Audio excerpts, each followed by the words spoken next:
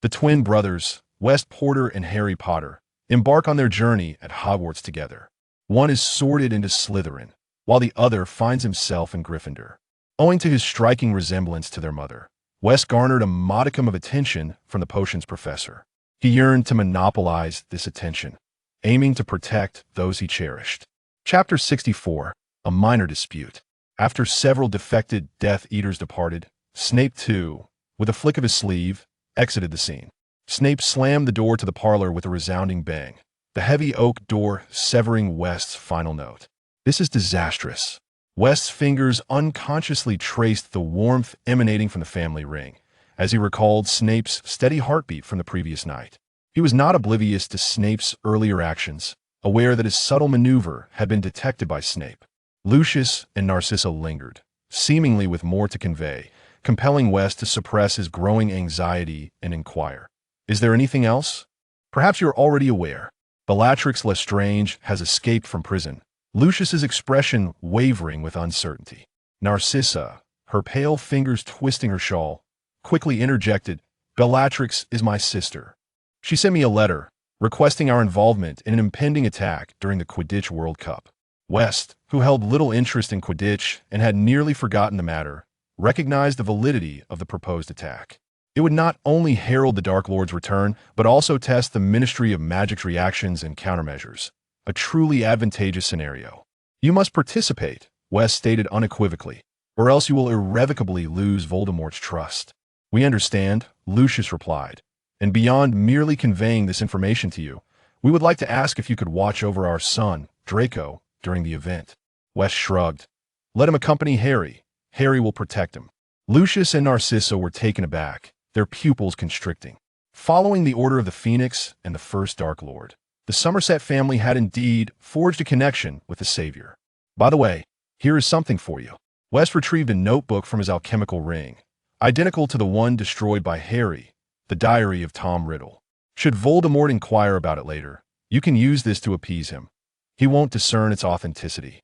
Lucius caught the tossed diary, nodding in gratitude, regret and chagrin evident in his eyes. Had he known this object was a Horcrux, he would never have dared to place it in the cauldron of the Weasley daughter, ultimately endangering his own son. After the Malfoy couple departed, Dumbledore rose and approached West, saying, The sensation of wielding power is rather delightful, is it not? You old fox, West retorted softly. Do not test me. I have no inclination to emulate that fool Voldemort in ruling the magical world. Dumbledore sighed. Because of you, our original plan must be discarded. West understood precisely what he referred to and coldly lifted his eyelids. I possess the capability. Why should I allow him to wade through these murky waters? Mr. Dumbledore, you have truly thwarted a promising endeavor of mine this evening. Grindelwald raised his gaze, his heterochromatic eyes fixating on West. What an impudent little wretch! How dare you speak in such a manner? The only reason I refrain from striking you is out of respect for the elderly and affection for the young, Mr. Grindelwald. West lifted his wand. Shall we settle this one-on-one? Enough, you two, Dumbledore sighed. In fact, there is something else I wish to convey to you, West. I have just recalled the address of the Gunner Manor. Would you care to accompany us? Of course, but not today. West shook his head. Perhaps tomorrow, for I have other matters to attend to. With that, he hastily exited the conference room. Dumbledore watched West's figure fade into the corridor, his expression laden with complexity. He possesses considerable power. Al, as you well know. Grindelwald could not resist saying, You have toiled too long for the wizarding world. Why not leave the forthcoming tasks to the younger generation? Dumbledore offered a bittersweet smile, shaking his head. You know that is not feasible, Gellert. How could one simply relinquish that which they have invested so much effort to protect? Furthermore, there loomed the specter of Tom Riddle. Dumbledore had indeed been bitten by a snake once, and now he feared the very rope of the well. Grindelwald raised an eyebrow, his expression unperturbed. Then I shall accompany you. At this moment, West stood outside Snape's door. The entrance was firmly shut, clearly indicating that its master had no desire for visitors. I was wrong, Severus. I truly erred. I repent. West nearly pressed himself against the door, his voice lowered to a whisper, akin to a small dog whimpering. I should not have intruded upon your room in the dead of night without your consent, Nor should I have touched your desk, removed the dark mark, or counted your eyelashes while you slept. West paused, then continued. And I certainly should not have kissed you. The door suddenly swung open, fortuitously. West had not leaned against it. Snape emerged from behind the door, revealing half of his face, his dark eyes glaring at him with ferocity. How adorable, like a kitten. West hastily squeezed into the room. Snape regarded him with an unsavory expression. What else have you done? West quickly raised his hand.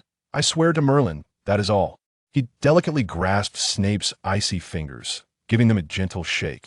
Are you still angry, Severus? Am I not entitled to be angry? You acted without my permission. Snape's eyes, sharp as daggers, seemed to wish to pierce West. He extended his hand. Surely you can forge a false dark mark? West answered without hesitation. I refuse. Snape frowned, coldly inquiring, what do you mean? I refuse to comply with your and Dumbledore's scheme. Severus, West's voice was resolute. I possess the ability to protect you. Thus I refuse to allow you to return to Voldemort. To claim he was unmoved would be a falsehood. Yet Snape nonetheless stated, everything is for the sake of ultimate victory. You do not trust me. West lowered his head, gazing into Snape's eyes. I have proclaimed that I can defeat Voldemort. You ought to trust me. Severus, I have my own plan. Your plan? What plan do you have? Snape could not help but ask. To destroy all Horcruxes and send Voldemort to meet Merlin, West declared. Snape was rendered speechless. What a plan. I trust only myself. West, you should not recklessly place all your hopes upon your own shoulders. I would prefer not to, but this world is indeed absurd. Severus, much like how Dumbledore places the burden of saving the wizarding world upon Harry, this underage savior, West could not help but remark. Snape was left in silence, unable to retort. Although he disapproved of Dumbledore's methods, prior to the emergence of the variable known as West, Harry, who had previously triumphed over Voldemort, had indeed been held in high esteem. Do you think Dumbledore indulges your plan for no reason? You have gotten your wish and become part of his scheme, Snape scoffed. Regardless, do not even think about this matter, Severus, unless you wish to remain in Somerset until I have vanquished Voldemort, West asserted. The atmosphere surrounding Snape suddenly grew tense as he shook off West's grasp. Are you threatening me? West, undeterred, replied softly. I implore you, Severus. Grant me a chance. I have spoken of a bright future awaiting us. Chapter 65. The Ring of Marvolo Gaunt. West stood before a dilapidated house, nestled within a shadowy valley. The decaying wooden walls were entwined with a grayish-green moss, and the roof was in disarray, exposing jagged, fawn-like black beams. The door creaked ajar, faintly emanating a musty odor. This is the Gaunt Manor, Dumbledore remarked. West furrowed his brow ever so slightly and took a few steps forward, halting at the threshold of the manor. A palpable wave of dark magic emanated from the house, rippling outward. Voldemort had fortified this dwelling with numerous protective enchantments, but regrettably for him, it now faced the first Dark Lord, the mightiest White Wizard, and the sole survivor of the Black Curse. Shattering these defenses was not particularly arduous for them. Some protective spells and dark curses, Grindelwald stated. Do you require my assistance? Al? West instinctively stepped aside. He was reluctant to become embroiled in Grindelwald's quest for attention. Dumbledore nodded and handed the Elder Wand to Grindelwald, cautioning, proceed with care, Gellert. Despite years of confinement in Nurmengard, Grindelwald's power had not waned. Rather, it had intensified. The Elder Wand recognized Grindelwald and acquiesced to his command. He waved it nonchalantly, inscribing golden runes in the air. Within moments, a black mist seeped from the roof's crevices, dissipating into the atmosphere. The dark curses and protective spells left by Voldemort were utterly dismantled.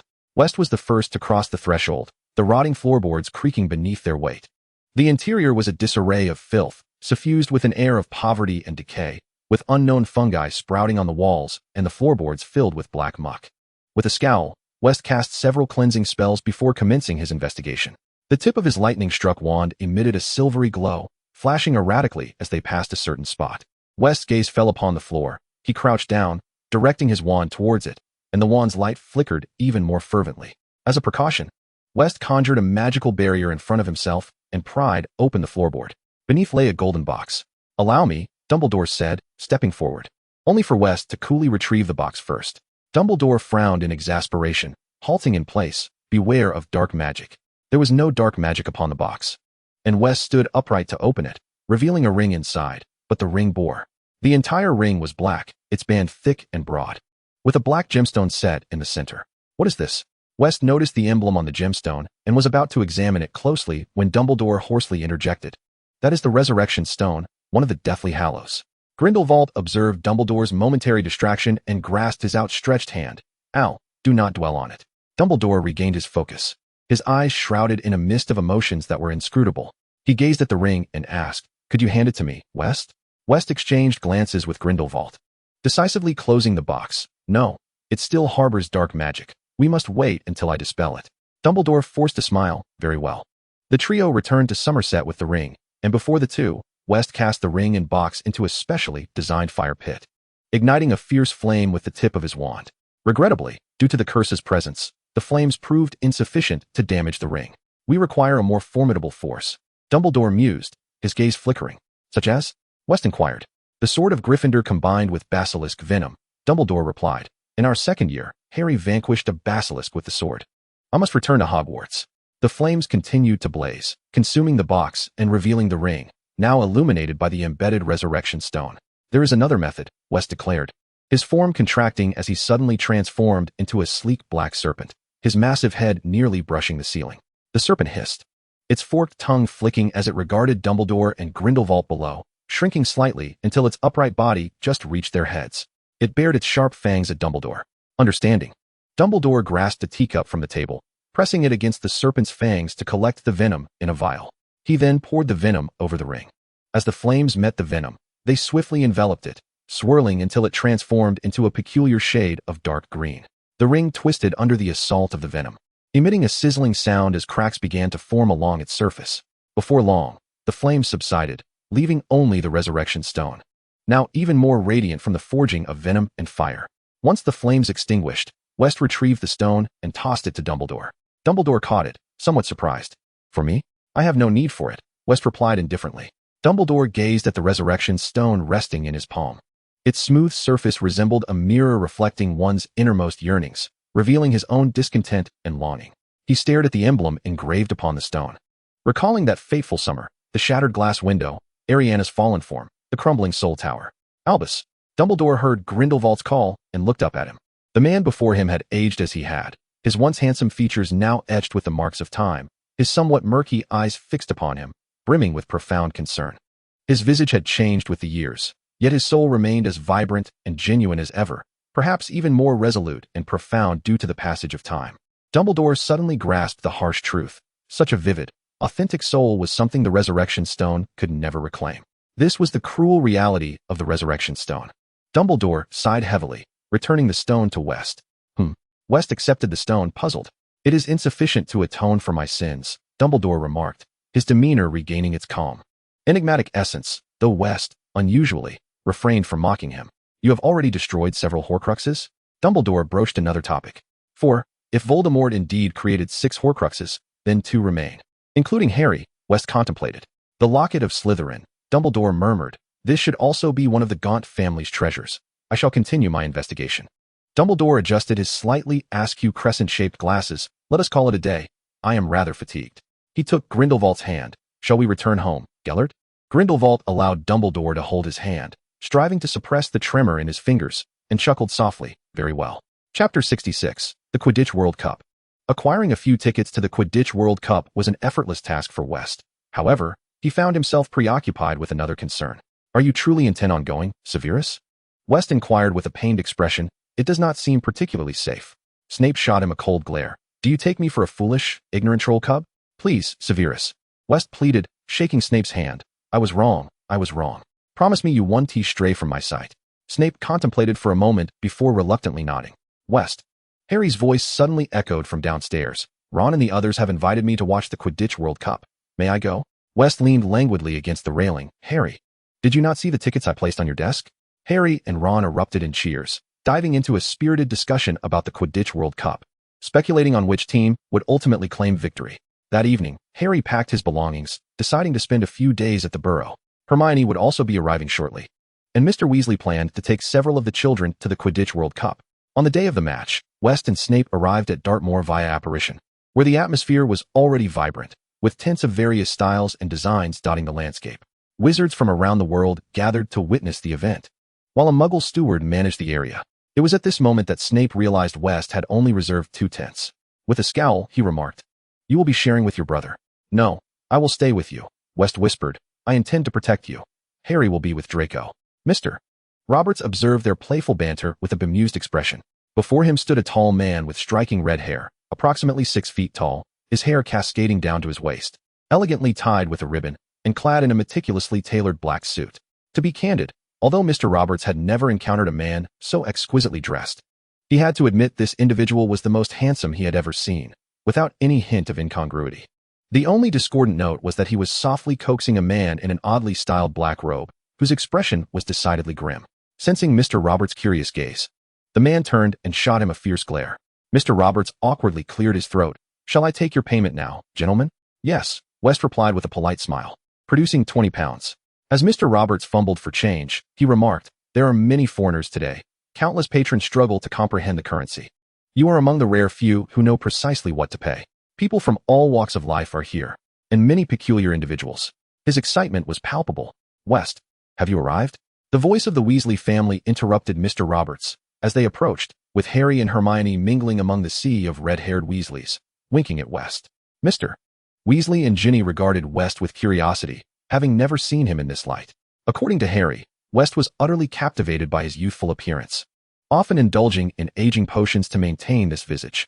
An even more compelling reason, as Harry noted, was to appear more appealing to the potions professor, thereby minimizing their age gap. Cedric Diggory, a Hufflepuff upperclassman whose father worked with Mr. Weasley, was also present.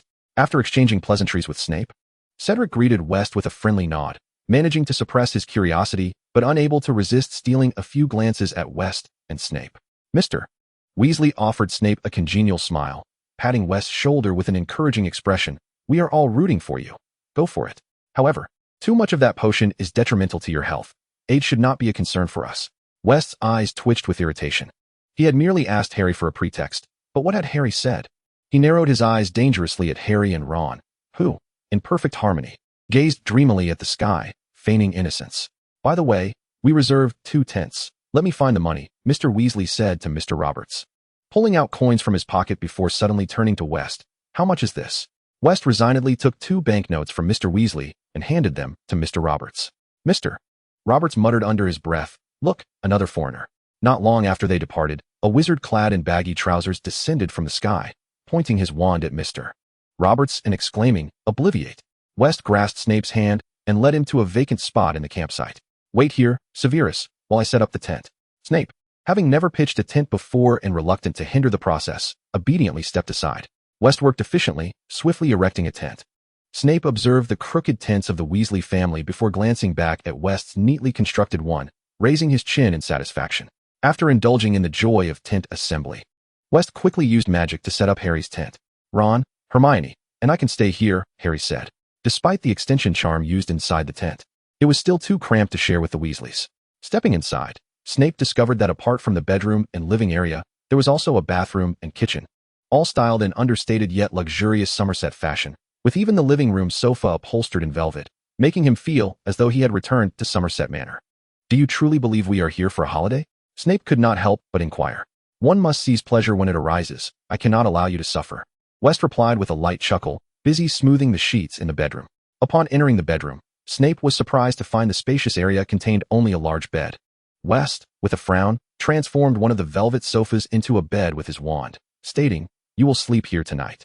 West sighed. "Well, there goes my clever plan." At that moment, Harry poked his head through the door. "Shall I fetch you a kettle of water, West?" "Yes, please do," West replied, waving his hand dismissively. "Do you know where Draco's tent is?" "I could look for him while I'm at it," Harry asked, his cheeks flushed. Snape couldn't resist casting a glance at him. "The most conspicuous one is certainly his," West remarked. As Harry and the others returned with water, they were accompanied by a finely dressed young boy with golden hair. Draco was still complaining to Harry, "My mother insisted I accompany you. It's utterly absurd." Ever since Hermione had informed Draco in second year that excessive use of hair gel could lead to hair loss, he had abandoned it entirely. At that moment, his soft, golden hair had grown to shoulder length, tied back with a silk ribbon, exuding an aristocratic air. Harry patiently listened beside him. West accepted the water jug from Harry's hands, and Harry eagerly led Draco back to the tent. "What would you like to eat, Draco? I shall prepare it." To his surprise, Their savior seemed to possess the potential to become a house elf. Snape, seated in the living room engrossed in a book, overheard Draco's remark and shifted his gaze to West, who was now bustling in the kitchen, humming a cheerful tune, appearing quite content. Snape couldn't help but smirk. The savior's brother seemed far more akin to a house elf than the savior himself. Chapter 67, The Quidditch World Cup, Part 2. As night fell, the campsite buzzed with excitement. Everyone preparing for the Grand Quidditch World Cup. As they walked along the path, a variety of stalls could be seen selling crafts related to the match. "Do you like this?" West inquired, picking up a panoramic telescope and turning to Snape. The wizard vendor enthusiastically promoted, "Full panoramic replay. Slow-motion breakdown. Only 10 galleons." Snape crossed his arms, standing aside, emitting a cold snort from his nostrils. "What do you think?" "All right, I'll take 2, West replied with a cheerful demeanor, paying without hesitation. Snape was rendered speechless. After browsing for a while, they stumbled upon a stall selling potion ingredients. "High-quality South African fire lizard blood," Snape remarked, picking up a small vial and scrutinizing the liquid's hue. "How much?" "Quite rare, 500 galleons, fixed price," the vendor replied lazily, having acquired the desired items. Severus Snape felt a notable uplift in his spirits. At that moment, a deep, resonant sound of drums echoed from the depths of the woods, and countless lights illuminated the path leading to the arena. Thousands of people were bustling about, laughter ringing through the air, an infectious fervor enveloping everyone present, except for Snape. He struggled to navigate through the throng, avoiding contact with others, unable to partake in the merriment around him, and even regretting his presence here. Suddenly, he felt a firm grip on his wrist, and with a scowl, he was about to struggle free, but a familiar voice called out beside him. "Severus, come here." Resigned, Snape ceased his resistance, allowing West to pull him into a small magical barrier. The transparent circular shield enveloped them, muffling the surrounding clamor, leaving only the lingering scent of cedar from West's perfume in Snape's nostrils. A peacock in all its finery, Snape silently scoffed. "Are you feeling better?" West inquired, almost cradling Snape in his embrace, his beautifully shaped lips hovering near Snape's nose. Gradually, Snape found himself no longer resisting West's hold. His rigid limbs relaxed, and he surrendered with a nod. Thus, the two made their way to a grand sports arena. At the entrance, a witch scrutinized their tickets. "First-class tickets. Please proceed to the upper tier." West guided Snape to the highest point of the arena, leading him into a small private box. Inside were around 20 gilded purple seats, arranged in 2 rows, currently unoccupied. Snape and West settled in the front row, waiting for what felt like an eternity, yet the box remained devoid of any other company. Snape glanced at West, who seemed to understand immediately. "I booked this box," he announced with a flair of extravagance.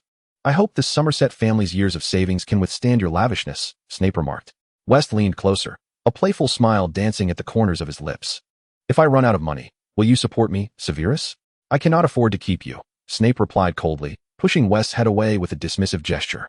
Just then, the box door swung open, and a stout man entered, clad in a pinstriped suit, accompanied by Caspian Somerset. This man was none other than the Minister of Magic, Cornelius Fudge. "Lord Somerset, a pleasure to finally meet you." Fudge greeted West with a bow. Upon turning his gaze to Snape, surprise flickered in his eyes. "Ah, Professor Snape. I did not expect to see you here." West stood up, positioning himself protectively in front of Snape, his tall stature nearly concealing Snape entirely. With a subtle smile, he addressed Fudge. "Minister Fudge, the pleasure is mine." Their exchanges were filled with pleasantries, yet Fudge was keen to glean information about Somerset. Unfortunately, West was as slippery as a serpent when it came to conversation, leaving Fudge empty-handed. With an awkward smile, Fudge decided to take his leave. "Enjoy the match, Lord Somerset." Caspian nodded respectfully to West before following Fudge out. "When did you get involved with him?" Snape inquired. West resumed his seat beside Snape, delicately responding. "There are a few spies from Somerset within the upper echelons of the ministry." Snape shot him a sidelong glance, acutely aware once more that West was no mere fourth-year student, a fact he was reluctant to acknowledge. Within a year, West had regained control of the Somerset family, even implanting spies within the ministry, rendering the magical world entirely transparent to him. Such was the prowess of the sole heir of Somerset. "Ladies and gentlemen, welcome," boomed the voice of Minister of Sports, Ludo Bagman. "Welcome to the 422nd Quidditch World Cup final." As the Bulgarian national team's mascot made its entrance, the crowd was taken aback. It was a troop of Vila. While Snape remained largely unaffected, he instinctively activated his mental defenses. Turning to West, he cautioned, "Do not look. The Vila will enchant you." He halted under West's gaze, the latter's emerald eyes filled with confusion as he softly asked, His expression was clear and his mind lucid. Snape's expression grew complex. Perhaps he was overthinking it. Both he and West were not enthusiasts of Quidditch, hence their indifference towards the match. Malfoy mentioned that the Death Eaters would strike at midnight, West said. I was considering whether to send Harry and the others back. There is no place safer than right under our noses, Snape countered. True to form, around 1 o'clock that night, chaos erupted in the camp. Persuaded by West. Snape had taken a brief nap, only to be awakened by the uproar, his expression darkening. West exited the tent, and Harry approached, dragging a bleary-eyed Draco, followed closely by Ron and Hermione. What happened? Hermione asked, her voice laced with anxiety. Nothing. Just stay in the tent, and do not come out, West instructed. Stay close to the professor, all right? Snape stood at the entrance, grasping West's arm. Where are you going? Do not worry, I will return shortly, West reassured him. The four children settled on the sofa, whispering amongst themselves. My parents are still outside, Draco said, worry etched on his face. They will be fine, Harry replied, patting his hand. The Somerset tent was fortified with powerful protective magic, rendering it undetectable, yet West was still nowhere to be seen. A massive serpent slithered toward them from a distance, and Snape quickly recognized it as West's guardian beast. A small red-haired girl was perched on its back. Ginny, Ron exclaimed, rushing to help her down. Ginny buried her face in Hermione's embrace, tears streaming down her cheeks. The poor girl had lost her father. The great serpent flicked its tongue, curling up beside Snape, motionless. He reached out, feeling the cold scales of the guardian creature. It was indeed corporeal. Suddenly, a colossal green skull emerged in the distant sky. A giant serpent unfurling from its mouth like a tongue. The dark mark. Hermione gasped, clutching Ginny tightly. Snape's expression hardened as he tightened his grip on his wand. The serpent's tail coiled around Snape's slender ankle, a silent gesture of comfort. Chapter 68. Spew. As the commotion subsided, other wizards gradually returned to the camp. Ron and Ginny spotted Mr. Weasley in the distance, making their way back to the Weasley tent. After a while, West finally returned, holding a house elf in his hands. Winky? Harry exclaimed, astonished. What happened to her? West tossed Winky aside, tears streaming from her large eyes, her body trembling. Without answering Harry's question, West turned to him, his tone serious. Harry Potter, where is your wand? Harry froze, hastily reaching for the pocket of his pajamas, only to find it empty. Did I leave it in the tent? He stood up, intending to search for his lost wand. There's no need to look, West said darkly, extending his hand. Harry's wand lay in the palm of his hand. Do you realize someone used your wand to cast the dark mark? Harry's eyes widened in disbelief. How is that possible? Who stole my wand? West cast a glance at the still weeping Winky. You should ask her. Hermione, who had been comforting the poor house elf, looked up. What does this have to do with Winky? The wand rested in her grasp, as Barty Crouch could scarcely believe she had cast the dark mark. Yet, her insubordination had led to her dismissal from Crouch. As Vester approached Snape, taking his hand and furrowing her brow at its chill, she cast a warming charm within the tent, enveloping his hands within hers. Shiny, did you steal my wand? In the box, didn't you? Harry demanded. It wasn't Shiny. Upon hearing this, Shiny emitted a sharp cry, weeping even more sorrowfully, insisting she had not stolen the wand and knew nothing of it. Vester recounted the events of that moment. Hermione, upon hearing this, seethed with anger, declaring Crouch's actions utterly outrageous. Shiny has a fear of heights. It's only natural she would flee. She turned to comfort Shiny, saying, do not be disheartened, Shiny. Leaving the Crouch household was the right decision. Oh, Hermione. Perhaps it would be best if you refrained from speaking, Draco remarked, shaking his head in resignation. True to form, Shiny, upon hearing Hermione's words, cried even more heart-wrenchingly, leaving Hermione at a loss for how to console her. I injured several Death Eaters, Vester said to Snape, as they tormented a family of muggles. He did not tell the entire truth. The Death Eaters he had cursed were not merely injured.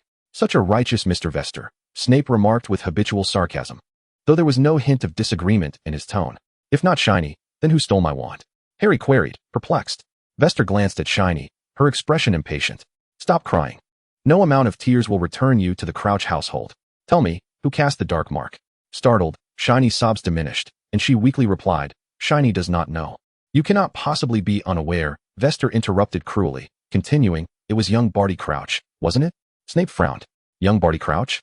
Has he not already perished in Azkaban? Shiny paused, her eyes flickering nervously as she wrung her hands. No, it wasn't the young master. Vester, on a whim, teased her, inadvertently eliciting a response that amused him. I suspect young Barty Crouch is not dead, am I correct? What trick did old Barty employ to rescue him? A feigned death? Shiny let out a loud sob, and with a sudden disapparition, disappeared entirely. What on earth is happening tonight? Draco stood up, declaring, I must find my parents. Stay here, they will come for you. Vester's words forced Draco back to his seat. Hermione recalled the green skull in the sky, her heart racing with trepidation. Why have the Death Eaters suddenly begun to act? Was it merely to disrupt the Quidditch World Cup? Certainly not, Hermione, Vesta replied. Do you not perceive this as a splendid opportunity? To herald Voldemort's return while simultaneously testing the Ministry of Magic's stance. A most successful attack. The Ministry will undoubtedly strive to downplay the repercussions. Hermione quickly grasped Vesta's implication. Oh my, Draco's complexion paled. Are my parents involved? He hardly awaited Vesta's response, clutching his head and whimpering. No wonder they wanted me to stay with Harry. Harry, bewildered, nevertheless sought to comfort Draco, embracing him and assuring, everything will be all right. Moments later, the Malfoy couple arrived, appearing weary. Mother, father. Draco broke free from Harry's embrace and rushed to his parents. Narcissa embraced Draco, kissing his fair forehead. Lucius sighed. Thank you for looking after Draco. Tonight has been exceedingly chaotic. The Malfoy stayed for a brief while before departing. Hermione, you shall return to the manor with us tonight, Vesta announced. Hermione, still somewhat uneasy, nodded in agreement upon hearing this. Upon returning to Somerset Manor, Harry escorted Hermione to her room. The fatigue evident in Vesta's eyes was nearly overwhelming. Having gone an entire night without sleep. You ought to rest, Snape advised. Yes, Vesta murmured, leaning against Snape's shoulder due to his drowsiness. Snape's body stiffened, yet he did not push him away. Severus, I am afraid. Will you stay with me? Vesta whispered. Do you wish to reflect on your words? Snape inquired, wearing an expression of incredulity. Very well, good night, Severus. Snape nodded, feeling a fervent kiss imprint upon his neck. The bat truly lost his temper then, abruptly pushing Vesta away. His face a portrait of disbelief. Vesta stood firm, the weariness vanished from his countenance, a smirk playing on his lips as he swiftly made his escape. Vesta. Snape was genuinely angered, ignoring Vesta for the next 2 days, regardless of Vesta's attempts to appease him, until Vesta swore he would not repeat such behavior. Hermione had rooted herself in the Somerset Library for those 2 days, finally emerging for breakfast, indignantly expressing to Harry, house elves have endured such prolonged abuse. I can scarcely believe it. Harry, while not condoning the mistreatment of house elves, still shook his head at the notion of liberating them. But they do not wish to be freed. Look at Shiny, she is suffering terribly. But Dobby yearns for freedom. Dobby is exceptional. At the very least, they ought to receive wages, shouldn't they? Hermione insisted, summoning Amy. Amy, do you receive any wages? Amy blinked her large eyes. Amy receives 10 galleons a week. Hermione and Harry gasped. However, Amy added, many house elves do not receive wages. Amy is but one of the few. But, Miss Hermione, even if they were to receive wages, they would not accept them. Hermione was perplexed. Why is that? I have decided. I shall establish Spew. Harry, you shall be my first member, Hermione declared, slapping the table. Harry nearly choked on his pumpkin juice. Spew? What on earth is that? Fool. It stands for the Society for the Promotion of Elfish Welfare. So what do you say? Would you like to be the vice president? Not particularly. Then it is settled. Huh. Chapter 69, Little Dragon, Little Dragon. To no one's surprise, Minister Fudge characterized the attack during the Quidditch World Cup as the antics of a few extremists, even refusing to associate the event with Voldemort. The Daily Prophet's shallow coverage was crumpled and tossed into the fireplace by Hermione, the flames swiftly consuming those sugar-coated words. This is utterly negligent. How has such a person not yet been ousted? Hermione seethed, biting her lip. The girl's gaze gradually solidified, as if she had resolved upon a certain determination. Let us not dwell on that for now, Hermione. Look at this semester's list. Harry lifted the parchment in his hand. It requires us to bring an additional set of dress robes. Hermione took the list, her brows knitting together. This is indeed strange. Perhaps we ought to inquire with Vester. He might know what is to come. The Triwizard Tournament. With Vester's nod, Hermione's expression was one of disbelief. Has it not been cancelled for many years? I recall it being mentioned in Hogwarts, a history. The Ministry and Dumbledore have decided to reinstate it this year against all opposition, confident in their ability to ensure the student's safety. Vester shrugged, twirling his wand. Harry asked in confusion, what is the Triwizard Tournament? Oh, Harry, perhaps you ought to read more. Hermione could not help but interject. The Triwizard Tournament was established over 700 years ago as a friendly competition between the 3 largest magical schools in Europe. During the competition, each school selects a brave champion, and these 3 champions then compete in 3 magical events. Her voice suddenly turned grave, lamenting that, due to the high fatality rate, it had been suspended for nearly a century. Harry scratched his head, hesitant to inquire further before Hermione provided an explanation. He had even assumed that Hogwarts was the sole magical institution in the entire world. However, this does not concern you. There is an age restriction for this competition. Only students aged 17 and above may enter, West added. Ah, how unfair, Harry exclaimed, Grimacing after Hermione playfully struck him. Harry, the Triwizard Tournament is perilous. Didn't you hear me? It has claimed many lives. Hermione declared, hands on her hips, resembling Professor McGonagall in lecture mode. All right, I shall refrain from speaking further. Harry closed his mouth, though his eyes remained brimming with curiosity. Let's set aside these discussions for now. You all tidy up. We shall head to Diagon Alley shortly, Wes said, rising from the sofa. Most importantly, we need to have a set of dress robes tailored for you. West approached the oak door outside Snape's chamber and gently knocked. Snape sat motionless in a soft armchair by the window, engrossed in a book, displaying no reaction. West leaned against the doorframe, a look of discontent upon his face, his elongated tone echoing down the empty corridor. Speak. Snape turned a page without lifting his gaze. Would you care to join us in Diagon Alley? We are going to have dress robes tailored. West entered, pressing down on the book in Snape's hands, revealing his calm eyes. Assuming you are aware, I shall not be attending the ball. What am I to do, dear Professor? West half-squatted before Severus, a hint of moisture glistening in his eyes, resembling a forsaken puppy. I presume you are not in want of a dance partner, or perhaps you do not require one at all, Snape retorted coldly, resuming his reading. After a moment, Snape could not help but swat away West's hand, which had stealthily crept onto his thigh. West, are you not leaving? I shall not depart unless you acquiesce, West declared, sitting on the ground in a fit of stubbornness. Snape's eyelid twitched, ready to unleash his venomous words, when he heard a sharp intake of breath at the doorway. He turned abruptly, discovering two fluffy heads peeking in from outside, which quickly retreated upon being spotted. Harry, this is entirely your fault for being so loud. Hermione, you were equally. Their hushed whispers floated clearly into the room. Snape sighed, gently nudging West. Get up. West raised his head, his eyes sparkling, his voice suddenly buoyant. Have you agreed? I shall dance but once, Snape conceded, his voice barely audible. Ultimately, Snape declined to accompany them to Diagon Alley. Yet West had achieved his objective and did not wish to linger on the matter. He accompanied Harry and Hermione to procure their textbooks for the new term. Then they ventured to a dress shop to have their robes tailored. Hermione was captivated by a long blue gown. After a moment's hesitation, she lovingly caressed the hem before ultimately deciding to purchase it. West and the shopkeeper disappeared into a back room, their conversation muffled behind heavy velvet curtains. Harry, aware of his lack of aesthetic judgment, was about to solicit Hermione's assistance when a familiar voice called from behind. Harry? It was Draco, speaking with the distinctive aristocratic tone of the Malfoy family. Draco? Harry turned, a smile gracing his lips. What brings you here? His eyes brightened at the sight of Draco. Standing in the doorway, Draco's golden hair shimmered under the radiant sunlight, with Mrs. Malfoy beside him, linking her arm with his. Good morning, Mrs. Malfoy, Harry said, a hint of nervousness creeping into his voice as he instinctively smoothed his wrinkled shirt. Narcissa offered a faint smile to Harry, patting Draco's hand. Little dragon, you can look at the robes yourself. Mother will go fetch your textbooks.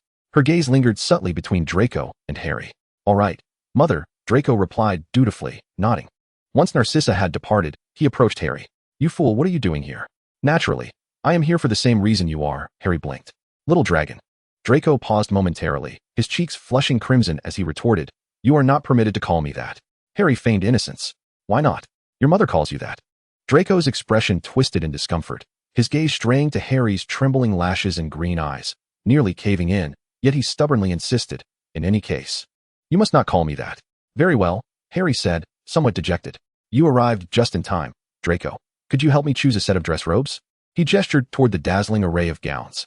Draco scrutinized Harry. Just you? West and the shopkeeper had departed, and Hermione was selecting accessories on the other side.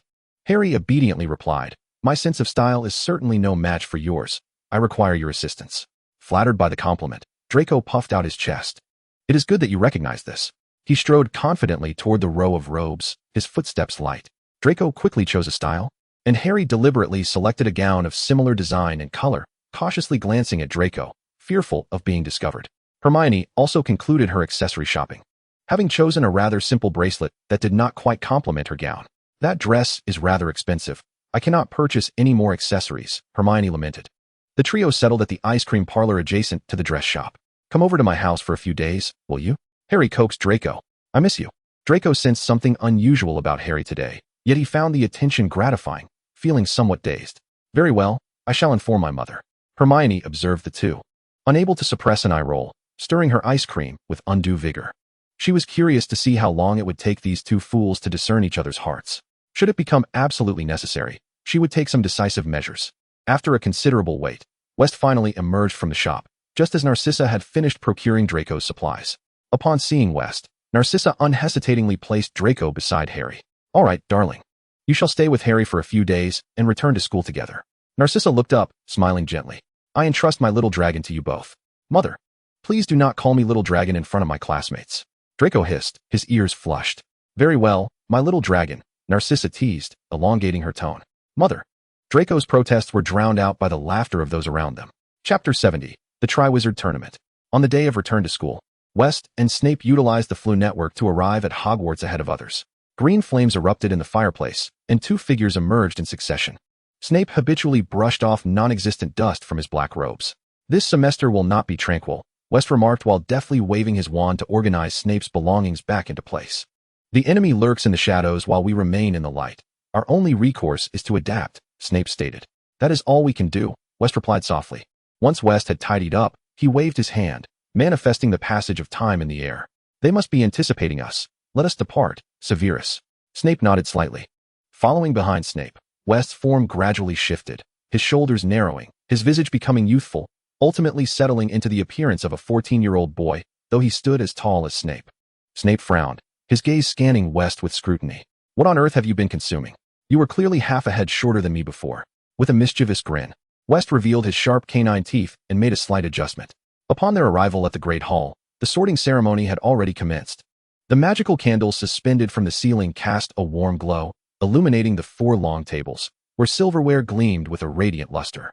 West watched as Snape made his way to the staff table, sensing the curious gazes of several professors, particularly that of Professor McGonagall, who adjusted her spectacles to scrutinize the two of them. Just as West settled at the Slytherin table, a chorus of whispers erupted around him.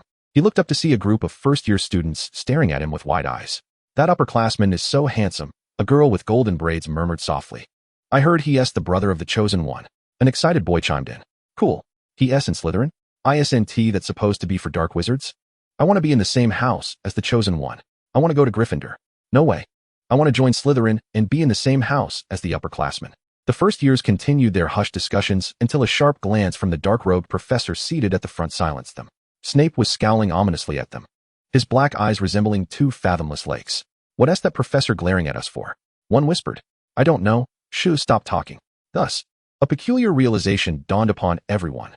This year, the number of new Slytherin students significantly exceeded that of previous years. Snape's expression darkened as he glared at the very first years who had just been whispering. How could he deduct points when they had all been sorted into Slytherin? A few small snakes trembled, glancing around in confusion. Once everyone had eaten to their fill, Dumbledore cheerfully announced, "Now, I must request your attention as I have a few announcements to make." He first emphasized the school rules to the newcomers, regretfully informing them that there would be no Quidditch Cup this year. Below, the students erupted in a chorus of disbelief and discontent. At the Gryffindor table, Angelina nearly leapt from her seat. The Slytherin Quidditch captain slammed his fist on the table in anger, while students from Hufflepuff and Ravenclaw voiced their protests.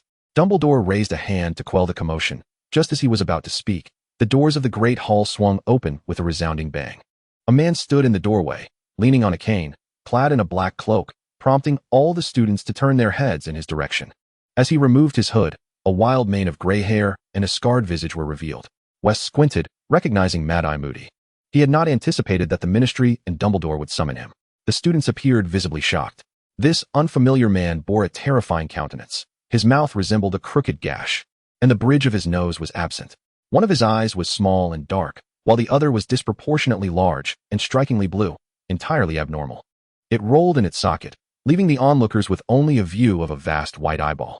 The man approached Dumbledore, whispering something before taking a seat at the staff table, his gaze still scrutinizing the students present. West noticed Moody's attention fixated on Harry. "Allow me to introduce our new defense against the dark arts professor," Dumbledore cheerfully proclaimed, "Professor Moody." The students remained silent for a moment before offering a scattered applause. West redirected his gaze to Snape, observing that he appeared somewhat rigid, his fingers tightly gripping the goblet, knuckles white with tension. Dumbledore cleared his throat. "As I mentioned, we will not be holding the Quidditch Cup this semester. However, in the coming months, we are privileged to host a most spectacular event.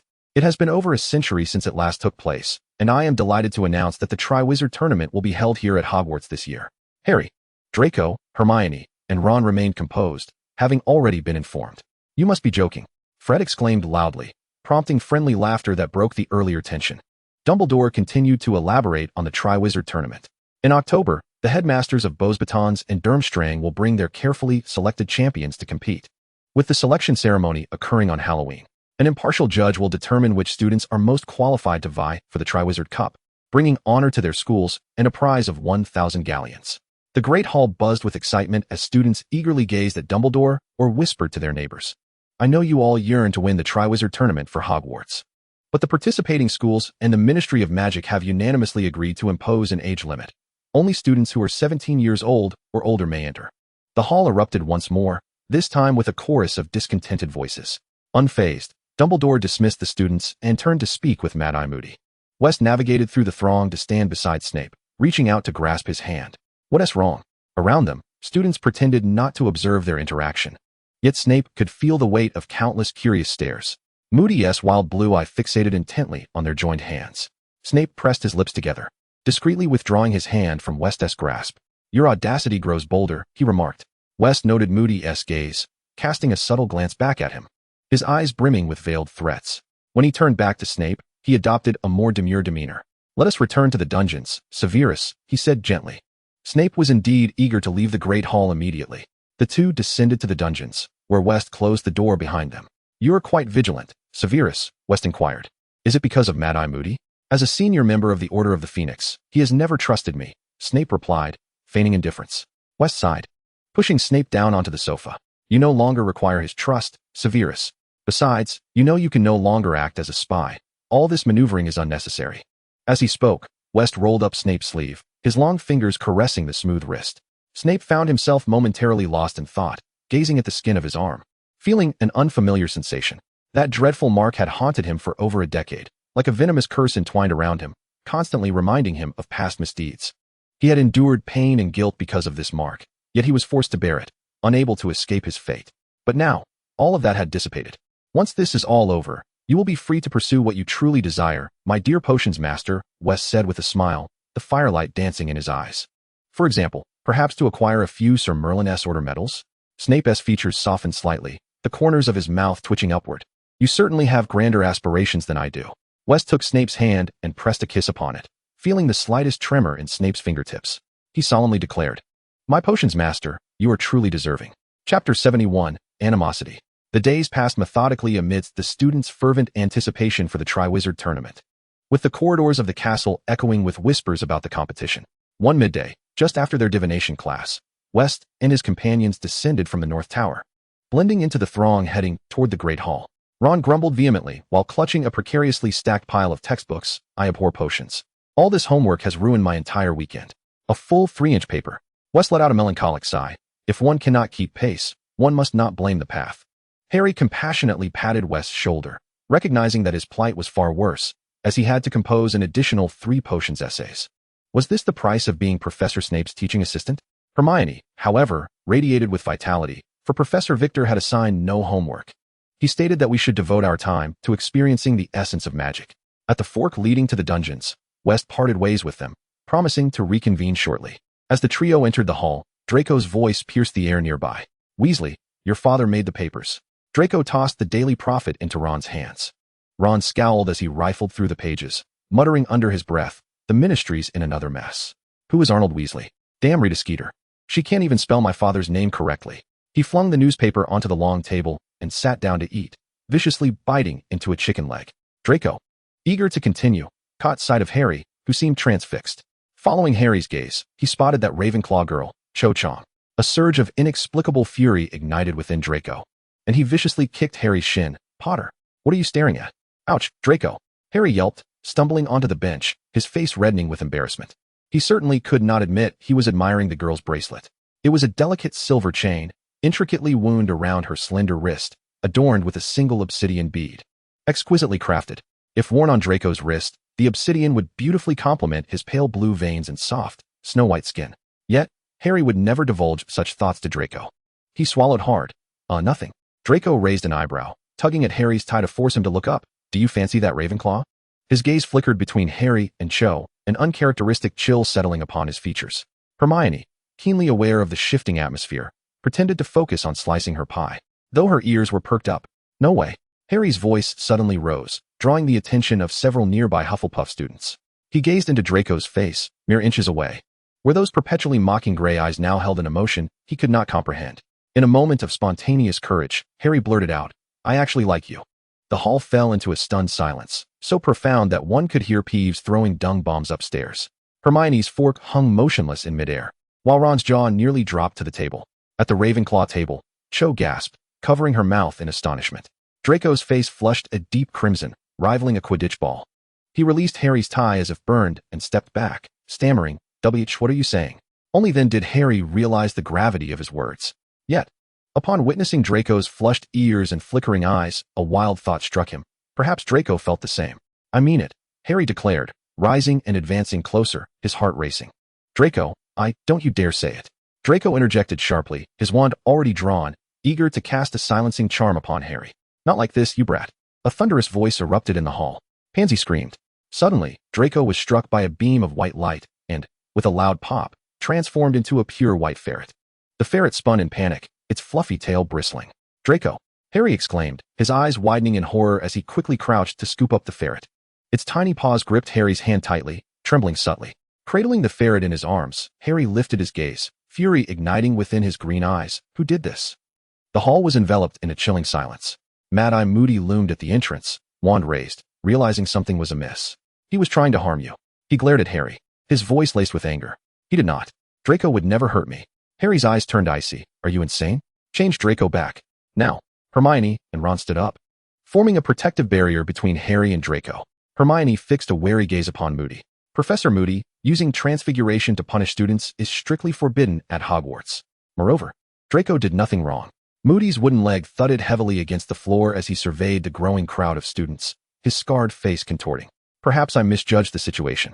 His magical eyes swiveled, glaring daggers at Hermione, as if trying to pierce through her to Draco. "But let me remind you, children. The Malfoy family." The ferret clung to Harry's palm, its tail coiling around his fingers, emitting a series of indignant squeaks upon hearing those words. Harry gently stroked the ferret's back, coldly asserting, "I think we know how to discern right from wrong, Professor Moody." The last 4 words were emphasized with particular weight. Almost everyone could feel the wrath of the chosen one. Moody, seemingly unfazed, scoffed. "What is happening?" West appeared at the entrance to the hall, navigating past the obstructive Moody. "West." He turned Draco into a ferret. Harry exclaimed, as if he had found a savior. West frowned, drawing his wand and reverting Draco back to his original form. Draco huddled against Harry, his golden hair tousled, the collar of his robe askew, revealing a patch of pale skin at his collarbone. He glared at Moody with intense anger, his voice trembling unnaturally. "I'm going to tell my father." Moody sneered. "Go ahead and tell him. Let him know Mad-Eye is keeping an eye on his precious son." "Professor Moody, if I may say so, is that a threat?" West narrowed his eyes. "You seem to have overlooked that using offensive magic against students is a serious violation of school regulations. If it weren't for me, that curse would have landed squarely on the chosen one." Moody's wooden leg thumped heavily against the ground. "I said it. Draco did not cast a curse on me." Harry's face turned ashen, his fierce gaze locked onto Moody. "Even if he had, it's none of your business." Moody nonchalantly replied, "All right, I must have misjudged the situation. Is that okay?" "I think you owe Draco an apology, Professor," Hermione suggested. Moody squinted. "You want me to apologize?" His expression conveyed he had just heard the funniest joke of the century. "What are you all doing?" A sharp voice cut through the tension. Professor McGonagall hurried down the stairs, her keen eyes surveying the scene. "Professor McGonagall, Professor Moody used a transfiguration spell on an innocent student. And I wish to inquire if this is acceptable," West inquired. McGonagall gasped, turning to Moody. "Is this true?" "Alastair, this is absolutely unacceptable. It severely violates educational statutes." Seeing the situation spiraling, Moody gruffly said, "I apologize to Malfoy. Is that all right?" "Sorry. It was insincere," as Pansy noted. "I concur," Blaise chimed in, as he and Pansy echoed their disdain for the professor, which had escalated to new heights. "Enough. This matter ends here," McGonagall declared sternly. "Professor Moody, you will accompany me to the headmaster's office." "Are you all right, Draco?" Harry softly inquired, unable to resist brushing aside a damp strand of golden hair from Draco's forehead. Feeling a pang of guilt, Draco gritted his teeth, tears of humiliation welling in his eyes. He was determined to make that lunatic pay. West strode thoughtfully, caressing his wand. At the moment Moody turned away, he keenly detected a scent masked by magic, African snake skin, and a peculiar herb often whiffed in the subterranean classroom. Upon returning to the cellar, West found Snape meticulously counting the potion ingredients on the shelf. The potion's master held a withered piece of African snake skin, its distinct fishy odor lingering in the air. "What is the matter?" West inquired, setting down the tray of food, puzzled. "Some ingredients are missing," Snape replied, his expression icy as he finished his count. "Basilisk skin. Lacewing flies. Damn it. If I find out who did this, they will pay dearly." Basilisk skin and lacewing flies. West's brow unfurled, a light chuckle escaping him. "An oversight. Perhaps." Snape uttered, his voice laden with skepticism. "Do you know who it is?" "Verification is needed," West said, grasping Snape's hand with a smirk. "Soon, we shall uncover the truth." Snape snorted, dismissing the theatrics. West led Snape into Moody's office, casting a disillusionment charm over the both of them. Fortunately, Moody had been summoned to the headmaster's office by Professor McGonagall and had yet to return. "What does this mean?" Snape followed West into the office, casting a sardonic glance at the surroundings. Moody's office was dimly lit, a walnut desk cluttered with documents, quills haphazardly resting on parchment, and a corner of the International Auror Tactics manual peeking out. Towering bookshelves lined the walls, filled with tomes on magical law and defense against the dark arts, while a dark magic detector silently rotated on one of the shelves. Everything appeared quite ordinary. West drew his wand. "Earlier today, Moody had a confrontation with Harry and the others in the Great Hall. I detected the scent of basilisk skin on him, Severus. He wore a contemplative expression. He must have cast a scent concealment charm on himself, but alas, it had little effect on me. In hindsight, he likely aimed to mask the odor of the polyjuice potion." Concern flickered across Snape's face. "Are you suggesting that Moody pilfered my materials to brew the polyjuice potion?" Quickly, he squinted, dismissing his previous assumption. "He is not Moody." West cast a stasis charm, causing an old trunk to materialize abruptly in the corner. He magically dismantled the lock atop it, revealing a locked compartment within. West and Snape exchanged glances. Upon unlocking the seventh lock, a space approximately 10 inches deep, enhanced by a concealment charm, emerged. Inside sat a familiar figure, eerily still, with a grayish complexion. Snape furrowed his brows in disbelief. "It's Alastair Moody. He has been hit with the soul-binding curse." West observed Moody's vacant expression and swiftly decided to close the trunk, intending to restore everything to its original state. "What are you doing?" Snape grasped his hand, whispering sharply. "Restoring everything. What if the imposter Moody discovers us?" West blinked innocently. "We should avoid raising alarm." Snape's expression was complex as he cast another glance at Moody. "Is there no other way?" "Of course, if you wish to save him, Severus." West waved his wand, causing Moody to levitate silently. Suddenly, the sound of familiar footsteps echoed, accompanied by the thudding of a wooden leg against the floor. The imposter Moody had returned. West and Snape exchanged knowing looks.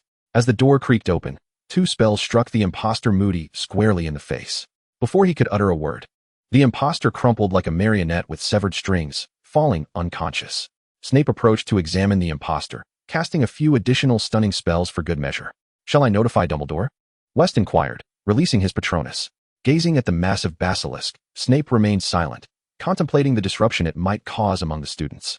The serpent, sensing Snape's gaze, eagerly slithered to his feet, coiling around his calf and hissing excitedly. "No need, I will handle it." Snape sighed, waving his wand to conjure a silvery doe that leapt from his wand tip, racing towards Dumbledore's office. Just as Snape intended to check on the true Moody's condition, West's voice halted him. "That Patronus looks remarkably familiar, Severus." Snape stiffened, lifting his gaze to find West staring at him, a faint smile gracing his lips. He had completely forgotten that West had seen Lily's Patronus. The great serpent, attuned to its master's emotions, suddenly arched its neck and hissed, tightening its grip around Snape's leg, almost enveloping him in its shadow. Seemingly nonchalant, West seized Snape's rigid hand, giving it a gentle squeeze. Snape pressed his lips together, a tightening sensation in his chest. Despite having known for some time, he found himself inexplicably envious. What to do? West squinted playfully. Snape found himself perplexed by the first half of West's statement. How could he know, having never seen his Patronus? But soon, he had no time to ponder as West's luminous eyes sent a shiver down his spine. "Run, it's dangerous, or you might be devoured." West leaned closer, their noses almost touching, red and black strands of hair intertwining. "Severus, I'm merely collecting a bit of interest. Surely that is not too much to ask?" His hand gripped Snape's waist, drawing him nearer. Snape battled the overwhelming urge to push him away, his eyelids fluttering as his dark lashes quivered, betraying his anxious heart. West's eyes glinted with mischief as he lowered his head. A series of coughs erupted. Snape snapped back to reality, abruptly shoving West away. "West!" The basilisk vanished into thin air, granting Snape's legs freedom once more. "TSK," West looked up, his expression cold as he glared at the source of the noise. With the imposter Moody rendered unconscious, the soul-binding curse on the true Moody began to dissipate. Moody gradually regained consciousness, his breathing steadying, though his frailty sent him back into unconsciousness. As fate would have it, Dumbledore arrived on the scene. Fawkes perched on his shoulder, chirping softly. "What is this?" Dumbledore observed the two Moodies on the ground, falling into silence. The Polyjuice Potion's effects waned, revealing the imposter's face transforming. His pain faded, skin smoothing, while his mutilated nose and leg reformed. The magical eye leapt from its socket, replaced by a genuine eye. The imposter Moody morphed into a middle-aged man with pale skin and tousled, sandy hair. Snape stood frozen. Barty Crouch Jr. Dolohov, Dumbledore added, furrowing his brow. Chapter 73, Turning the Tables. When Barty Crouch Jr. awoke, he discovered himself bound to a chair, utterly immobile. "Long time no see, little Barty." Dumbledore greeted him with a warm smile, standing before him. Young Crouch was aware that his cover had been blown and had no intention of concealing it any further. His malevolent gaze swept over the three individuals in front of him, finally settling on Snape. "Do not look at him with your eyes." West raised his wand. A beam of white light striking young Crouch's eyes, causing him to scream in agony as he gasped for breath. Dumbledore cast a glance at West, who blinked innocently, merely rendering him temporarily blind. Enough of this nonsense.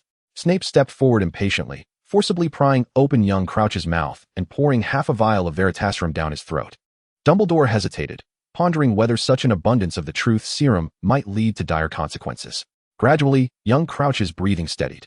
He reopened his eyes, now devoid of life. "Can you hear me speaking?" Dumbledore inquired. "I can hear," young Crouch replied in a low voice. "I hope you will tell us how you escaped from Azkaban." Dumbledore continued to question. Trembling, young Crouch replied in a flat tone, "My mother consumed Polyjuice Potion, exchanged appearances with me, allowing my father to rescue me while she perished in Azkaban in my stead. You were also present during the Quidditch World Cup, weren't you?" "You stole Harry's wand and cast the Dark Mark?" West asked. "Yes. The Great Wormtail sympathized with me and persuaded my father to bring me to the Quidditch World Cup. I was in the box, wearing an invisibility cloak. But Wormtail was unaware that I was growing stronger. I began to resist my father's imperious curse, temporarily freeing myself from his control. I took a boy's wand. Wormtail was oblivious. He has a fear of heights and kept covering his face." "Indeed," West said, stroking his wand with an impassive expression. "And what happened next?" Dumbledore softly prompted. "After I cast the Dark Mark, the Ministry's wizards arrived, unleashing spells everywhere. And one spell knocked Wormtail and me unconscious. My father discovered Wormtail and me, and after leaving the Ministry, he reasserted the Imperius curse on me." "How did you escape again?" Dumbledore sensed something amiss. Young Barty Crouch shook his head, revealing a sinister smile. "My master has come for me. The Great Master controlled my father with the Imperius curse and rescued me." "Where is your father now?" Dumbledore asked, his expression grave. "At home, with my master." "Then what is your purpose for coming to Hogwarts?" "My master learned of the Triwizard Tournament and commanded me to guide Harry Potter at Hogwarts, ensuring he obtains the Triwizard Cup. Afterward, I would switch the cup with a portkey, thus delivering Harry Potter to my master." Young Crouch's eyes ignited with fervent zeal. "What does Voldemort intend to do?" West inquired. "Naturally, he seeks to resurrect. When my great master returns, you shall all submit," young Crouch proclaimed. Everything became clear. To fulfill Voldemort's plan, the Death Eaters attacked Moody and controlled him with the Imperius curse, allowing young Barty Crouch to assume Moody's identity at Hogwarts. "So, what do we do now?" Snape asked, visibly agitated. Dumbledore sat down in silence for a moment, then turned to West. "What do you think, West? Rush to Crouch's old home and kill him?" West suggested. Snape, maintaining a serious demeanor, struck West's arm sharply with his wand. West inhaled sharply, obediently falling silent. "Or perhaps we let things unfold naturally." Dumbledore pondered, "for we still do not know the whereabouts of the other Horcruxes, making it impossible to truly kill him. At the very least, we can track Voldemort's movements. What shall we do? Casting Obliviate Charm on him, pretending nothing has occurred?" Snape scoffed. "Then our poor savior will be dragged into the Goblet of Fire, competing against a group of 17-year-olds, with the potential for a tragic end." "Severus, you underestimate Harry far too much." West shook his head. "How about we ask for his opinion?" After a while, Harry was summoned to the office by Fawkes. "Excuse me, what is going on?" Harry asked, eyeing the man bound to the chair with suspicion. Dumbledore explained the situation. "So, Harry, are you willing to take this risk?" Harry nodded without hesitation. "No problem." Snape fixed his gaze on Harry. "Do you know what you are saying?" "I have confidence in my abilities. Do not worry about me." "Professor," Harry asserted firmly. "Moreover, I trust that West will not let anything happen to me." West feigned a look of gratitude, patting Harry's shoulder. The two brothers exchanging insincere glances. Snape emitted a skeptical sound, but did not oppose further. "So, it was this fellow who cast a curse on Draco?"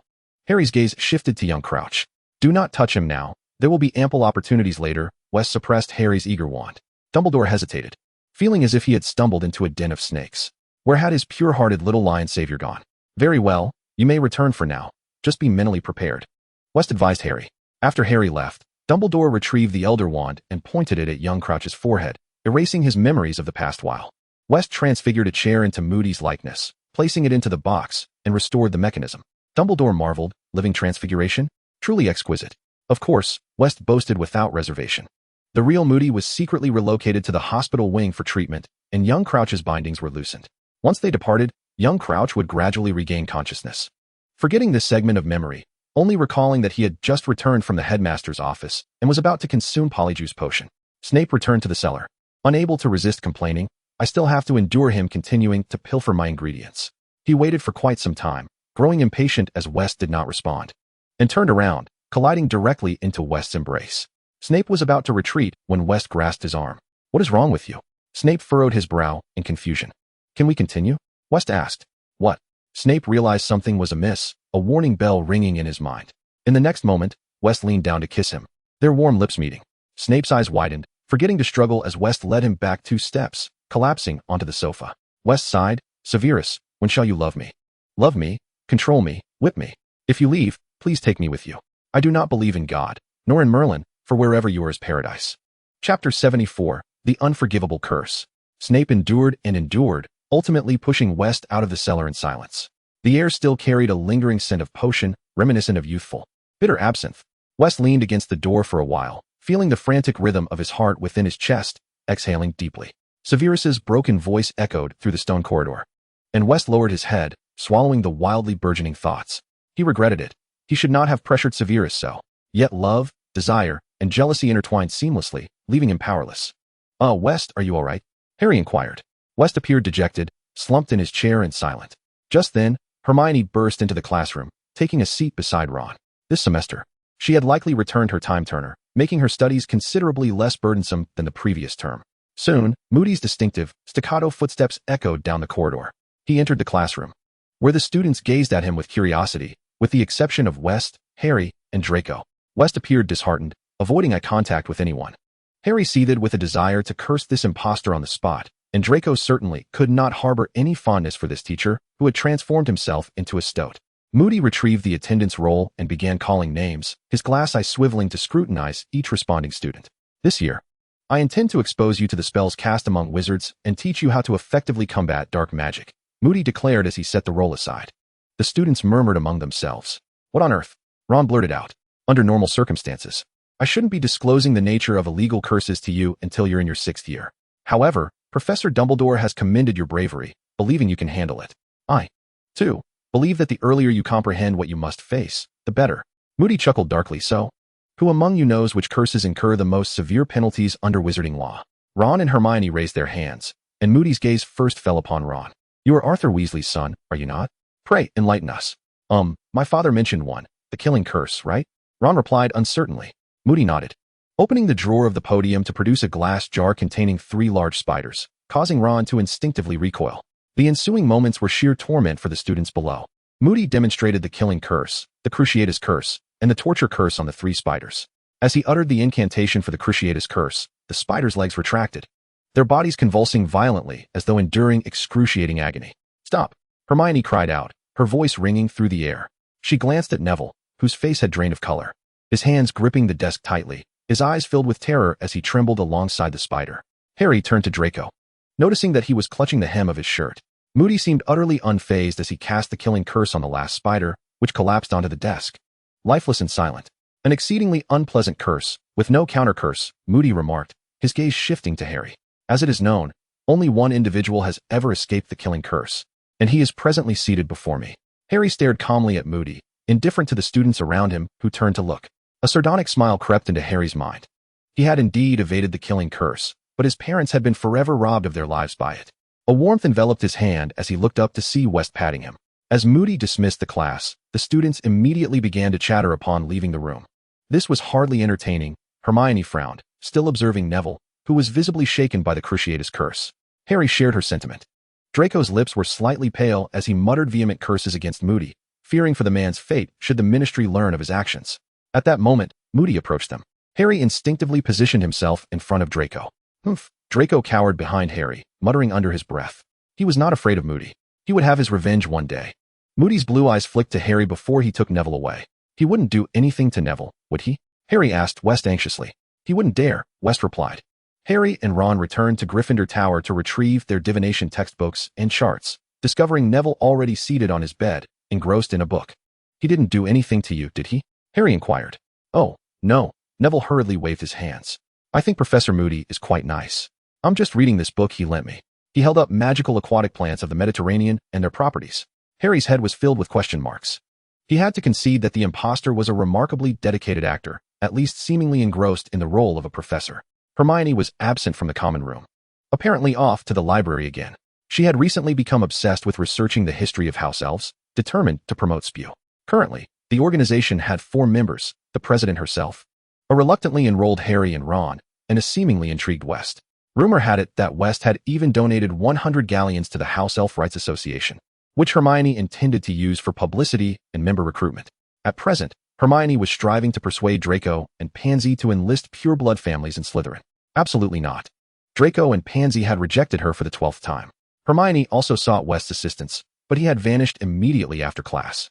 He seems to be losing his mind, Harry remarked. Hermione, preoccupied with promoting the association, was oblivious to West's change. What happened? I suspect he had a falling out with Professor Snape, Ron suggested. Hermione sighed regretfully. Perhaps I should refrain from disturbing him. West was indeed on the brink of madness. He had not had a private encounter with Severus in 2 weeks, the last being during potions class. Snape had barred West from entering the dungeon again, yet he himself returned to the dungeon at every available moment, even assigning all-night patrol duties to Filch, resolutely denying West any opportunity to approach him. Once more, Snape had shut West out. He rubbed his brow, recognizing that this state of affairs was unsustainable, yet he was genuinely unable to confront West. Recalling the events of that day, Snape felt his ears flush with heat. This person's name danced on his tongue, but ultimately remained unspoken. Snape realized his heart was racing. It was an involuntary infatuation. Chapter 75, the sponsor of the Goblet of Fire. In the 2 weeks that followed, Snape had not encountered West again. Meanwhile, Allura would sporadically visit the dungeon to deliver letters filled with syrupy apologies and declarations of affection, often accompanied by a rare herb or potion ingredient. Stars may dim and the blooming period will be fleeting, but your embrace is my eternal haven. Snape swiftly read through the letter, tossing it aside before taking several deep breaths and retrieving it once more to fold it neatly and place it in his drawer. In the corner of the drawer lay a stack of letters, their envelopes marked with Allura's small bite marks. Mew. Allura perched on the table, affectionately nudging Snape's robes with her head. During West's absence from Hogwarts, Snape had cared for her for an entire semester, which had endeared her to him. Snape stroked Allura's fur, and she lifted her round, green eyes to meet his, provoking an unwelcome association with someone. It was during potions class that Snape realized West might not be at Hogwarts. He even inquired of Harry, who appeared utterly oblivious. Professor, West hasn't told me anything. But he is indeed not at Hogwarts. Is he avoiding me? Snape's expression darkened as he contemplated that peculiar stack of love letters in his drawer, dispelling his suspicions. Others were also concerned about West. Where on earth has that fellow gone? Harry marched out of the Defense Against the Dark Arts classroom, agitated. Hermione and Ron trailed behind him. Ron was perplexed.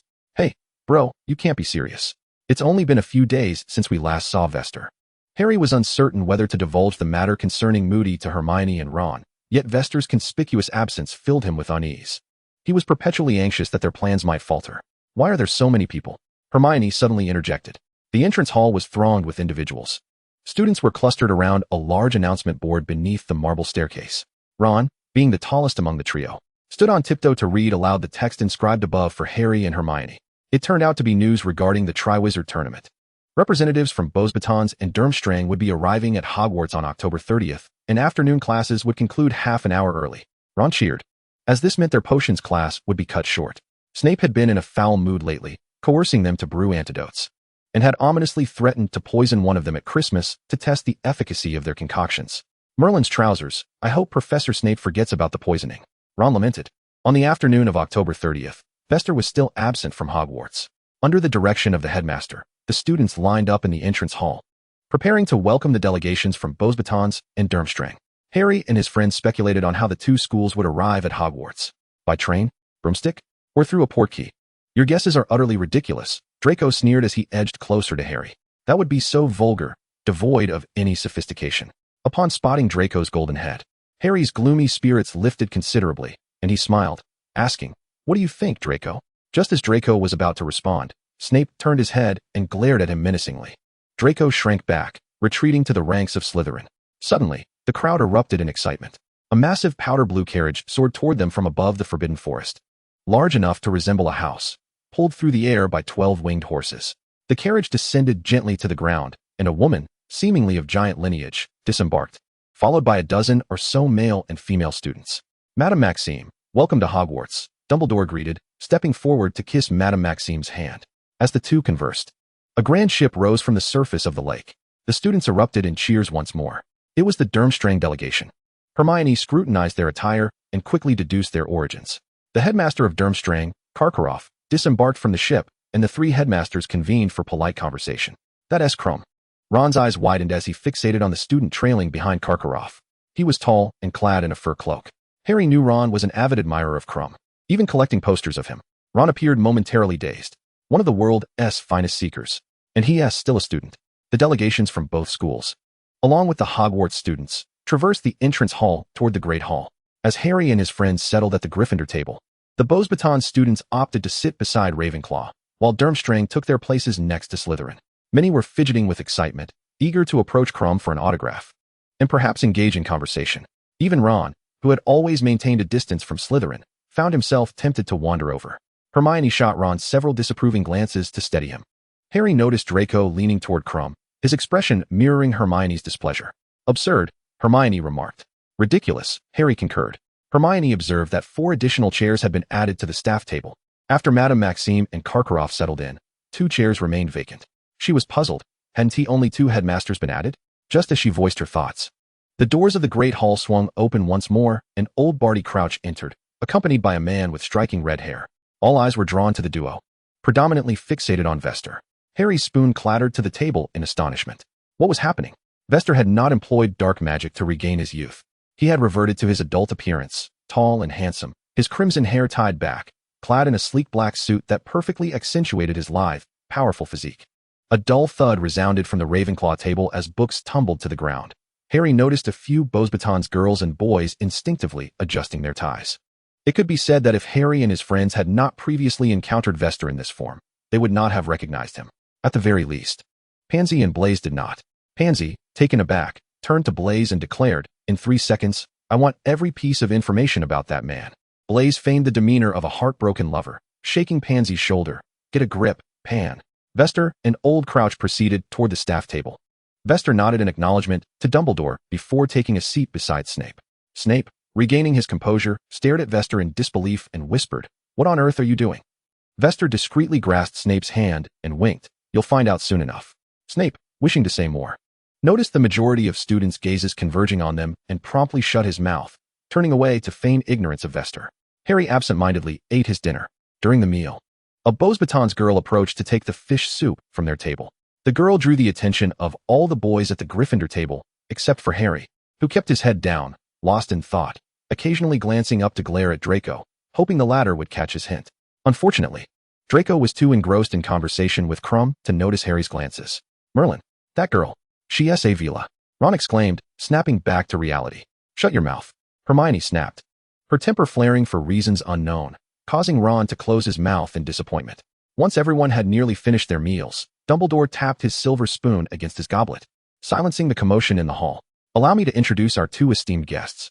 This is Mr. Barty Crouch, the head of the Department of International Magical Cooperation." Sparse applause echoed through the hall. "And this is Mr. Somerset, the sponsor of this tournament." Dumbledore beamed toward Vester. The hall erupted into a thunderous applause. Perhaps it was due to Vester's stunning beauty, moving with an innate grace that seemed almost magical. His visage captivated all, compelling them to gaze, lest they miss even a fleeting moment. Vester raised his goblet, smiling and nodding in acknowledgement. Chapter 76, Love Me, Kiss Me. After Dumbledore concluded the introductions, he began to outline the rules of the Triwizard Tournament. This year, the tournament would encompass 3 tasks, each occurring at different times throughout the academic year, testing the champions in myriad ways. As you may already know, 3 champions would participate in the competition, each representing a different school. The selection of champions would be entrusted to an impartial judge, the Goblet of Fire.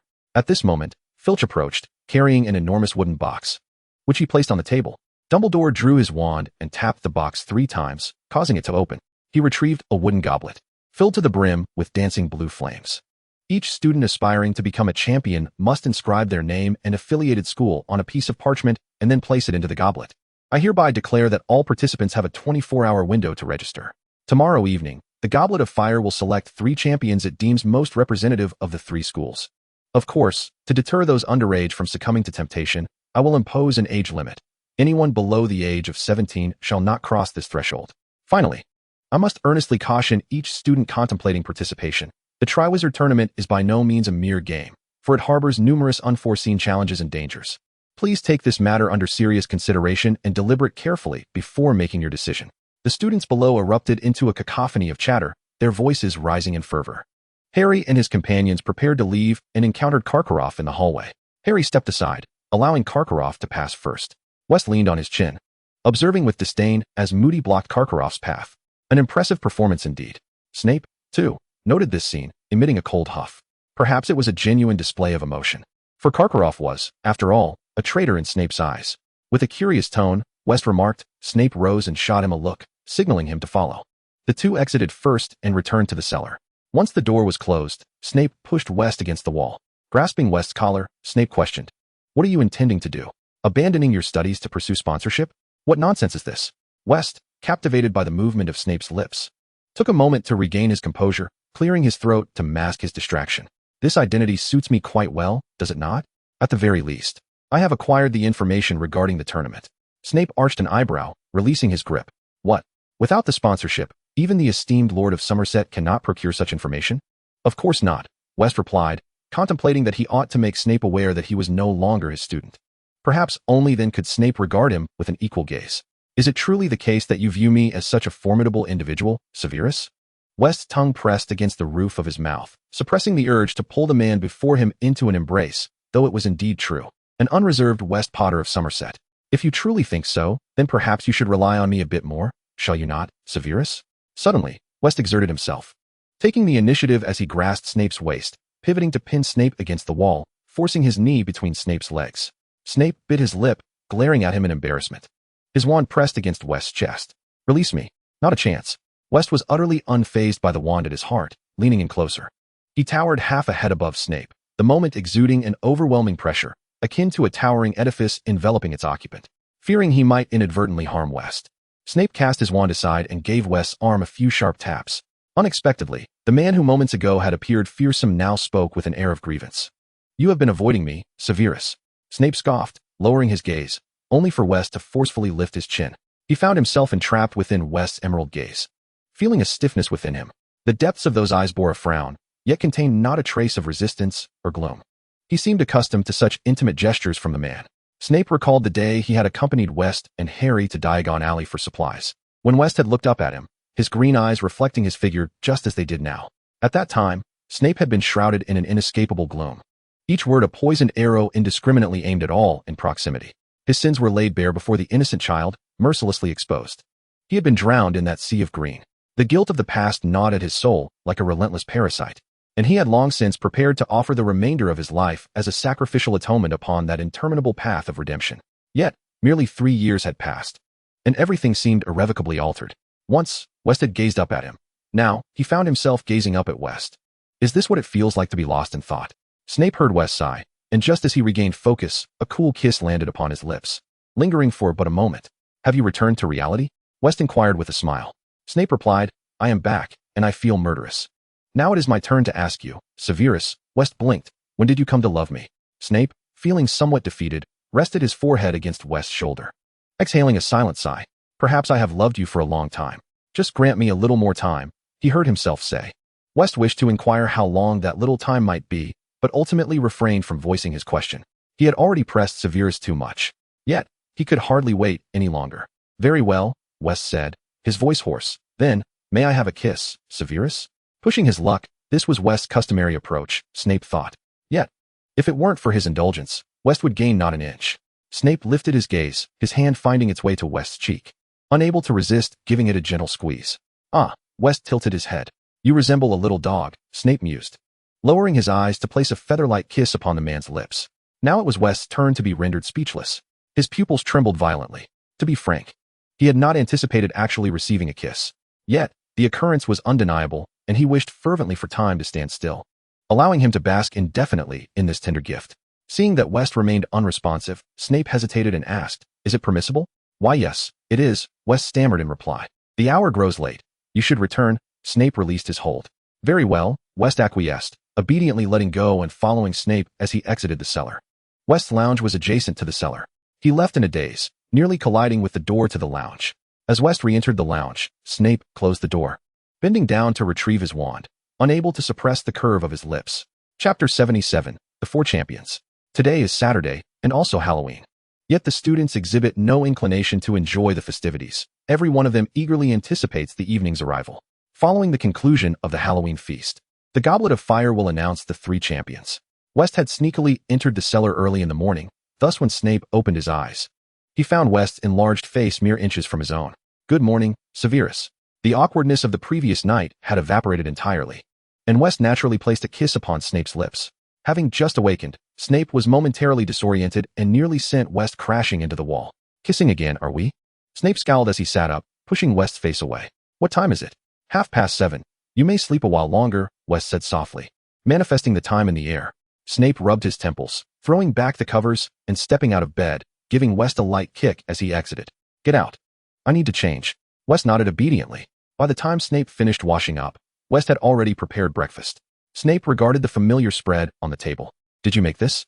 "Indeed. I borrowed a bit from Hogwarts' kitchen. That isn't too much to ask, is it?" West hummed a tune, pulling out a chair for Snape. "After all, I am the tournament sponsor." West's culinary skills surpassed even those of Hogwarts house elves. Snape took a few bites of the scrambled eggs, feeling his morning irritability dissipate significantly. After finishing breakfast, West tapped the table, and a house elf whisked away the plates. Snape observed West's relaxed demeanor and inquired, "Tonight the competitors will be announced. Are you certain that Crouch will include Potter's name?" In truth, he had already cast Harry's name into the goblet. West and Snape were huddled together on the sofa, with West wrapping an arm around Snape. Snape pondered for a moment. "Last night?" West nodded. "He triggered the monitoring charm I placed on the goblet. Now the goblet must select Harry, as Crouch has cast a Confundus charm on it." Oblivious to their surroundings, West playfully measured Snape's fingers with his own. Snape shot him a cold glance. "I recall that I have yet to agree to your request."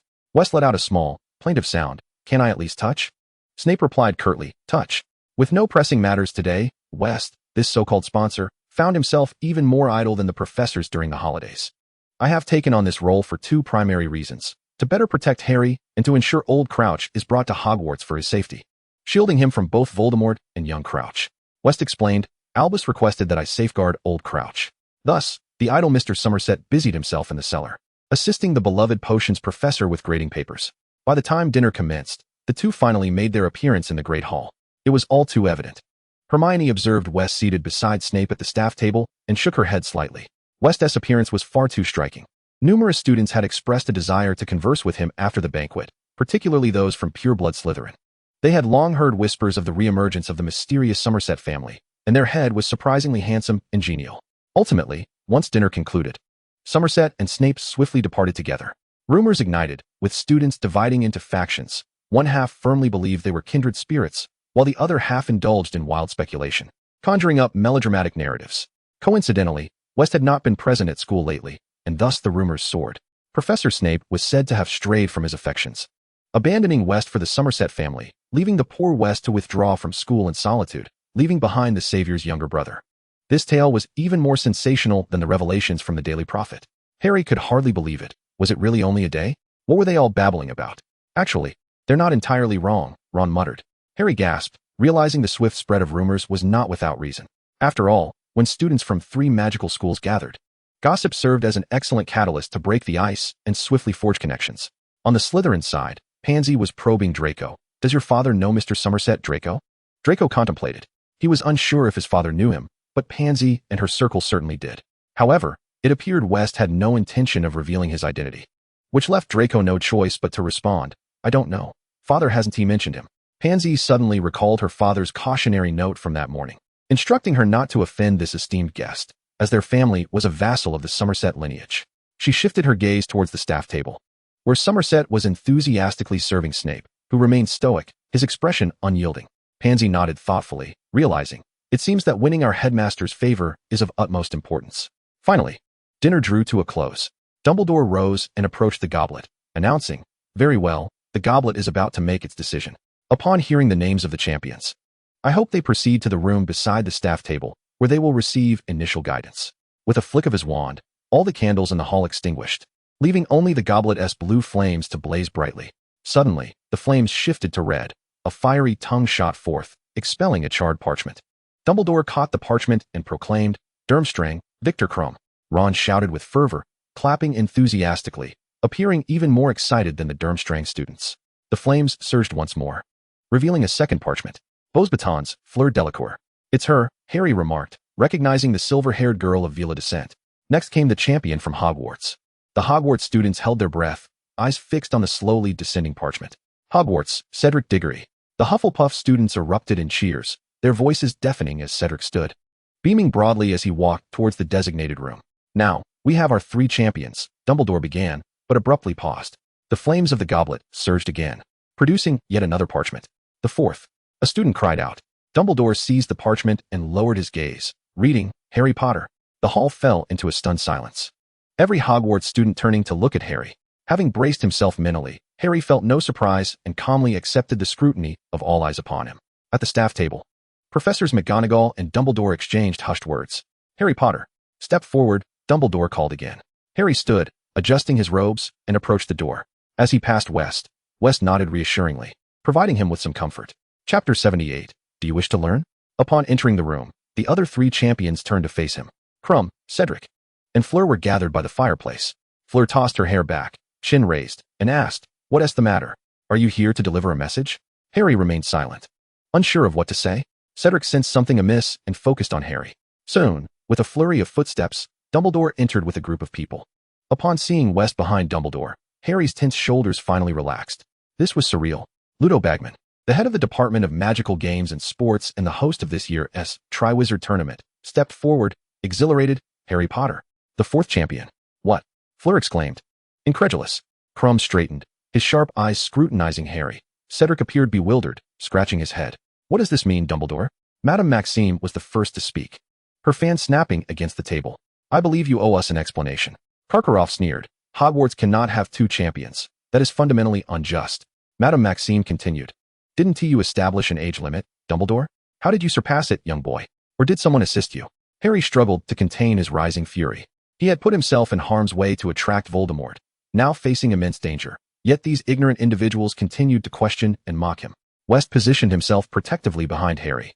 "Perhaps he did not enter himself, madam. Why must you be so aggressive?" "Harry, tell them, did you put your name in the goblet?" Dumbledore inquired, narrowing his eyes. Harry, maintaining his composure, replied, "No. Boy, your word holds little credibility," Karkaroff scoffed. "I advise you to speak with caution, Karkaroff." Moody's blue false eye was fixed intently upon Karkaroff, his grotesque visage flickering in the candlelight like a fearsome beast. "What do you intend to do then?" West inquired softly, rekindling the flames of the goblet before selecting 2 more champions. He chuckled lightly. "Of course, to maintain fairness. The 2nd champion from each school must not exceed the age of 14, as Harry Potter is of that age, is he not? With all due respect, even with the utmost protective measures, the Goblet of Fire is not a challenge that a 14-year-old student can face," Old Crouch interjected. "If you do not care for the lives of the students, you may certainly nominate 2 more champions, though they cannot be selected by the goblet." Maxim and Karkaroff wore taut expressions, recalling the exceedingly high mortality rates of past goblet tournaments. Harry Potter is merely a 14-year-old boy, and he could perish at any moment within the goblet, while you are only fixated on the foolish glory of the schools. West's smile faded, his countenance darkening. Maxim and Karkaroff finally understood that this young head of the Somerset family was aligned with Harry Potter. Dumbledore hastily intervened, clearly. "We do not comprehend how this situation has come to be, yet the goblet has indeed proclaimed Harry's name, and according to the rules, he must compete. Dear Madame Maxim, if you possess an alternative solution, I am all ears." Maxim fell silent, her chest heaving. Karkaroff's face was ashen. Snape stood in the corner, observing the scene, while Karkaroff shot him several furtive glances, which he chose to ignore. Under Bagman's urging, Old Crouch seemed to snap back to reality. "Right, yes. We shall proceed with the guidance for the first task." West stepped aside, realizing that Dumbledore had not liberated Old Crouch from young Crouch's imperious curse. After all, the false Moody still stood vigil over everyone. Dumbledore's choice was prudent, though it meant Old Crouch would endure more hardship. Once the guidance concluded, Harry followed West out. West escorted Harry back to the fat lady's portrait and, under her curious gaze, cast a silencing charm. Do not overthink it. Focus on the competition. I assure you, you shall come to no harm, West said, slipping a note into Harry's palm. Harry appeared distracted, nodding slightly. What is this? Clue for the first task, West replied breezily. Huh. Harry jolted, whispering, isn't this considered cheating? I cannot believe that the two schools won't resort to cheating. Harry, West ruffled Harry's hair, perhaps by the end.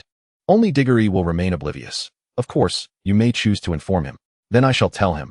It would be unfair otherwise, Harry mumbled, unfolding the note and gasping at the words inscribed. A dragon? How am I to procure a golden egg from the clutches of a dragon? The only dragon he had encountered was the one Hagrid had raised, and that creature was merely a hatchling. That depends on you, West winked. There are numerous methods. If uncertain, seek me in the cellar. Harry tugged at his hair in frustration, pondering the inquiries that awaited him upon returning to the Gryffindor common room. You have already provided him with the clue? West returned to the cellar, where Snape awaited. Yes, West sighed. He requires further guidance. He is but a 14-year-old boy. Snape frowned. Even if he is a rather thick-skinned giant. Even your concern is so awkward, Severus, West chuckled, his eyes sparkling with mischief, truly endearing. Snape felt as though he could no longer engage in conversation with West. West approached the workbench, retrieving some basic alchemical apparatus from his ring. What are you planning to do? Snape observed as West skillfully heated the mithril until it melted. I am crafting 2 teleportation pendants. I need to ensure that once Harry is transported away in the final task, I can reach him without delay. West's gaze remained fixed upon the molten mithril. Under the delicate control of magic, the mithril began to mold into the shape of 2 teardrop pendants.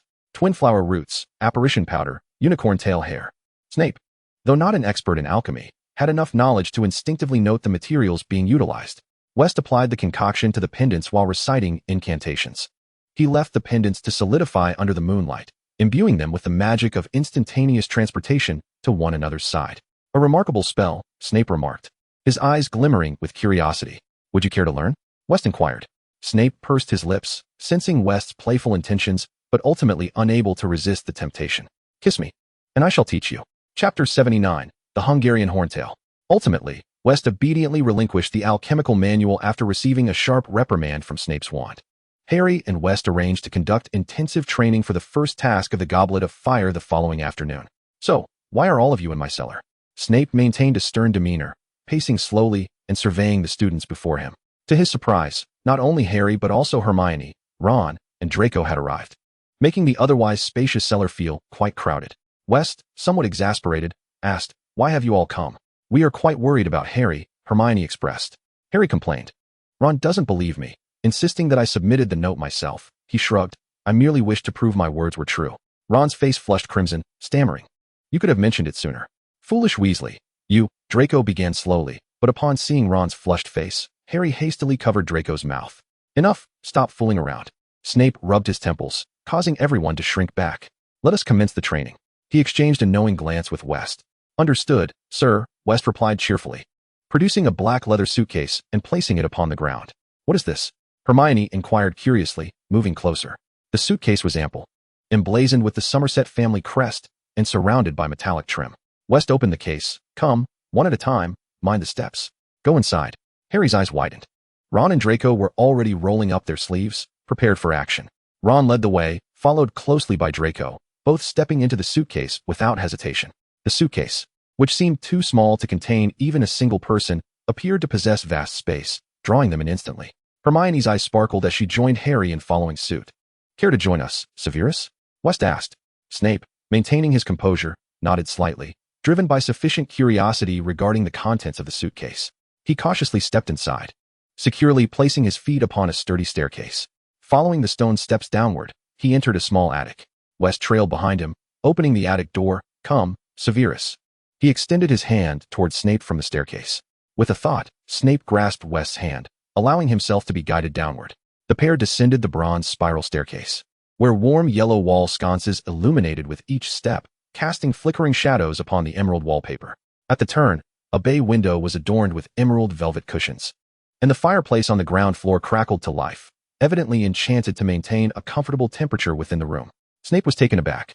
This is essentially a miniature version of Somerset Manor. You certainly have a penchant for leisure, constructing a villa within a trunk, opulent yet comfortable, as West remarked with a smile. Snape surveyed his surroundings, noting a broomstick displayed in the hall's cabinet. "What is this?" he inquired. "Your gift to me, the Firebolt 2000, Severus. Have you truly forgotten?" West replied. "Enough of that," Snape retorted. The four children had gathered by the fireplace, raising their hands in greeting upon seeing West and Snape. "Is this space expanded using the undetectable extension charm?" Hermione asked in astonishment. "There are many wonders yet unseen, Hermione," Draco interjected. "It is said that Newt Scamander, the author of Fantastic Beasts and Where to Find Them, possesses an even more marvelous trunk, one that contains magical creatures from all corners of the globe. Well then, friends, allow me to show you the Hungarian horntail," West announced, resting his hand on the banister and casting a mischievous smile at the four below. A sudden sense of foreboding gripped Harry, who glanced at West with trepidation and sneezed. "The Hungarian horntail," Draco and Ron exclaimed in unison. Draco appeared elated. Having yet to behold a real dragon, Hagrid's little dragon hardly counted. Ron shivered. A living dragon? If Hagrid's small dragon could bite him, what would a full-grown dragon do? "Do you comprehend the first task now, Harry?" West inquired. Harry nodded, recalling the Hungarian horntail, the Swedish short snout, and the Chinese fireball. The champions would draw lots to select their dragons and snatch golden eggs from them. "Indeed," West continued, leading Snape down. "Now that we have a fourth champion, a fourth dragon will be arranged. Undoubtedly, the most ferocious will be the Hungarian horntail." Snape struggled against West's grip, only to discover the latter's strength was extraordinary. Noticing that Harry and the others had not perceived their linked hands, he exhaled a quiet sigh of relief. As West elaborated on the characteristics of the Hungarian horntail, he guided everyone outside. After a brief stroll, they entered a secluded area surrounded by towering oaks and pines. A wide expanse lay before them, the ground covered in thick sand and gravel, interspersed with massive stones. Nearby was a nest resembling a dragon's lair, constructed from piled rocks and surrounded by soft hay. A magnificent dragon, its body adorned with black scales and resembling a lizard, lay resting in the nest, its yellow eyes half closed. "A dragon!" Draco exclaimed, his eyes gleaming with excitement as he gazed at the beautiful creature. His shout startled the Hungarian horntail from its light slumber, its bronze-spiked tail crashing against the ground with tremendous force.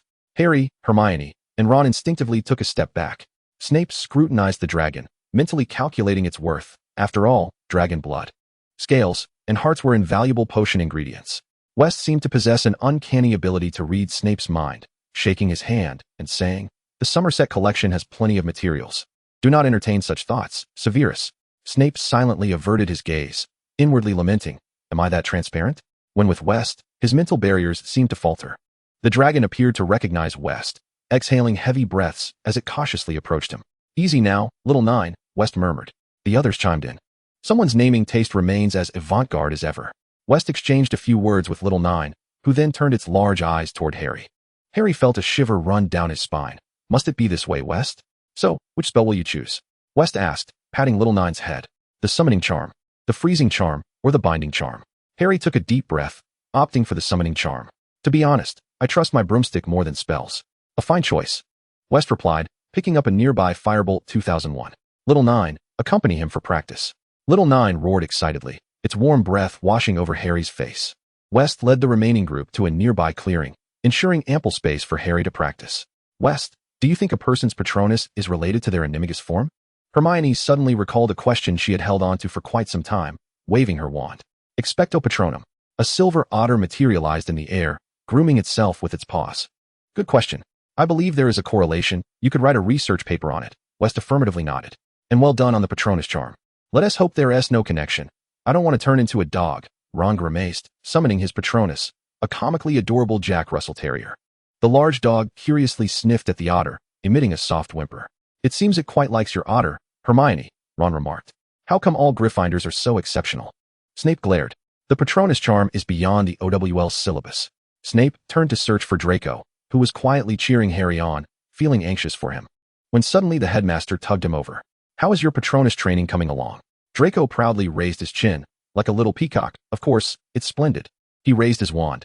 "Expecto Patronum." A proud white peacock appeared before them, strutting with its tail feathers elegantly fanned out. Snape turned slightly, his expression stoic. He felt an odd sense of embarrassment. In a corner unnoticed, Harry was being thoroughly dominated by the Hungarian horntail. Flung once more, he felt his insides churn. He could distinctly sense little nine had eased up, otherwise, several of his ribs would surely have cracked. Regrettably, despite casting several summoning charms, the broom lying on the ground remained unresponsive. Clenching his teeth, Harry rose. Determined, I refuse to accept this. Chapter 80, The Substitute Professor. I believe it. Harry lay on the ground, panting heavily. I concede, truly. Draco crouched beside him, poking Harry's shoulder with his wand. Are you all right? The Hungarian horntail lay nearby, tilting its head at Harry, its spiky tail thumping the ground repeatedly, perhaps contemplating whether to send Harry flying once more. Which little dragon will you choose? Harry decisively reached out to Draco. Let's call it a day. Draco pulled Harry to his feet. All right, 3 hours have passed, West noted, glancing at the time. We'll continue the day after tomorrow. The Hungarian horntail returned to its nest with a look of disappointment. Harry let out a mournful cry. When will this end? You only need 2 more training sessions.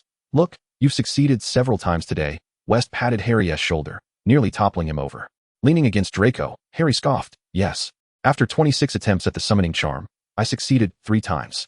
West retrieved a healing potion and administered it to Harry. Silence now. Rest well. Hermione had just received substantial support for her research from West and Snape and was now diligently jotting down notes in her notebook, full of vigor. The group returned to the cellar via the attic. After ushering the children back, West approached Snape. What would you like for dinner tonight, Severus? Anything, Snape replied, leaning back on the sofa, somewhat dejected. West squeezed beside Snape, inquiring what was amiss. Snape looked up in confusion, narrowing his eyes slightly, a sticky, cold huff escaping his throat. What was wrong? West surveyed Snape's flushed cheeks, a shadow passing through his eyes. He leaned closer, pressing his forehead against Snape's. Startled, Snape recoiled, shrinking back. Don't move, West admonished, pulling Snape into his embrace. Severus, you're running a fever.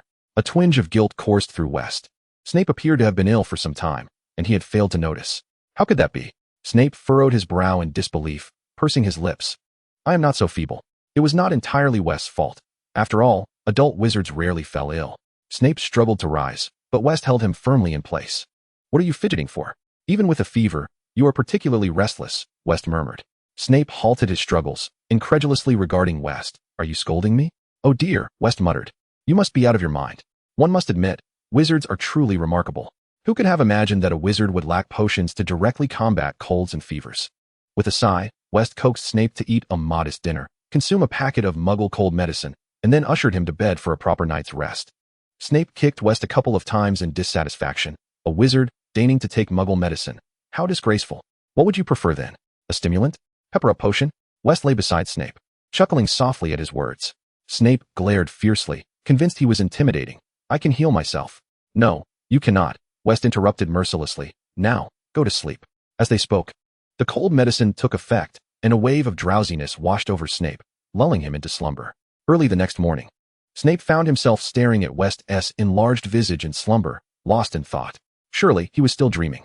Snape shut his eyes and opened them again, confirming it was reality. Scowling, he attempted to rise, only to discover West's arm still wrapped around his waist.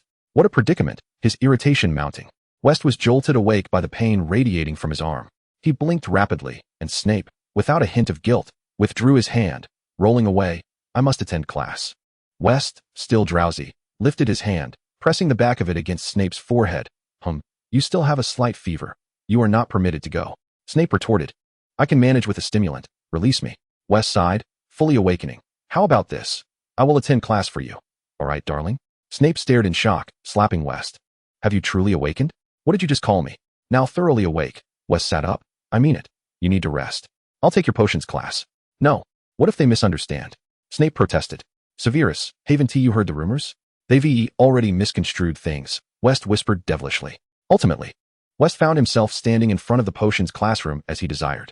The students below were chattering excitedly, casting furtive glances at West. Harry and his friends were visibly astonished.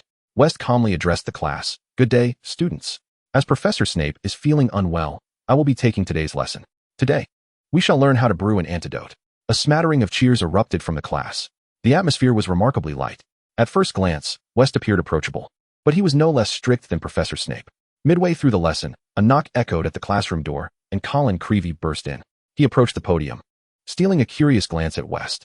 Sir, I need to take Harry Potter upstairs. West seemed already aware of what was to transpire and did not inquire further. Harry, you may go. Harry ran a hand through his hair, stood up, and followed Colin out of the classroom, not returning until the class had ended. West instructed the students to work in groups, stating explicitly that only those who brewed a satisfactory potion could leave. Consequently, class extended 15 minutes longer than usual. Neville fared the worst. He failed twice and only managed to complete his potion in the final minute, drenched in cold sweat. Fearful that the entire class would be held back for another 15 minutes. Interestingly, the one most eager for class to end was none other than Professor Somerset himself. As the bell rang, he vanished as if under the influence of a disappearing spell, leaving no trace behind. Ron shook the antidote in his hand, grunting, "Well, at least we don't have to worry about Professor Snape poisoning us now." He leaned towards Hermione, muttering, "I never thought West would be such a strict professor. Honestly, I almost miss Professor Snape." Hermione nodded in agreement. "That is the spirit of academia." Ron complained, "I'm not praising them." Draco sidled over, handing Hermione and Ron 2 badges. "Put these on quickly." "What is this?"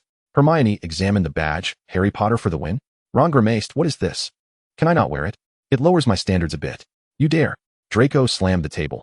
"Did you not see the Hufflepuffs wearing badges?" Ron noticed that Hufflepuffs, and even some students from other houses, were sporting yellow badges. "Support Cedric Diggory, the true champion of Hogwarts?"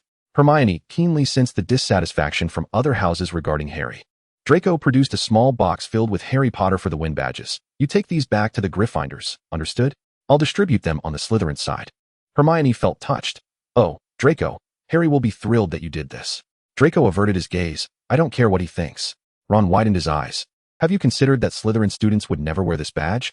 "They will dare," Draco replied ominously, "unless they wish to oppose Potter and Malfoy." Chapter 81. The Turn of Public Opinion. As soon as class concluded, West hurried back to the dungeon. Snape was half reclined against a pillow, his knees drawn up with a book resting atop them. He appeared much improved, his complexion rosy and spirits lifted. "Still unwell, Severus?" West approached quietly, checking Snape's temperature with the back of his hand. The fever had subsided, but he still needed care. "Perhaps you are not a thermometer?" Snape shot him a sidelong glance. "How was today's class?" "Quite good. The students were very obedient." West took a seat on the edge of the bed, recounting the day's events to Snape. Upon hearing that Harry had accepted an interview with Rita Skeeter, Snape raised an eyebrow in surprise. "Rita Skeeter? She is not an easy adversary, full of cheap lies. Aren't you concerned she might publish something detrimental to Potter?" "Rita has already been compromised, Severus," West explained with a smile. "She knows what to do." "Compromising her?" "A wise choice," Snape nodded. "There will always be those willing to swallow her carefully packaged trash, led by those sensational headlines. Perhaps this issue of the Daily Prophet will satisfy you, Severus." West toyed with his wand, a small black mark of dark magic appearing before them, only to be cleaved in two by a sharp blade. On the day the new issue of the Daily Prophet was published, Snape finished reading the newspaper and tossed it at West's face.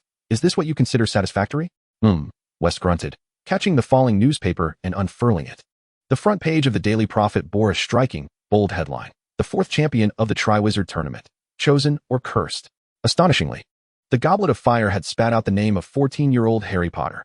Was the 17-year age limit and protective charm rendered utterly meaningless, revealing either an extraordinary talent or the malign influence of dark forces? That very evening, Potter rushed to the headmaster's office, clutching his scar and exclaiming that it felt as if it were ablaze. Did that scar, left by that individual, conceal some deeper significance? The Ministry of Magic was eager to suppress the scandal, yet no one seemed to notice whether the flames of the goblet had been tainted a foreboding shade of dark green, emblematic of dark magic. Perhaps we ought to reconsider. What if the goblet had never aired? What if it selected Potter precisely because it foresaw a far grimmer trial ahead? "Quite extraordinary," remarked West, perplexed, as he rubbed his reddening forehead. It must be said, Rita Skeeter is indeed skillful, with a few deft strokes. She had downplayed the controversy surrounding Harry's participation in the tournament, instead emphasizing his role as a victim ensnared in a conspiracy, even insinuating a connection between Harry and the Dark Lord. "Can you open your eyes and look at the lower right corner?" Snape remarked, somewhat irked. The entanglement of the elite and the Dark Mark, the undisclosed emotional complexities between the head of the Somersets and the potions master. West trailed off, awkwardly setting aside the newspaper, his mind swirling in tumult. That wretched Rita Skeeter. Wasn't she supposed to refrain from submitting this piece to the Daily Prophet? This is disastrous. This is truly disastrous, he mused. Considering the audience of the Daily Prophet, it would likely take less than a day for this matter to ripple throughout the wizarding world. Care to explain? Snape's lips curled into a feigned smile, his wand twitching ominously. "It appears our Lord Somerset is not only adept at bribing journalists."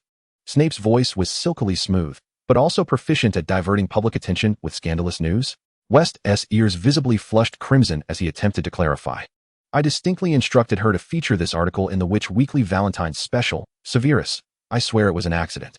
Snape responded with a nonchalant, "Oh, Do you believe it appropriate to publish it in the Witch Weekly? West recoiled slightly, sensing his life was in jeopardy. That day, Harry keenly sensed the shift in those around him.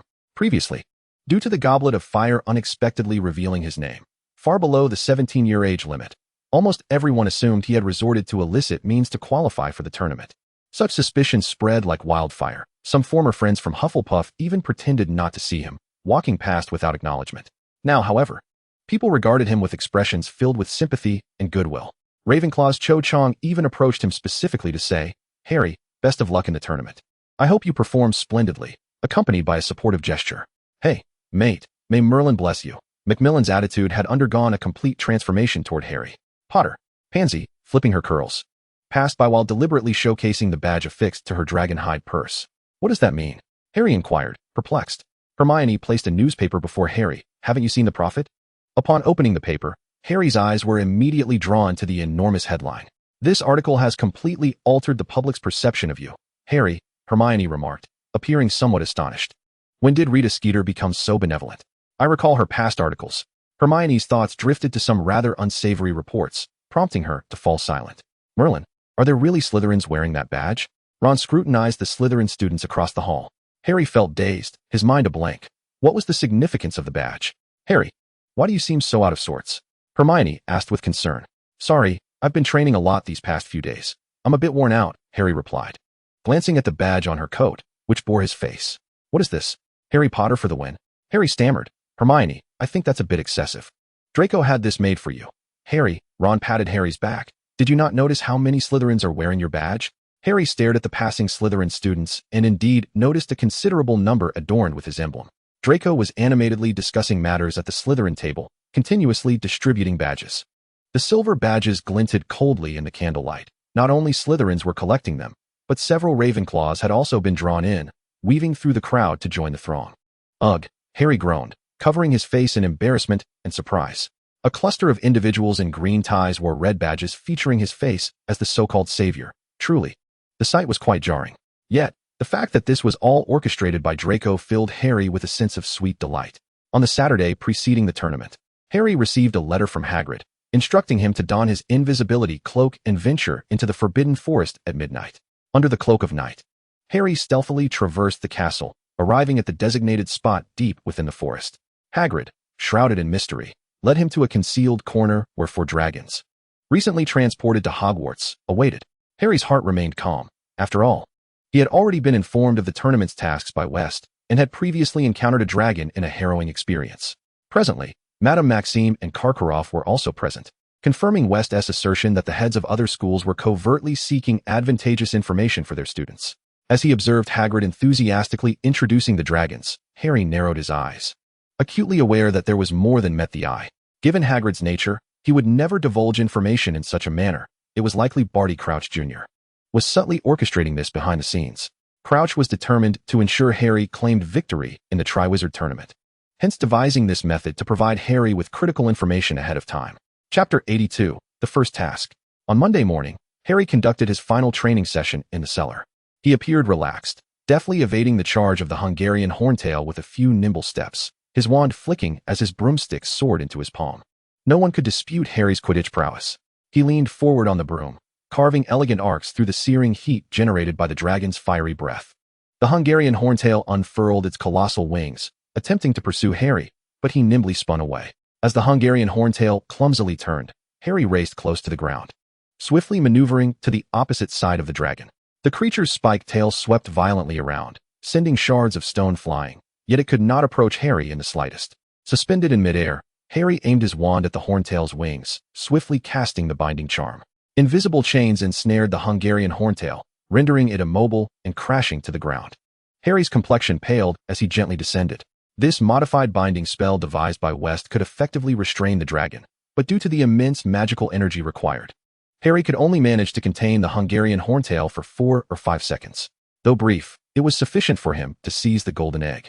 "Excellent," West clapped lightly. "At this rate, not only victory but first place is assured." "In truth, I may not be able to perform that spell during the actual competition," Harry lamented, utterly fatigued, leaning against a tree trunk. "Just your firebolt alone should be enough for victory." "Harry," West seated himself beside Harry. The two engaged in casual conversation. "Yesterday, Sirius contacted me through the Gryffindor common room fireplace, Harry revealed. He warned me to be cautious of Karkaroff. West let out a light chuckle, assuring Harry that he posed no threat and that he need not concern himself with such matters. Harry nodded, lifting his gaze. West, do you truly believe we can defeat Voldemort? He asked, a hint of despondency creeping into his voice. Though everyone calls me the chosen one, I feel as though I have contributed little. West turned to him. Harry, yes? What on earth occupies your mind all day? West suddenly shoved him down, playfully pinching his face. Come on, Harry, he said, his tone teasing. I'm not a child anymore. Harry protested, prying West's hand away.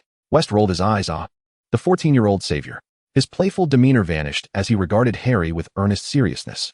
Harry, despite what others call you, you bear no obligation to fulfill everyone's expectations. You have already shouldered too much.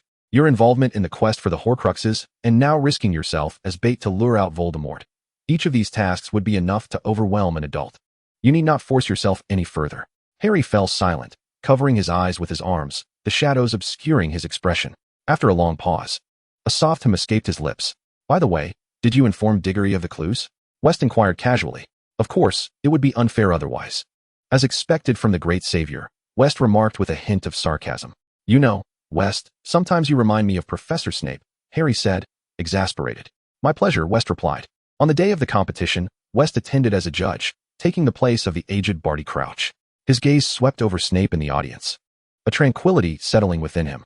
The champions swiftly completed the draw, and the competition commenced. Cedric Diggory was the first to face the challenge, drawing the Swedish short snout. With determination and composure, he waved his wand, casting an intricate transfiguration spell that transformed a stone into a dog. The dragon was drawn to the illusion, turning to chase after the foe canine.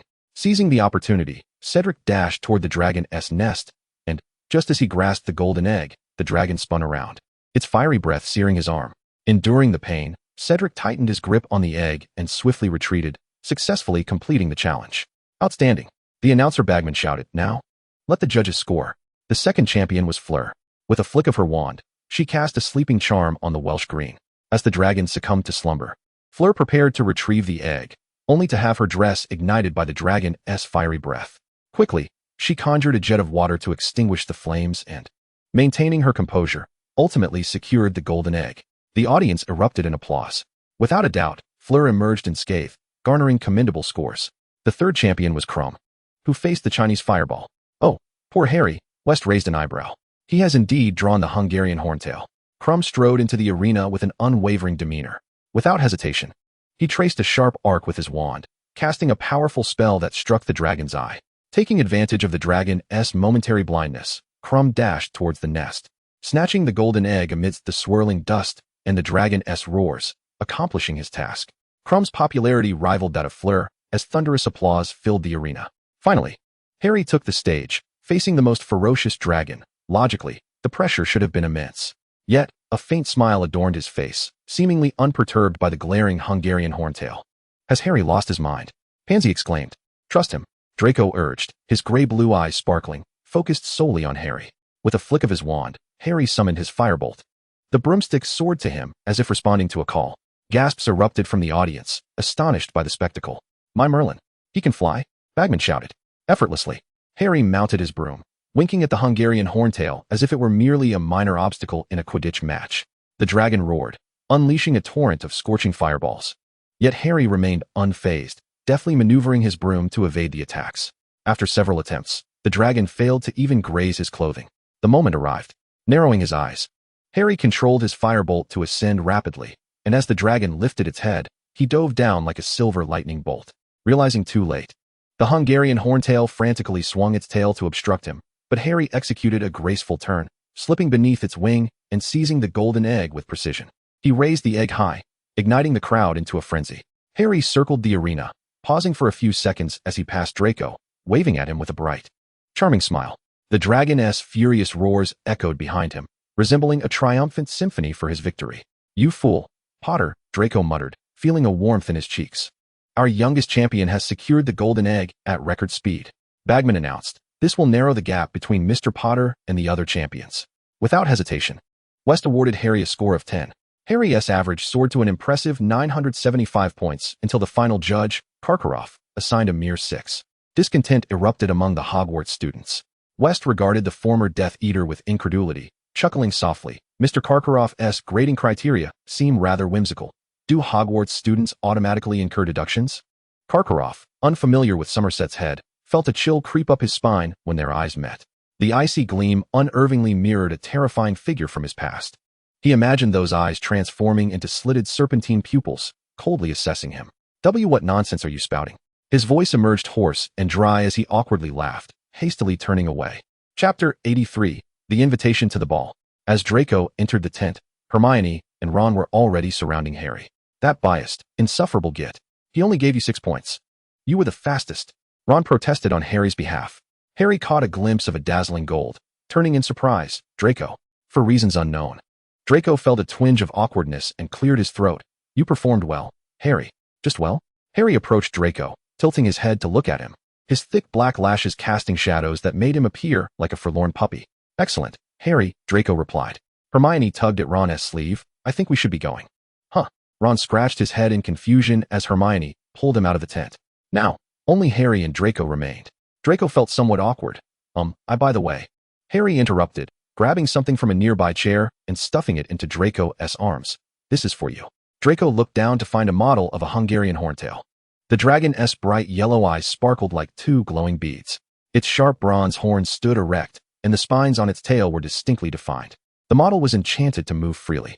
The horntail's wings unfurled, curling around Draco's arm, as it playfully exhaled a small flame toward Harry.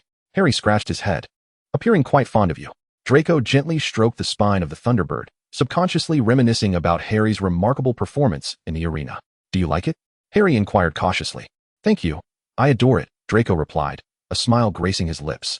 In December, the biting wind ushered in heavy snow at Hogwarts. As Christmas approached, the faculty and students were determined to leave an indelible impression on their guests from Beauxbatons and Durmstrang. Consequently, the preparations for this Christmas were more meticulous and grandiose than in previous years. The handrails of the marble staircase were adorned with glistening icicles that would never melt. Upon entering the Great Hall, 12 towering Christmas trees stood in neat rows, each bedecked with an array of charming ornaments, glimmering holly berries resembling rubies scattered throughout, golden owls poised to take flight, emitting crisp, melodious hoots. Even the armors within the castle had been enchanted with a marvelous spell. Whenever someone passed by, accompanied by the resounding clank of metal, they would harmoniously sing sweet Christmas carols, adding warmth to the winter ambience. Recently, Harry had been plagued with anxiety. Weasley had instructed him to seek clues for the second task on his own, to decipher the riddle of the golden egg. Although he was aware of the challenges ahead, he was intensely curious about the vital hints the egg might reveal. So, give it a try, Harry, were Weasley's exact words. Yet, even now, Harry remained utterly perplexed. The egg held nothing within, but upon opening it, it emitted a piercing shriek, capable of shattering his eardrums. Of course, this was not the only source of his distress. He had yet to secure a partner for the ball, despite having someone in mind. For the first time, Harry felt timid, lacking the courage to extend an invitation. He leaned over the long table, emitting a frustrated groan. Hermione, absorbed in her essay, raised her head without looking at him and remarked, "Hurry up, Harry." Draco was quite the catch. Startled, Harry snapped his head up. "How do you know I intend to ask?" "It's painfully obvious, Harry," Hermione rolled her eyes. "While you may not succeed in asking, remaining silent guarantees you no chance at all." She gestured towards the Slytherin table. "Look at that." Draco is surrounded by several girls, chatting merrily, with a smile plastered on his face. Harry's face darkened. "You're right, Hermione." Though his thoughts were elsewhere, he still managed to check on his friend. "What about you, Hermione? Have you found a partner?" "Don't worry about me, Harry. I've already accepted someone else's invitation," Hermione replied coolly, flipping through her book. She did not disclose who it was, but Harry was too distracted to care. He gazed at Draco's figure, standing up, feeling a knot in his stomach. Taking a deep breath, he approached Draco. "Can I talk to you in private for a moment, Draco?" "Harry?" Draco looked at him quizzically. "Of course." Harry pulled Draco away from the group of girls. Pansy leaned against Blaze, applying nail polish, and couldn't help but exclaim, "Finally, you made a move." "I was about to lose my mind." Blaze chuckled. "Looks like you can't accompany Draco anymore." "I suppose not, dear Blaze." Pansy raised her hand, admiring her handiwork. "Perhaps you have a brilliant idea?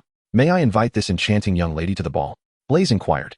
"It would be your honor," Pansy replied with a light laugh. "Harry, you're gripping too tightly." Draco frowned in discontent. It was then that Harry realized he was still clutching Draco's wrist and immediately let go. "Sorry, Draco." He looked at Draco's slightly reddened wrist with guilt. The two now stood in an empty corridor, the only sound being the sudden caroling from the enchanted armor. Draco, do you, have a partner for the ball? Harry mustered his courage to stutter. Draco gazed at him, a flicker of shadow crossing his gray-blue eyes. Unless something unexpected occurs, I will be attending the ball with Pansy.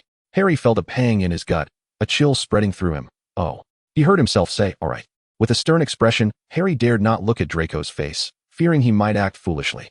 Potter, Draco stepped forward, grasping Harry's tie. What exactly are you trying to do? Harry felt as though every ounce of courage had been drained from him. He was forcibly pulled by Draco, lifting his gaze to meet Draco's eyes. I'm sorry. Draco, I was going to ask if you would like to attend the Christmas ball with me.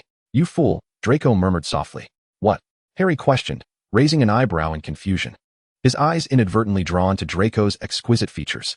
He traced from Draco's brow to his lips. Harry's mind suddenly became hazy, a whirlwind of thoughts swirling within. Draco was looking up at him, his fair skin glowing softly in the sunlight, the corners of his eyes curving slightly, reflecting Harry's image in his gray-blue irises. Harry's gaze fell upon Draco's beautifully shaped lips, which were moving as he spoke. Harry strained to grasp Draco's words. I accept your invitation. Harry felt as though he had been struck by a heavy hammer, stars dancing before his eyes. Did he hear that correctly? This must be a dream. Harry? Draco raised his hand, waving it before Harry's eyes. Did you hear what I said? In the next moment, Harry pulled Draco into his embrace. His heated breath brushed against Draco's flushed ears, his fingers gripping the back of Draco's neck with near obsession. I heard you. Harry could no longer contain the smile spreading across his face. I heard you. Thank you, Draco. Chapter 84, Private Tutoring. Ever since Draco agreed to attend the ball with Harry, Harry had been grinning foolishly each day. At mealtimes, he couldn't help but beam at the sight of Draco at the Slytherin table. In class, he found himself smiling at Draco's slender fingers turning the pages. Following Draco to their next class, he was unable to suppress his joy. Hermione, I'm serious. I've had enough. Ron exclaimed, hands clutching his head in panic. Harry seems to have gone mad. Just look at him. Hermione glanced at the grinning Harry, turning her head away in pity. Don't you know? He successfully invited Draco to be his partner. Of course I know. Ron shouted. He has been rambling about it in the dormitory at least 30 times. Just then, Ginny approached, sitting beside Ron and Hermione. My dear brother, I don't think this is something you should be worried about. Ginny raised an eyebrow. Have you found a partner yet? Ron suddenly looked dejected. No. Do you think I should invite Fleur? Hermione froze mid-action, while Ginny rolled her eyes in disbelief. You can certainly give it a try.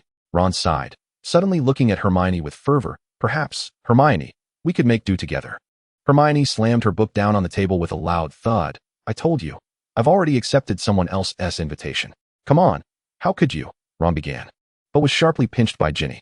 The youngest sister stared at him incredulously, as if he were a complete fool. When Ron looked up, Hermione had already walked away, leaving him with only her retreating figure. Hermione indeed accepted someone else's invitation, which infuriated Ginny. You shouldn't utter such words. If you wish to invite her, why not do so sooner? Ron was momentarily taken aback. Whose invitation did she accept? She never mentioned a name. I always assumed she was merely boasting. Draco's voice interjected. At some point, he had taken a seat beside Harry, assisting him with his essay, while Harry beamed foolishly. Ron hesitated. Isn't that the case? Draco and Ginny simultaneously inhaled deeply. Ginny Weasley, steer clear of your brother, Draco advised with a note of sympathy. Do not let his foolishness infect you. Ginny did not bother to refute Draco's assertion. Instead, she replied coolly, you'll discover who Hermione's dance partner is at the ball. Just don't be envious then. Jealous? Me? Ron exclaimed incredulously.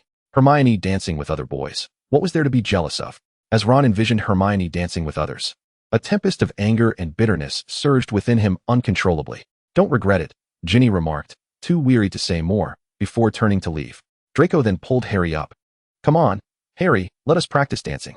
Ron remained seated, lost in contemplation. Harry.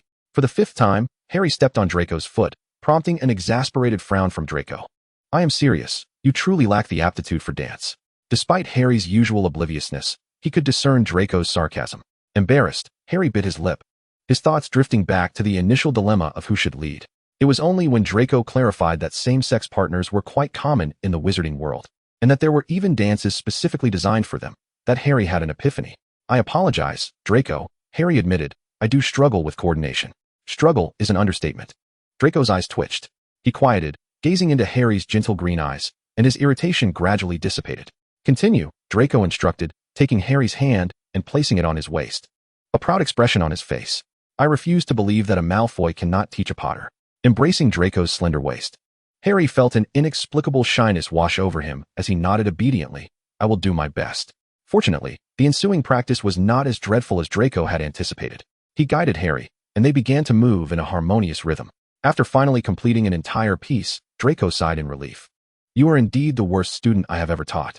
Harry's voice was hoarse, tinged with discontent. Have you taught others to dance? Potter, that is not the point.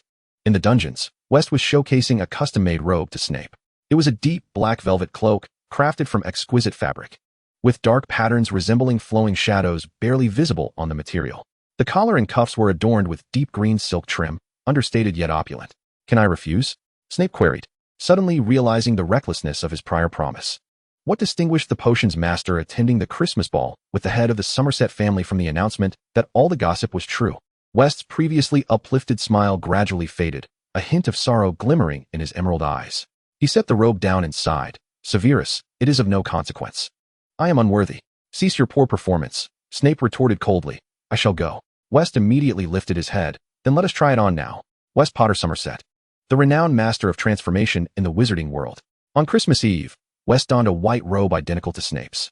His garments were all bespoke, impeccably tailored, with smooth shoulder lines that naturally extended to a narrow waist.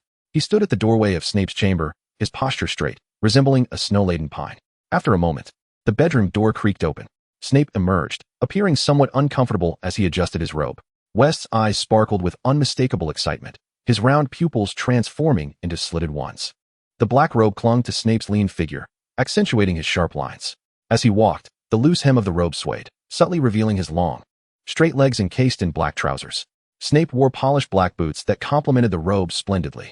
His hair was meticulously groomed, with a few strands casually falling onto his shoulders. Yet he exuded an aura that repelled all who approached.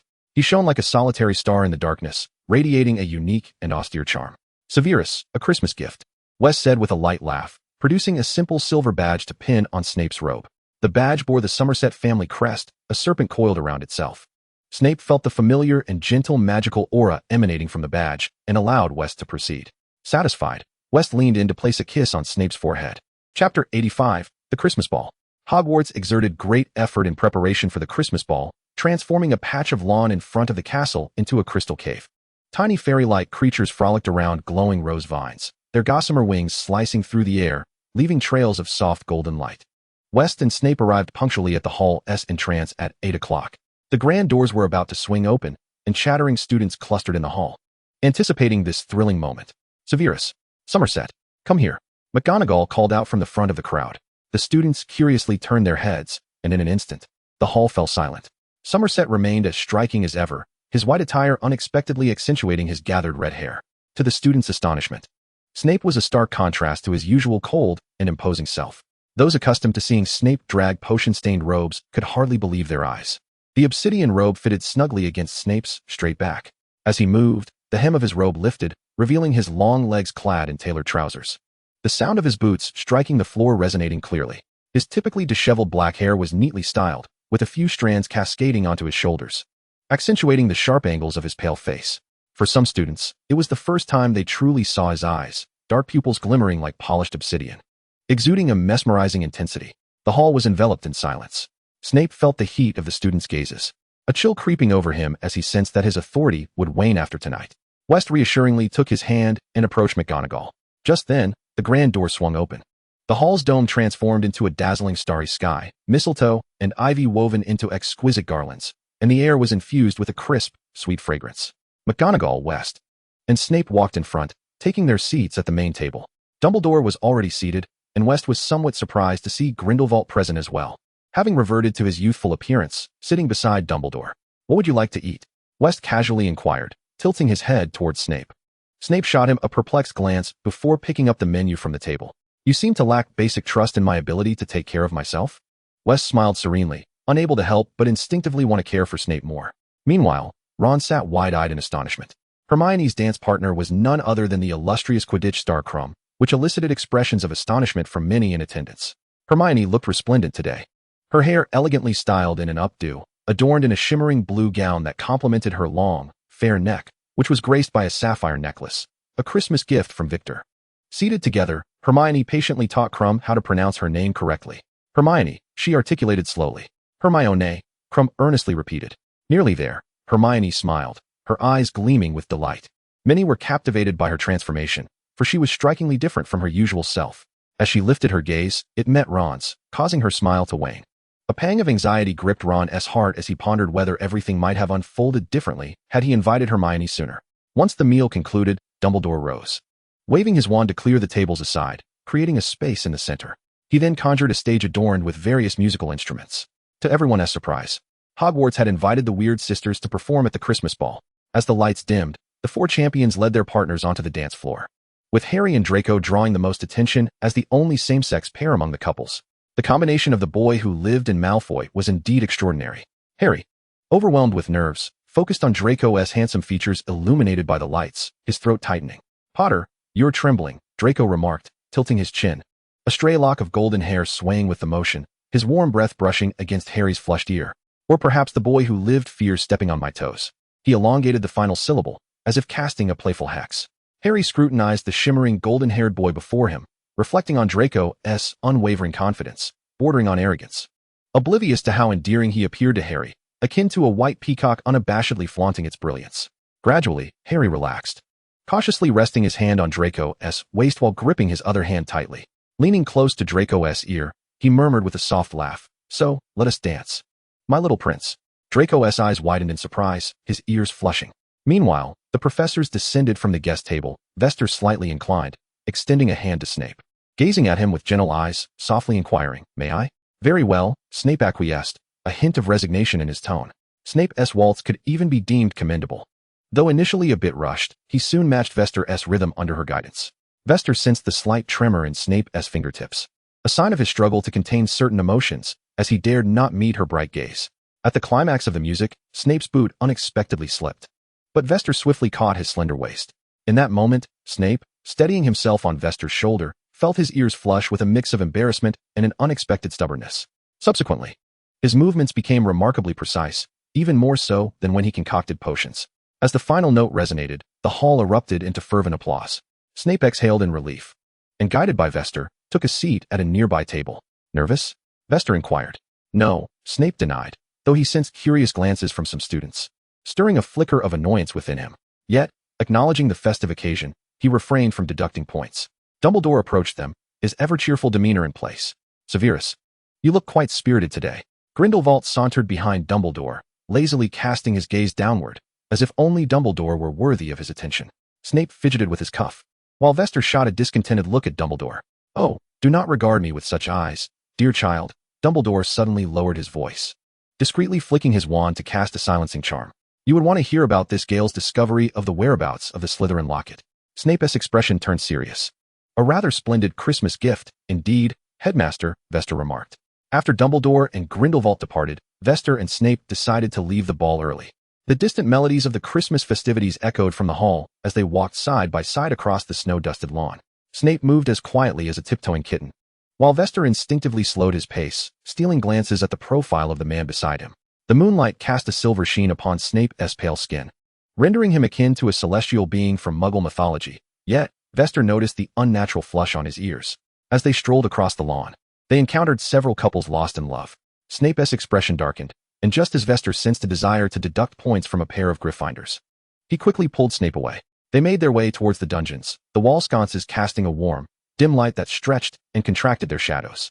Stopping before the dungeon door, Vester broke the silence first, his voice soft.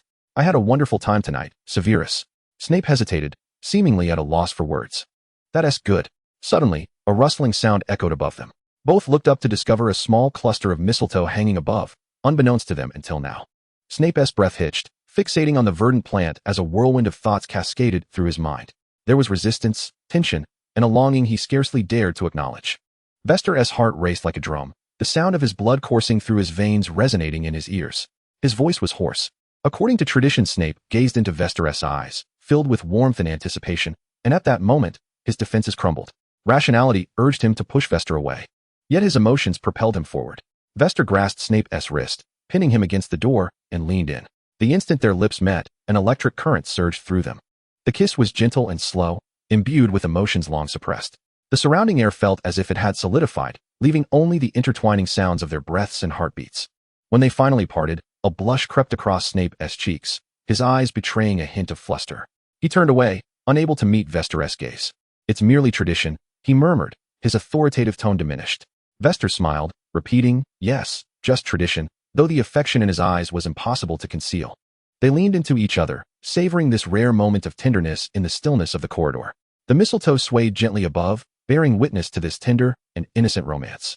The day following the Christmas ball, Vester met with Dumbledore and Grindelwald in the headmaster's office. After presenting the gathered information, Dumbledore concluded, "We possess sufficient evidence to confirm that Voldemort has transformed the Slytherin locket into a Horcrux, concealing it within a cave by the sea. This cave is fortified with numerous defensive enchantments. We must retrieve the locket ourselves." Grindelwald remarked languidly.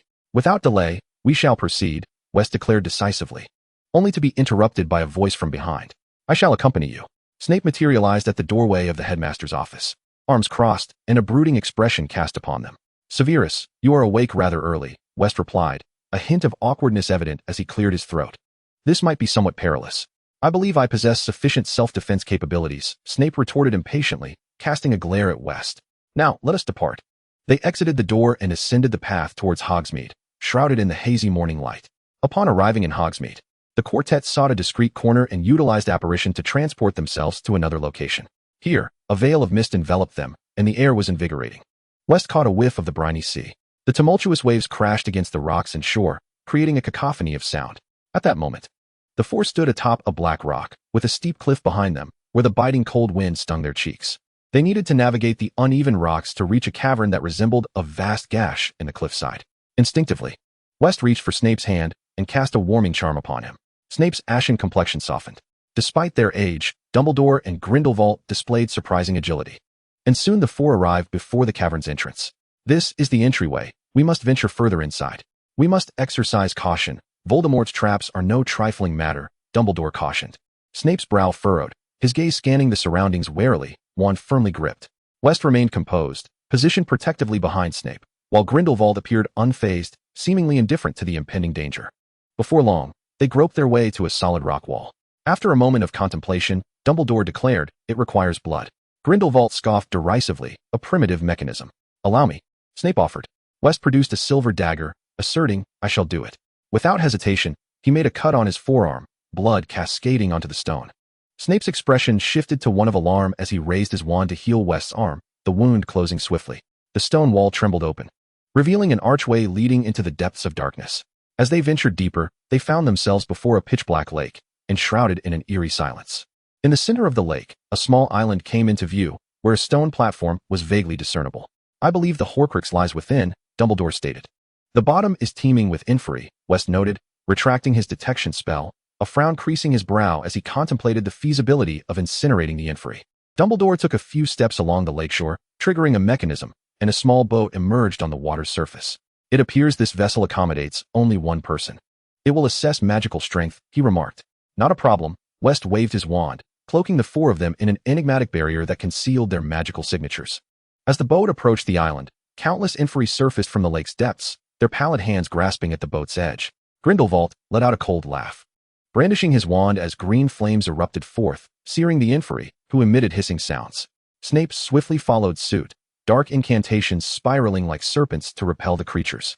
"Wait," Dumbledore exclaimed, his eyes widening as he recognized a familiar figure. "West, can you control that Inferius?" West raised his wand, and a black chain burst forth from its tip, ensnaring the Inferius Dumbledore had indicated and dragging it onto the island. Dumbledore crouched down, his expression shifting in the dim cavern. "Regulus?" Snape's demeanor grew peculiar, clearly recognizing the unfamiliar yet known figure. They had once worked under Voldemort, only for Regulus to mysteriously vanish. Little did they know, fate had ensnared him in this lake, transforming him into a mindless Inferius. What on earth transpired? Dumbledore murmured, sighing heavily. Only West approached the stone platform, gazing at the basin filled with potion, frowning. "This potion is indeed a clever contrivance of Voldemort's." Grindelwald patted Dumbledore's shoulder, prompting him to rise and approach the stone platform. "Allow me to drink it." Grindelwald's expression hardened as he snatched the cup away. "I cannot permit that." West, exasperated, offered, "We need not drink it ourselves. Let us depart first, shall we? I have a plan." "What plan?" Snape inquired, unable to contain his curiosity. West smiled innocently. "We can find someone else to drink it, can't we?" Grindelwald raised both hands in agreement. "At this juncture, shall we take him back?" He gestured towards the infurious ensnared on the ground. Very well, Dumbledore nodded. Chapter 87, Creature's Secret. With Regulus in tow, the four returned to Hogsmeade. Dumbledore gazed at the unhinged Regulus, who could only instinctively howl and lash out. His once rosy complexion now pallid. He sighed, let us return him to the Black family home. The Black family residence, located at number 12, Grimmauld Place in London, was typically concealed by a muggle-repelling charm, visible only to those aware of its location. As Dumbledore approached, a dilapidated old house squeezed between the neighboring numbers 11 and 13 sprang into view. The exterior appeared grimy and disheveled, with aged walls and filthy windows, exuding an aura of foreboding decay. West raised an eyebrow in astonishment, surprised to see the state of the Black residence. Snape let out a disdainful snort, a flicker of disgust and contempt crossing his face. West entwined his fingers with Snape's, and in that moment of connection, Snape's discomfort eased considerably. Would you care to return first, Severus? West inquired. Snape shook his head. No, let us proceed inside. Dumbledore stepped forward and knocked on the door. Inside, a flurry of urgent voices called out, Creature, go answer the door, followed by a string of curses. After a moment, Sirius opened the door, revealing a disheveled head of hair. Dumbledore? West. Sirius's gaze landed on West, his heart lifting until he noticed Snape standing beside him, their hands intertwined. Sirius Black froze, rigid at the threshold, as if even the gentlest breeze could shatter him. Perhaps we could enter and speak, Sirius? Dumbledore suggested gravely. All right, Sirius stammered. Once inside the old house, Sirius finally noticed the infurious bound behind them. Regulus? Sirius's eyes widened in disbelief, fixated on the familiar visage. He stood in shock, grappling with the reality of the situation, his mind a blank as he tried to comprehend what had transpired. Regulus's face was a ghastly pallor, his eyes clouded and devoid of their former vitality. His skin had begun to decay, emanating a foul odor. How could this happen? Sirius murmured in despair. He lunged forward, grasping Regulus's wrist, only to recoil at the eerie, soft texture, instinctively releasing his grip. A metallic taste filled his mouth. Previously, Sirius had speculated that Regulus might have perished during a mission before Voldemort's downfall or faced retribution for attempting to withdraw from the Death Eaters. Yet, he never envisioned that his despised brother, who had diverged from his ideals, would metamorphose into a lifeless, soulless infurious. What on earth happened? Sirius leaned helplessly against the corridor wall, questioning the unfathomable. Dumbledore sighed heavily. We do not know, Sirius. However, I must inform you that we discovered Regulus in the cave where Voldemort concealed his Horcruxes. I believe we should bring him back. At that moment, a piercing scream echoed from the staircase. Wister, gently caressing Snape's palm, turned to face the house elf standing at the stairway. The creature, aged and stooped, bore ashen skin and drooping eyelids that obscured murky eyes. The elf trembled violently, its parched lips emitting indistinct whimpers. Suddenly, it collapsed onto the ground, a shrill and hoarse wail erupting from its throat. My master, Regulus. Tears cascaded down its sunken cheeks. Creature struggled to approach Regulus, raising his gaze to meet the lifeless eyes of his master, howling in despair. It's all Creature's fault. Creature should not have left his master alone. It's all Creature's fault. Creature, you know what happened? Sirius roared, his eyes burning crimson. And no, Creature does not know. Master Regulus forbade Creature from telling anyone. The elf cried out in anguish. Can we quiet down? Wister interjected. Let us first deliberate on how to address this issue. He glanced at Regulus. For instance, to grant him peace, I can dispel the dark magic upon his body. Please, Wister, Sirius implored. Wister pointed his wand at Regulus's brow. A green light emanating from the wand tip and penetrating Regulus's skin, inscribing an intricate sigil upon him. As the sigil shattered, the dark enchantments binding Regulus were lifted, and his uncontrolled form gently slumped. Creature supported Regulus as he lay down, tears pattering onto Regulus's mottled arms. Let us bury him as soon as possible, Wister directed tersely. Snape, perplexed, inquired, what transpired back then? Though he had once been a Death Eater alongside Regulus, they had never been close. He could not comprehend how Regulus had ended up in such a state. Having visited that cave previously, he was unaware of why Regulus had been dragged into the depths of the lake, becoming one of them. Wister softly asked, Creature, it appears you know something. Do you not? Did Regulus impart any last wishes to you? He crouched down, coaxing gently. Tell me, I can assist you in fulfilling your master's desires. Creature lifted his head, his eyes resembling aged marble steeped in tears. He recognized the youth before him, the sole heir of the Somerset family, Amy's master. Suddenly, Creature knelt before Wister, his forehead striking the cold floor with a heavy thud, pleading, Please, Master Somerset, help my little master. He instructed me to destroy something. Dumbledore and Grindelwald exchanged glances. Creature began to slap himself across the face, exclaiming, It's all Creature's fault for being useless. Creature failed to accomplish what his master entrusted him. Creature, cease at once, Wister commanded. Creature instinctively halted, freezing in place. Sirius shouted from the side. Why didn't you tell me any of this? Yet Creature ignored him, fixated on Wister. Tell me, what did your little master instruct you to destroy? Wister inquired. After a moment of hesitation, Creature rose and ascended the stairs. When he returned, he held a golden locket, intricately adorned with emeralds shaped like serpents on its front. It's the Slytherin locket, Snape remarked, his expression complex. Chapter 88, The Hidden Truth. Wister accepted the Slytherin locket from Creature, weighing it in his hands. Feeling the soul vibrations emanating from within, and clicked his tongue in amusement. This is genuine. So, the one in the cave was a fake? Snape furrowed his brow. His tone certain. Black must have swapped the locket? What truly transpired? Dumbledore softly inquired, appearing suddenly aged. This weariness was not merely physical. It was as if his once vibrant spirit had succumbed to profound decay. Creature, tell me. Sirius gasped, issuing a command. Creature's voice was hoarse and dull, recounting. 1 year after Master Regulus joined the Death Eaters, he visited Creature in the kitchen. Master said Creature should not weep. He mentioned that the Dark Lord desired a house elf. Master Regulus offered Creature, saying it was an honor, and thus Creature went to the Dark Lord. The Dark Lord took Creature to a large cave by the sea, which housed a black lake. Creature's voice trembled with fear as he continued. The Dark Lord commanded Creature to drink from a stone basin filled with potion. As Creature drank, he witnessed many horrific visions. Creature begged Master Regulus for rescue, pleading with the mistress, but the Dark Lord merely laughed, forcing Creature to finish the potion and discarding a locket into the empty basin. Creature was dragged beneath the lake, his eyes bloodshot. Yet Master Regulus had told him to return home. Master Regulus instructed Creature to hide, and one day, he brought Creature back to that cave. Creature wept bitterly as Master Regulus gifted him a fake locket, instructing Creature to wait until the basin dried before switching the lockets.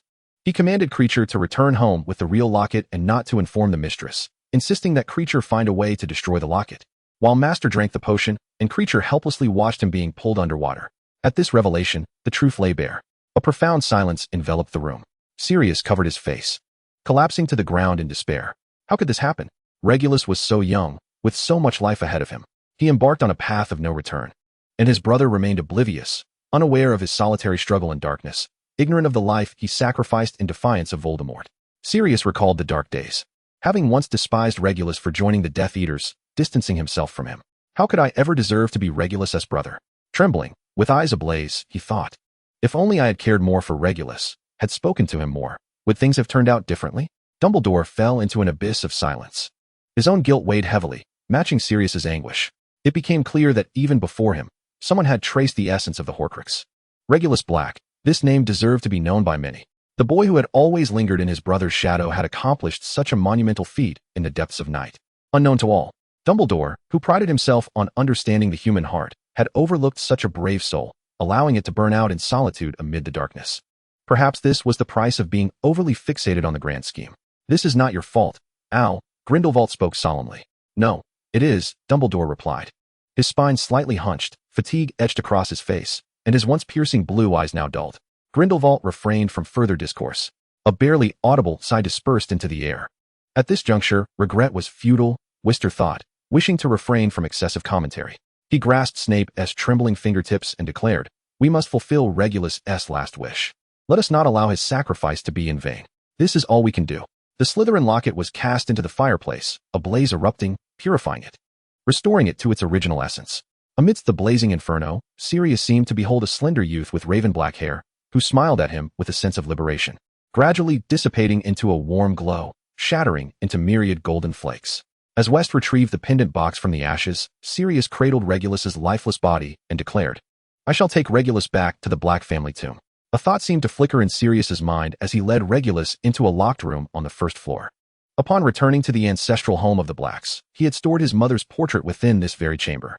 A sharp tirade of curses erupted within, only to be abruptly stifled, as though a hand had clamped around her throat, transforming into a mournful wail. The vanished younger son had returned home once more. Now a frigid corpse. Regulus, unlike his brother, took pride in his pure blood and the legacy of the Blacks, his veins coursing with an innate arrogance. The family was both his pride and his prison. In the searing pain that consumed him, Regulus, what horrific visions did you behold? Was it the soulless visage of the Dark Lord, the silhouette of your departing brother, your mother's indifference and pressure, or the blind obedience and guilt that gnawed at your conscience? Amidst your suffering, did you not feel a semblance of release? The path of redemption you traversed with your life, the shackles of family you betrayed with your existence. The proof you sought to offer your brother that you were not beyond salvation as a dark wizard. In every moment of struggle, in the final epiphany of your life, did you ever contemplate the possibility of rejuvenating the cold Black family with an eternal, utterly transformed glory? Tears from Mrs. Black's portrait seeped through, dropping one by one onto the dust-laden floor of the Black mansion. West felt the tremor beneath his feet and looked up in astonishment. Some ancient family estates possess a life of their own. Leading Snape by the hand, West explained under his puzzled gaze, the Black mansion acknowledges Regulus, it mourns for him. The intangible yet sacred family magic began to pulse within the aged dwelling. Suddenly, a soft glow seeped from the cracks of the Black mansion. The peeling family tapestries quivered and smoothed their creases, the portraits in gilded frames shed their mildew, and the ancestral robes shimmered anew with a silken luster.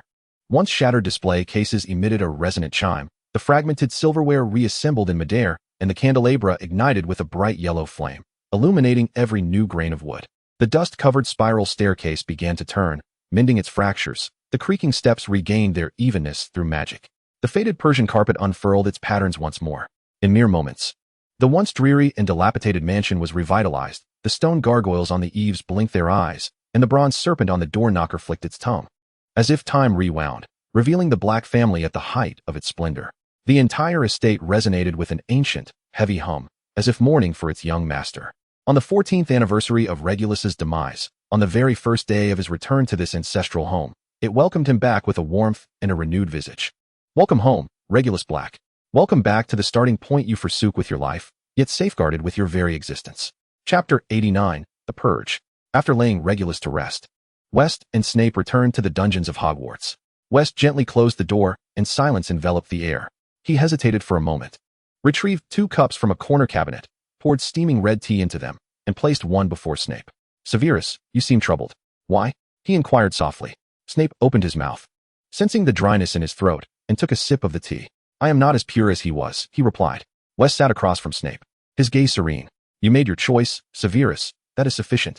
Snape lifted his head. You always indulge without limit. He relaxed his brow, appearing somewhat relieved. Suddenly, an owl's hoot echoed from outside, shattering the stillness. West rose to open the door, revealing a night owl pecking at the dungeon's entrance. West accepted the letter it bore. Whose is it? Snape inquired. From Remus Lupin. West unfolded the letter, read it, and handed it to Snape. Snape took the letter, scrutinizing it as his expression grew increasingly grave. Fenrir Greyback is executing traitors? He asked. The very werewolf leader who bit Lupin, is it not, Severus? West's lips curled into a playful smile. Do you believe he would willingly submit? Impossible, Snape replied with disdain, his gaze icy. He has utterly lost his humanity. Then it shall be straightforward, West said, pulling out a fresh piece of parchment, his quill dancing across it with a soft rustle of ink. After composing his reply, he whistled for the owl and secured the letter to its leg. What are you planning to do? Snape's internal alarm bells rang. West squinted, his expression flickering with the shifting candlelight. If we cannot persuade him, then let us eliminate him. Moonlight cascaded through the fractured clouds, illuminating the English moors. Guided by the marauder's map sent by Lupin, West led his team into a forest perpetually shrouded in mist. The damp, decaying leaves crunched beneath their feet, the air thick with the metallic scent of mingled blood and earth. Caspade followed silently at West's side. Behind them, 32 wizards marched in synchrony, their black cloaks billowing in the night wind like a silent flock of crows. This private armed force, secretly trained in Somerset, consisted of wizards adept in combat magic. Notably, each bore a small muggle firearm on their belts, a lethal weapon enhanced by magic, capable of firing both ordinary bullets and specially crafted magical ammunition. West had named this brigade the Ouroboros. West. Lupin's figure suddenly materialized ahead in the line, the blue glow of apparition still fading. He surveyed the fully armed group, a look of surprise and unease crossing his pale features. Lead the way, Lupin, West commanded, brushing a fallen leaf from his shoulder, his demeanor unruffled. Lupin tightened his grip on his wand, his throat constricting as he spoke. I wish to inquire, what exactly do you intend to do? Greyback has captured 3 recovered werewolves. And I will rescue them, West interrupted, his emerald eyes glinting in the moonlight. Lupin's tense shoulders finally relaxed as he turned to lead the way, the blue light at the tip of his wand illuminating the dense fog of the night. The group advanced under the moonlight, silently winding deeper into the woods. As Lupin parted a thicket of thorns, a dark cave yawned before them. At the cave's mouth, 3 or 4 werewolves were hunched over a bloodied carcass of a deer, their sharp fangs violently tearing at the twitching limbs, dark red entrails dripping down their claws onto the ground. Hello, a cheerful greeting abruptly pierced the stillness. West stepped out from the shadows, hands in pockets, his smile serene in the moonlight. The werewolves snapped their heads up, their murky eyes flashing with ferocity as they let out a deafening growl, swiftly arching their backs to pounce. West remained unmoved, his emerald gaze narrowing into serpentine slits. An unseen force surged forth like a tempest, sending several werewolves shrieking backward, crashing into the surrounding ancient trees. The bark splintered, spiderweb-like fissures spreading across their surfaces as the creatures convulsed and tumbled to the ground, leaving behind long trails of blood. A cacophony of sounds reverberated through the depths of the cave, as a pack of werewolves surged forth in rapid succession. West's gaze swept over the throng of wolves, honing in on Fenrir Greyback, who stood at the rear. Was this all there was? Where were the others? The remaining werewolves have already been lured away. Lupin murmured beside him. Both Lupin and Ouroboros had cast disillusionment charms, rendering them undetectable. West was merely a bait to attract the werewolves. Fenrir Greyback fixed a cold stare upon West, contemptuous of the foolhardy wizard daring to tread upon the wolves' territory. He howled towards the heavens, the sound causing leaves to tremble and fall. This will be your grave. How tiresome, West thought, yawning as he stepped aside. With the lifting of the disillusionment charms, the Ouroboros wizards materialized like specters, encapsulating the werewolves within a magical circle. Fenrir, consumed by rage, roared, "You dare!" Before he could finish, he lunged at West with astonishing speed. Caspar drew his weapon without hesitation and fired, the bullet striking Fenrir's thigh with precision. The werewolf collapsed to the ground, staring in panic at the blood gushing from his wounded leg. Fear of the unknown etched across his features. He shrieked in terror, "What manner of magic is this?" He had no time for a second attack. Without a moment's pause, Caspar squeezed the trigger once more, sending a spell-imbued silver bullet into Fenrir's skull. Greyback's pupils dilated in an instant, his body crashing to the earth, brain matter and shattered bones splattering across the ground. West toyed with the intricate pistol in his hand. Reflecting, the ingenuity of muggles should not be underestimated. No matter how powerful a wizard may be, flesh remains as fragile as that of a muggle. A well-placed shot is enough to seal one's fate. This was a display of absolute dominance. As comrades fell one by one, the few remaining werewolves finally succumbed. Trembling as they cowered on the ground. "We surrender. We beg for mercy." Lupin, his nerves taut from the carnage, felt a sudden release. "Very well, if you are willing." But he quickly froze, realizing that the wizards present had no intention of halting their assault. Lupin glanced helplessly at West, who merely smiled faintly. "Too late, Lupin. Dangerous beasts have no right to exist." As West's words echoed, the last of the werewolves were dispatched. The Ouroboros wizards swiftly delved into the cave, rescuing several humans abducted by the werewolves, along with those who had ingested the modified wolf venom. They prepared to transport the survivors to a secure refuge, ensuring they would receive proper care and protection. Thus, the werewolf tribe was wholly subjugated to the Order of the Phoenix, aligning themselves against the Dark Lord. Chapter 90. Does that kiss count? The following day, as Snape awoke, West lay beside him, gazing intently. West tucked a strand of Snape's dark hair behind his ear. "Good morning, Severus." Snape noticed the dark circles under West's eyes. "When did you return? Has everything been resolved?" "Around dawn, I suppose." "It is settled," West replied. Snape inquired, "Did you truly kill them?" West met Snape's gaze, responding earnestly, "Yes, Severus. I show no mercy in such matters. If you still recall, taking a life can fracture one's soul." Snape's tone was stern, though concern flickered in his eyes. West flashed a smile. "Not for me, Severus. My use of dark magic bears no repercussions, and in truth, it was not my hand that struck the blow." Yawning, West leaned against Snape, wrapping an arm around his waist. "Do not worry, it is only 7. Stay with me a while longer." Snape, slightly relenting, replied dryly, "If you remember, I have classes to attend." He nudged West's arm, prompting West to reluctantly withdraw his embrace. "Very well." Snape rose, tossing the blanket over West's face, and strode into the bathroom. Upon exiting, Snape found West peacefully asleep, his tousled red hair spread across the pristine sheets like a blossoming mandrake. Snape tread lightly as he left the cellar. After class, Harry caught up to Snape. "Professor, is West in the cellar?" Snape lowered his gaze to Harry, noting the boy's height had reached his chin, which irked him slightly. He recalled West towering over him, inwardly cursing the Potters for their giant stature. Harry's gaze was resolute as he looked up at Snape, filled with respect. He straightened his back slightly, speaking with a tone of deference. "I wish to speak with him. Professor Snape, perhaps you could come back in the afternoon?" Snape replied curtly, "He is not awake yet." Harry, puzzled, stammered, "But it is already noon." Snape shot him a glare, prompting Harry to awkwardly chuckle. "All right, I shall return in the afternoon. Goodbye, Professor." Upon returning to the cellar, West was leisurely sipping tea while reclining on the sofa. "Is the master entirely unbothered?" Snape inquired. West pushed a cup of brewed tea towards Snape. Indeed. I find myself rather idle. Perhaps you could find me some tasks? Snape raised an eyebrow in confusion as he took a sip of tea, such as, for instance. West took the teacup from Snape's hands, placed it on the table, and pecked him on the lips, like this. Snape shoved him away. I believe you are asking for a beating. Are you truly not going to kiss me? West inched closer, undeterred. I thought we were already together. Snape recalled the lengthy kiss beneath the mistletoe, clearing his throat uncomfortably. Does that kiss from Christmas Eve not count? West feigned a pout. After a long pause, Snape finally managed to retort, it does count. West clutched his heart dramatically. But Severus, you are unwilling to kiss me. Alas, it appears to be my fate. Snape, unable to contain himself, grasped West's chin and kissed him. Well, it was more of a collision. They bumped together, and Snape felt his lips tingle awkwardly as he stood back. To his surprise, West chuckled softly, pulling Snape down towards him.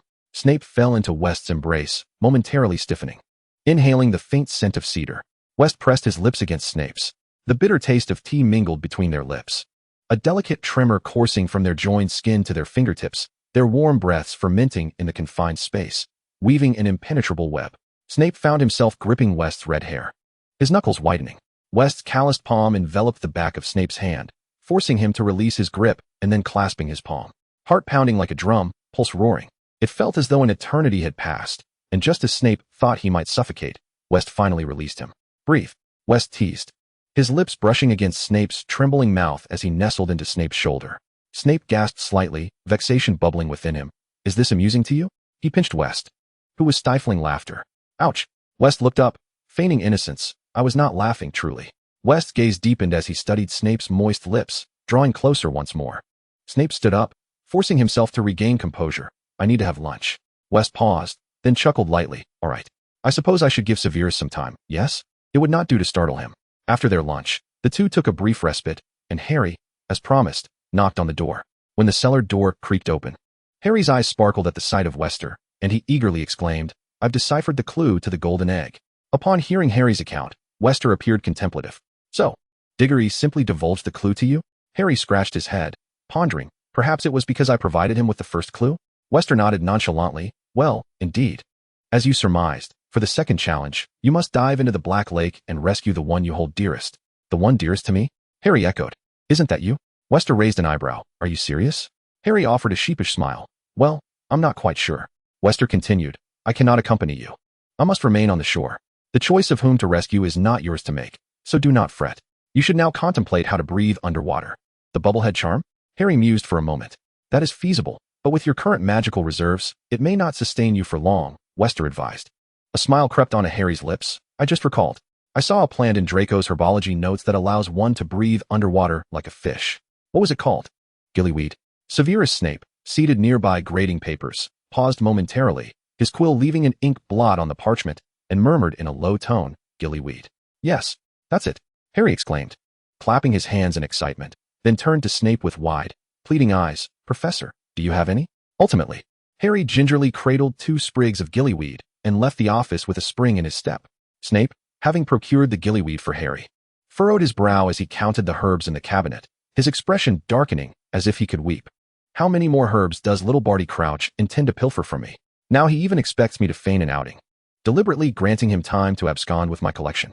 Wester wrapped his arms around Snape from behind, whispering in his ear, It's all right, soon, we shall make him pay. Severus. Chapter 91, Night Patrol and the Marauder's Map.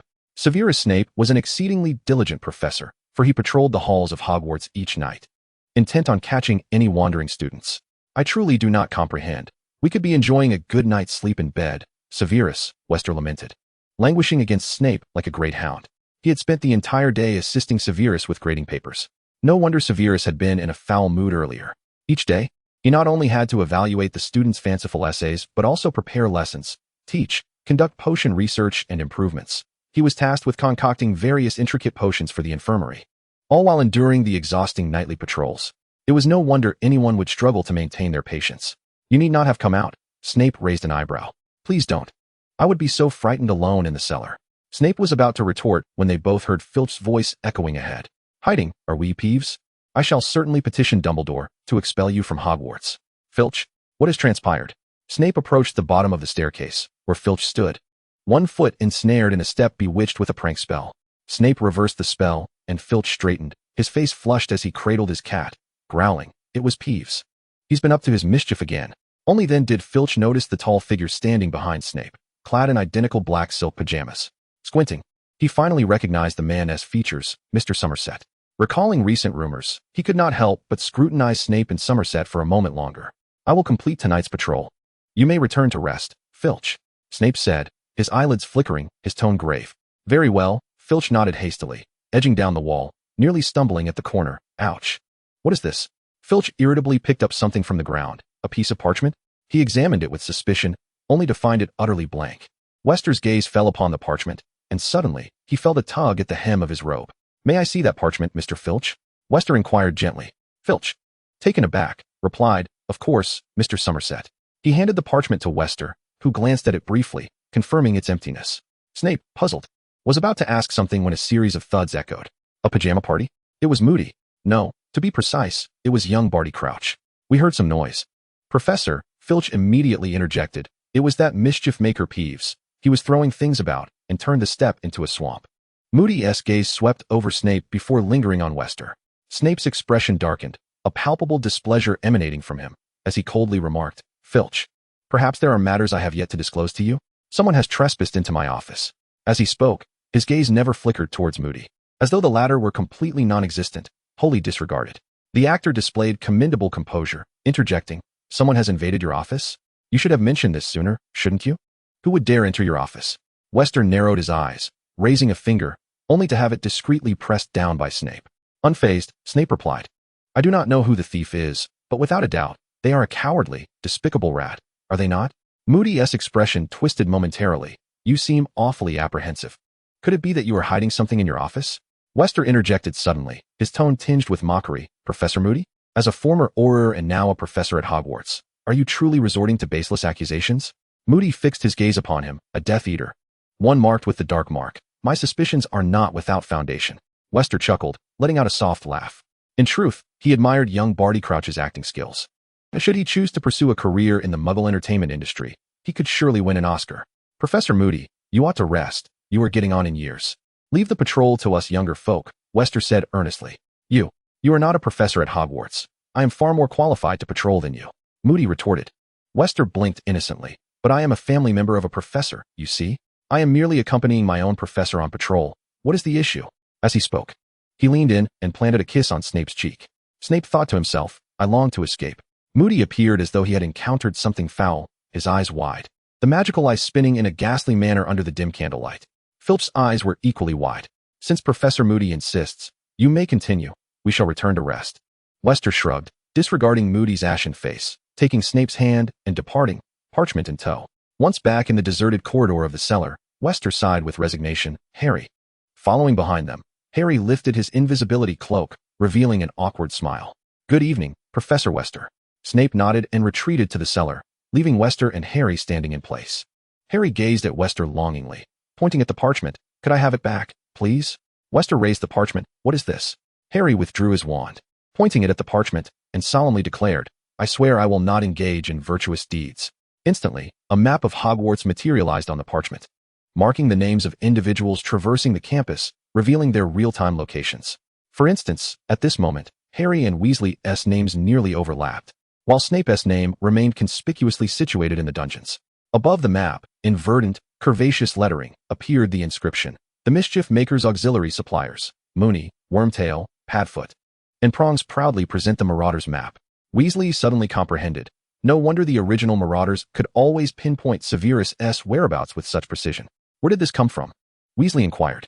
Fred and George wished to open a shop, and I provided them with a modicum of sponsorship. In return, they bestowed this upon me, Harry elucidated. So, as soon as you acquired this artifact, you couldn't wait to embark on a nocturnal escapade? Nearly getting caught by Filch? Weasley retorted, his expression one of incredulity. Harry's face flushed crimson. Who knew I would be so unfortunate? I intended to sneak into the Slytherin common room. You should be thankful you weren't discovered by Moody. Weasley whispered, glancing at the map where old Barty Crouch's name appeared. Otherwise, he would have realized that the missing Barty had been hidden within Hogwarts. And I believe you can imagine the consequences. Harry slumped his shoulders, murmuring an apology. Confiscated, Weasley declared mercilessly, I shall return it to you after the second task concludes. Once Harry departed, Weasley clutched the Marauder's map and returned to the dungeons, eagerly unfurling the map upon encountering Snape. Snape's gaze swept over the signatures of Moony, Wormtail, Padfoot, and Prongs, and a flicker of disgust flashed in his eyes. Potter S? Indeed. Would you like me to craft a superior version for you? Weasley inquired, his fingertips gliding over the slightly warm parchment. In mere minutes, he had deciphered the map's creation principles. To an alchemist, the so-called Marauder's map was merely a crude illusion. I assure you, my new map will be more precise and discreet. Snape appeared somewhat intrigued. This artifact, capable of revealing the entire school's movements, was indeed highly alluring to him. With it, nocturnal students shall find it impossible to evade your watchful gaze. Severus, Weasley said with a mischievous smile, rolling the map into a tube, envisioning the ease of catching offenders in the act. Very well, Snape replied without hesitation, a glimmer of barely perceptible anticipation crossing his features. Chapter 92, The Second Task. Harry transformed into a serpent, slithering across the frigid floor, utilizing the strength of his abdomen to navigate from the doorway to behind the sofa, away from the blazing hearth. He lifted his head, resting it upon the soft arm of the sofa, and beheld a peculiar infant curled within its cushions. The child's pallid skin bore an eerie bluish hue, and those familiar crimson eyes were half closed. He opened his mouth, emitting a shrill sound. Is Crouch's operation proceeding smoothly? Master, thus far there appear to be no issues. A woman with curly hair knelt on the ground, her expression fervent. However, if I may say, I ought to be involved in this undertaking. I could accomplish the task more swiftly than Crouch. Enough, Bella, Voldemort admonished. Your duty is to provide close protection for your master. Yes, my lord, Bella said. Her head bowed in trepidation. Harry felt Voldemort's gaze alight upon him, causing every hair on his body to stand on end. My poor Nagini, are you starving? Once I regain my corporeal form, I shall ensure you are well fed, he thought. Suddenly, Harry jolted awake. He sat up, feeling a dull ache in his skull, hastily reaching for the potion on his bedside table and swallowing it in one gulp. Nagini? Harry recalled the dream and found it perplexing. How could he have transformed into a serpent? Harry? Ron was roused by the commotion, rubbing his eyes as he sat up. With a wave of his wand, Harry conjured the time, revealing it was 6 o'clock. I'm up early, he said hurriedly, heading into the bathroom to prepare for a shower. When Harry emerged, Ron had already tidied up, and the two made their way to the Great Hall. Feeling anxious before the competition, Ron muttered, Perhaps we are among the first to arrive at the hall. Are you certain you're all right, Harry? The contest is about to commence. Harry replied calmly, Don't worry. Ron, I'm fine. Yet, for reasons unknown, he longed to see Draco soon. Upon reaching the hall, they found only a sparse number of individuals present. As Harry and Ron consumed their breakfast, more students trickled in. Harry's gaze uncontrollably drifted toward the Slytherin table, where he spotted Pansy and Blaise. Yet Draco was conspicuously absent. Ron, equally puzzled, asked, Where's Hermione? She's usually among the first to arrive. Harry stood, approaching Pansy and Blaise. Good morning, Parkinson, Zabini. Have you seen Draco? He inquired gently. Pansy scrutinized Harry from head to toe, causing him to feel somewhat uncomfortable. He was taken away by the headmaster this morning. He hasn't returned yet, Blaise said. There's no need to worry, Potter. Harry nodded. All right, thank you. He recalled the details of the second task and confirmed that Draco was his most significant concern, yet his absence still left him feeling uneasy. By the way, Potter, when will Weasley return? Pansy suddenly asked. Oh, why do you ask? Harry scratched his head. Perhaps soon. I'm not entirely sure. The Slytherin serpent was quite astute. Pansy, in particular, was observant enough to notice the unease in the Savior's eyes. Finding no further inquiries forthcoming, Pansy shrugged. Very well. She simply had a bold hypothesis to verify. Harry returned to Ron, clutching the gillyweed nestled in his pocket, feeling somewhat reassured. Ron continued to search for Hermione, biting his lip in anxiety. Harry understood that Hermione was most likely crucial to Chrome, but he kept this thought to himself, knowing it would only set Ron off. Half an hour before the contest, Harry and Ron arrived at the event site. Ron found a good spot in the audience, waving at Harry while his eyes darted around restlessly. Harry Potter, come here. Ludo Bagman exclaimed upon spotting him, excitement evident in his voice. Cedric, Fleur, and Crumb gathered around him. In a moment, you shall stand here. I trust you are all prepared? Bagman asked. Harry's gaze met Weasley's at the judges' table, who nodded at him. Of course, Crumb appeared particularly confident. Fleur tossed her long hair and secured it back. Cedric wore a smile that curled at the corners of his mouth. Harry felt somewhat distracted, worrying about Draco beneath the Black Lake. Draco had always been sensitive to the cold. He wondered if anyone had cast warming charms for him. How would he endure the frigid waters of the lake? All right, contestants. Take your positions, Bagman announced from the podium. For the second task, You must dive into the depths of the Black Lake and retrieve your respective treasures within 1 hour. Remember to be swift. Ready, set, go? As Bagman's whistle pierced the air, Harry shoved the gillyweed into his mouth and leaped into the water. Harry felt a sharp sensation, as if his cheeks were being sliced open, but soon discovered he could breathe freely and comfortably underwater. Relieved, he swam deeper into the abyss. The frigid waters of the lake enveloped him, as a myriad of enchanting aquatic creatures glided past, yet Harry remained unfazed. To be frank, he had neither the inclination nor the mindset to observe and appreciate his surroundings. Draco was still waiting for him. At that moment, several Grindylows sprang forth from the underwater vegetation below, their long, sturdy fingers grasping at Harry's ankles, attempting to drag him into the depths. Grindylows, those pale green beings residing in the Black Lake, possessed green teeth and sharp horns. Harry was not alarmed. His ample experience in defense against the dark arts equipped him well to contend with such magical entities, especially considering the rigorous training he had undergone with Weasley. With wand in hand, he pointed it at the Grindylows and released a surge of energy. The creatures, momentarily losing their grip, let go, allowing Harry to swim away. Soon, he beheld a cluster of stone houses, huddled together to form a village. In the village's center stood 4 pillars, each binding a person, encircled by several merfolk wielding forks. Draco! Harry exclaimed, a spark of hope igniting within him as he picked up a sharp shard of stone from the ground and severed Draco's bindings. Draco's normally pale skin shone brilliantly in the dimness of the lake, his eyes closed, trapped in slumber, his light golden hair floating in the water like a siren's allure. Harry cradled Draco in his arms and turned to Hermione, poised to lower her as well, only to be confronted by the merfolk blocking his path. Declaring that he could take only one. She is my friend, Harry asserted, unwavering as he brandished his wand. He pressed his face against Draco's, feeling the astonishing chill emanating from him. Time was of the essence. The merfolk, sensing the gravity of Harry's expression, hastily clarified, if no one rescues them, we will bring them up in an hour, you need not worry. Furrowing his brow, Harry caught sight of Cedric and Crumb in the distance. Confident that Hermione would be safe, he resolved to depart with Draco. The return journey proved even smoother than the arrival, and Harry swiftly brought Draco out of the Black Lake. As they broke the surface, Draco inhaled deeply, regaining consciousness. Harry? He gasped, instinctively wrapping his arms around Harry's neck, trembling from the cold water. It's all right, Draco, Harry reassured him, leaning down to place a gentle kiss upon Draco's golden hair. A wave of applause surged through the crowd. Harry Potter, our youngest champion has once again triumphed with astonishing speed, Bagman bellowed, his face flushed with excitement. With Bagman's assistance, Harry brought Draco onto the platform, where Madame Pomfrey awaited, producing warm towels to envelop both Draco and Harry. Goodness, poor children, dry yourselves off before you catch a cold. Harry took a moment to cast a few warming and drying charms on Draco, whose complexion gradually returned to warmth. Excellent magic, Harry, Draco remarked. Next to ascend was Fleur, who had been hindered by the Grindylows and was now anxiously scanning the water's surface. My sister is still down there, she exclaimed. Perhaps I should retrieve her, Harry pondered. A twinge of regret surfacing. She was but a child. Draco, irritated, ruffled Harry's disheveled hair. St. Potter, even if you don't rescue her, Hogwarts and the Ministry of Magic wouldn't allow her to come to harm, all right? Harry chuckled softly, the weight of guilt lifting.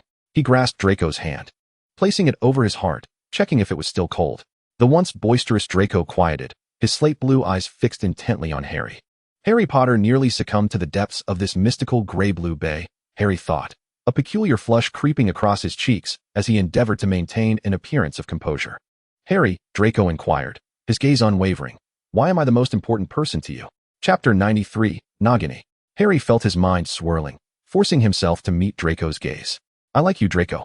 Simultaneously, Cedric emerged from the water with Cho, triggering a thunderous cheer that drowned out Harry's confession. Harry observed the smile that graced Draco's lips. Knowing he had heard the declaration, summoning his courage, he added, So, you, brothers, are you all right? Ron suddenly lunged at Harry, nearly knocking him off balance. Harry inhaled sharply, having lost the courage to voice his interrupted words, muttering in annoyance, Do I look like I'm in trouble? Draco chuckled softly and returned to Pansy and Blaze. At that moment, Crumb also emerged from the lake with Hermione, while Ron squinted, displaying an odd displeasure. I told you, Hermione has been missing all morning. He forcefully wedged himself between Crumb and Hermione, draping a towel over Hermione's head that he had taken from Madame Pomfrey. Gabrielle, Fleur cried, kneeling on the platform as she took her sister from the merfolk. Hermione approached Harry, exclaiming, Harry, you did brilliantly. I heard from Ron that you came in first. Ron stood beside her, sulking, his eyes occasionally darting toward Hermione. Dumbledore, along with several judges, conferred briefly before presenting the results to Ludo Bagman. Bagman took to the stage, his voice booming. Ladies and gentlemen, our judges have reached a decision. Based on 50 points, we shall score each champion as follows. Fleur Delacour, despite her excellent application of the bubblehead charm, failed to rescue her hostage. We award her 25 points. Victor Crumb employed a transfiguration spell, returning the third hostage. We grant him 40 points. Cedric Diggory demonstrated outstanding use of the bubblehead charm, returning the second hostage, but unfortunately exceeded the 1-hour limit by a minute. We award him 45 points. The students of Hogwarts, particularly those from Hufflepuff, erupted in jubilant cheers as Cedric embraced Cho, his smile radiant. And finally, Harry Potter, our youngest champion, achieved remarkable success with the gillyweed, returning within the stipulated time, securing first place. We award him 50 points. The students of Hogwarts cheered once more, their voices deafening. This time, Karkaroff dared not obstruct Harry. Throughout the discussions, he felt the cold, serpentine gaze of Somerset sweeping over him, instilling a sense of dread that made even breathing feel perilous. The second task concluded, and Harry, in a daze, realized another matter remained unresolved. He had been fixated on Draco in the stands, who was conversing with Pansy, only turning his head during the applause, their glances fleeting. Harry, Ron shouted in his ear. Did you hear what I said? Crumb had the audacity to invite Hermione to visit him over the holidays. Merlin S. Beard. Hermione's cheeks flushed, a blend of embarrassment and anger. Enough, Ron. What business is it of yours? It is absolutely my business. It concerns Harry too. You can't befriend Harry as competitor. This is a betrayal. Ron yelled. Hermione stared at him, aghast. Are you mad? Ron, would you be satisfied if I were with Neville? Passing by, Neville interjected. What? Neville, don't be rash. Of course, I wouldn't mind, Hermione replied. Ron shot him a glare. Enough, Neville. Hermione, unable to endure any longer, covered her ears and departed the scene, prompting Ron to hastily pursue her. Harry had been lost in thought since the moment he arrived, jolted back to reality by Neville's gentle pat on the shoulder. Harry, I hope you're all right, Neville inquired. Harry, somewhat absent-minded, nodded. I'm fine. Just a bit preoccupied. Just then, West appeared beside them. Neville, slightly intimidated by this unfamiliar judge, offered a brief greeting before discreetly slipping away. Harry managed a wry smile, suddenly recalling something important. I have something to tell you. At that moment, Dumbledore, West, Snape, and Harry sat within the confines of the headmaster's office, the implications of Harry's dream casting a contemplative shadow over the assembly. So, you dreamt that you transformed into a snake? Dumbledore asked. Yes, Harry replied, a hint of agitation in his voice as he took a sip of red tea, the sweetness making him momentarily dizzy. Snape, observing Dumbledore's changing countenance, queried. What do you know, Dumbledore? Dumbledore rubbed his temples, indicating that the matter was complex. I have my suspicions. Voldemort may have turned Nagini into a Horcrux. Nagini? Harry echoed, confused. The name of that snake. Dumbledore paused, seemingly reluctant to elaborate further. This summer, Bertha Jorkins was murdered. I suspect this may have been Voldemort's doing. He has once again fragmented his soul, transferring a piece into Nagini. It was indeed he who killed Jorkins, West explained. She was abducted by the Lestranges while on vacation. I discovered that Jorkins had previously worked for Crouch. She may have known the family's secrets and was subjected to a memory charm by old Crouch, which could explain her forgetfulness at work. Snape's expression hardened. So this is why young Crouch came to Hogwarts, is it? Voldemort broke Jorkins' memory charm, learned the date of the Triwizard Tournament, and deemed it a splendid opportunity. It appears so, Dumbledore nodded. As one of the Horcruxes, Harry, at some point, sensed Nagini's presence. Snape's demeanor grew grave, his voice low and hoarse. I always believed he had already prepared the 6 Horcruxes. Who could have predicted that the 6th would only be completed this year?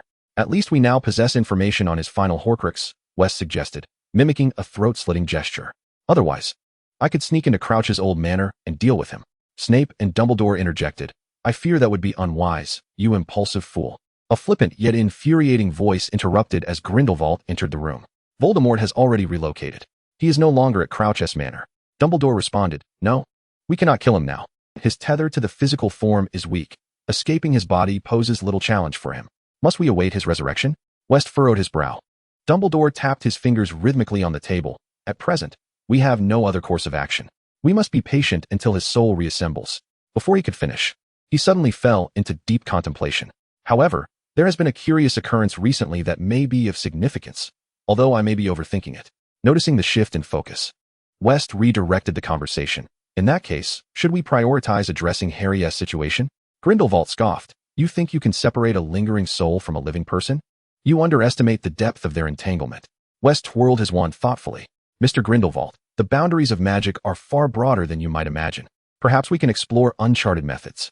As night descended, Harry tossed and turned, devoid of any inclination to sleep, his mind still preoccupied with the events of the morning. Suddenly, Ron sat up, their eyes meeting, and they instinctively rose together, making their way to the common room.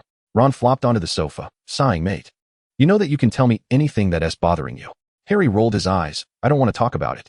"Ron, you interrupted my confession today." Ron's eyes widened in shock. "You were confessing to Malfoy?" He scratched his head in frustration. "I had no idea. I'm sorry, Harry." "What does it mean that he didn't reply, Ron?"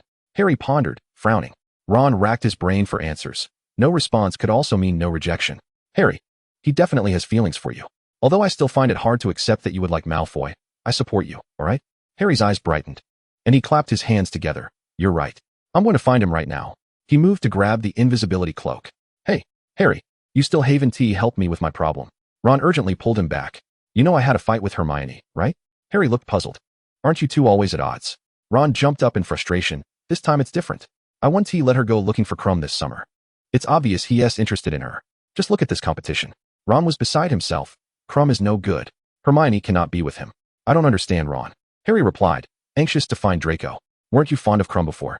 Besides, Hermione has the right to choose her friends and relationships." Suddenly, an epiphany struck Harry. "Ron, mate, you don't like Hermione, do you?" Though he wasn't the first to notice, he was the first to inform Ron. Others had kept quiet about Hermione and Ron, seemingly speculating when Ron would finally wake up.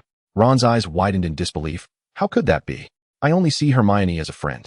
"Suit yourself," Harry shrugged. "You seem a bit jealous." "Honestly, I don't like seeing Draco and Crumb together either. If you don't like Hermione, then stop interfering with her social life." With that, Harry hurried back to the dormitory to fetch the invisibility cloak and rushed out the door, navigating the corridors cautiously. Harry arrived at the entrance of the Slytherin common room, slipping in behind a Slytherin student. Relying on his memory, he located Draco's dormitory, lifted the curtains of Draco's bed, and quietly cast a silencing charm. Draco appeared quite exhausted, already deep in slumber, half his face buried in a soft pillow. His golden hair fanned out on the green sheets. He looked tranquil, a slight smile gracing his lips, as if he were indulging in a delightful dream. Harry hesitated, ultimately deciding against waking Draco, not wanting to disturb his slumber. He removed the invisibility cloak and settled down beside Draco, gradually drifting off to sleep himself.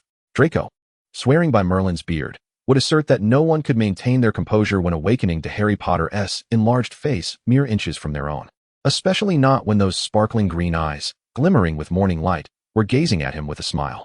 "Draco, good morning." Merlin knew how much effort it took for Draco to suppress the scream that nearly escaped his throat. "Harry Potter," he coughed, nearly losing his voice in shock. "Care to explain why you're here?" "You can speak, Draco." "I've cast a silencing charm," Harry replied, a shy smile gracing his lips. "I just wanted an answer regarding yesterday." His hopeful gaze locked onto Draco's. "You didn't reject me, did you?" Draco, with an impassive expression, delivered a swift kick to Harry, who winced in pain, his face a portrait of indignation. A satisfied smile crept upon Draco's lips as he mused. "I did not reject you yesterday, Harry. I knew you would be elated." Yet, his tone took a sudden downward turn as he added, "However, I must now contemplate the prospect of denying you." "What?"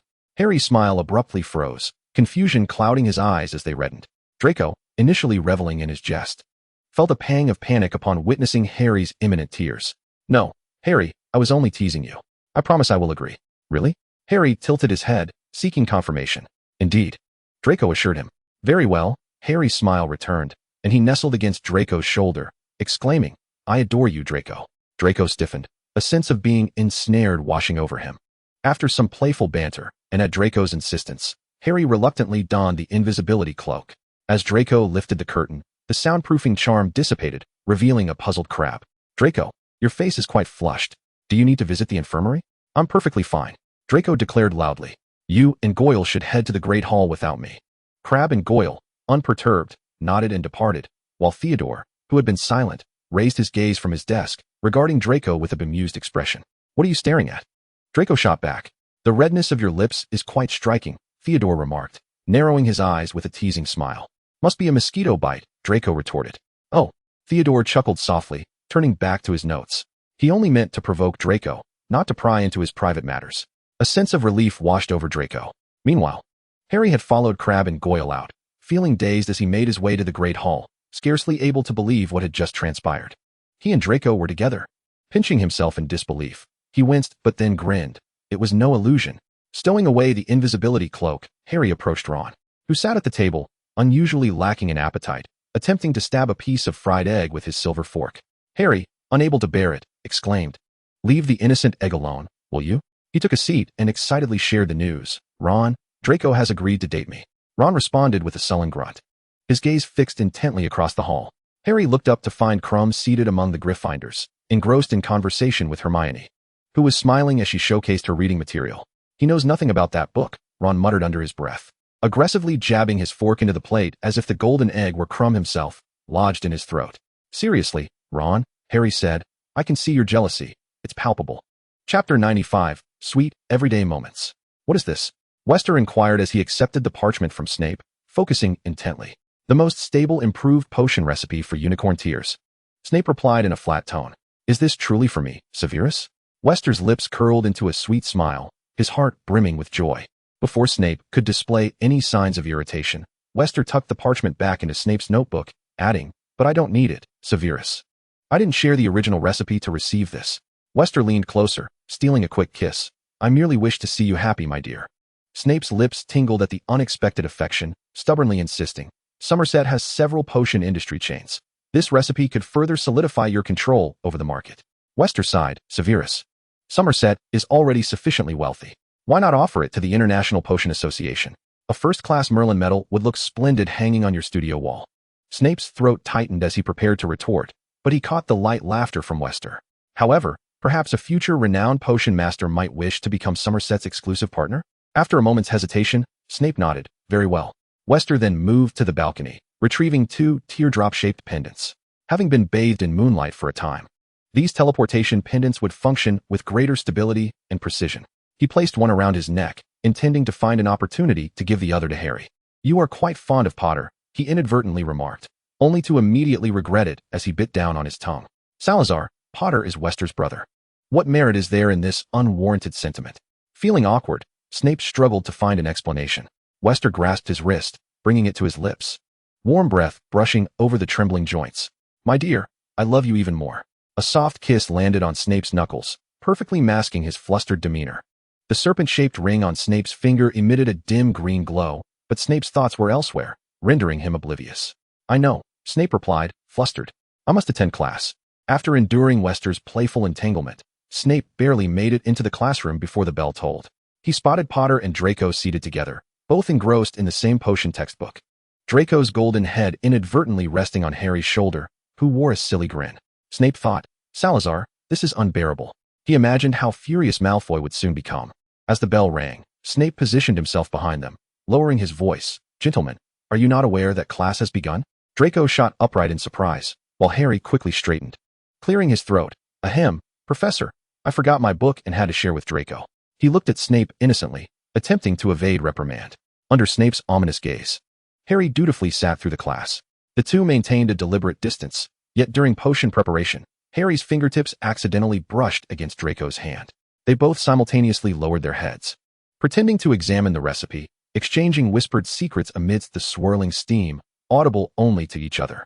As the class concluded, Hermione submitted her completed potion without a glance at Ron and exited the classroom. Draco, unable to resist, scoffed, "TSK, TSK, TSK, Weasley.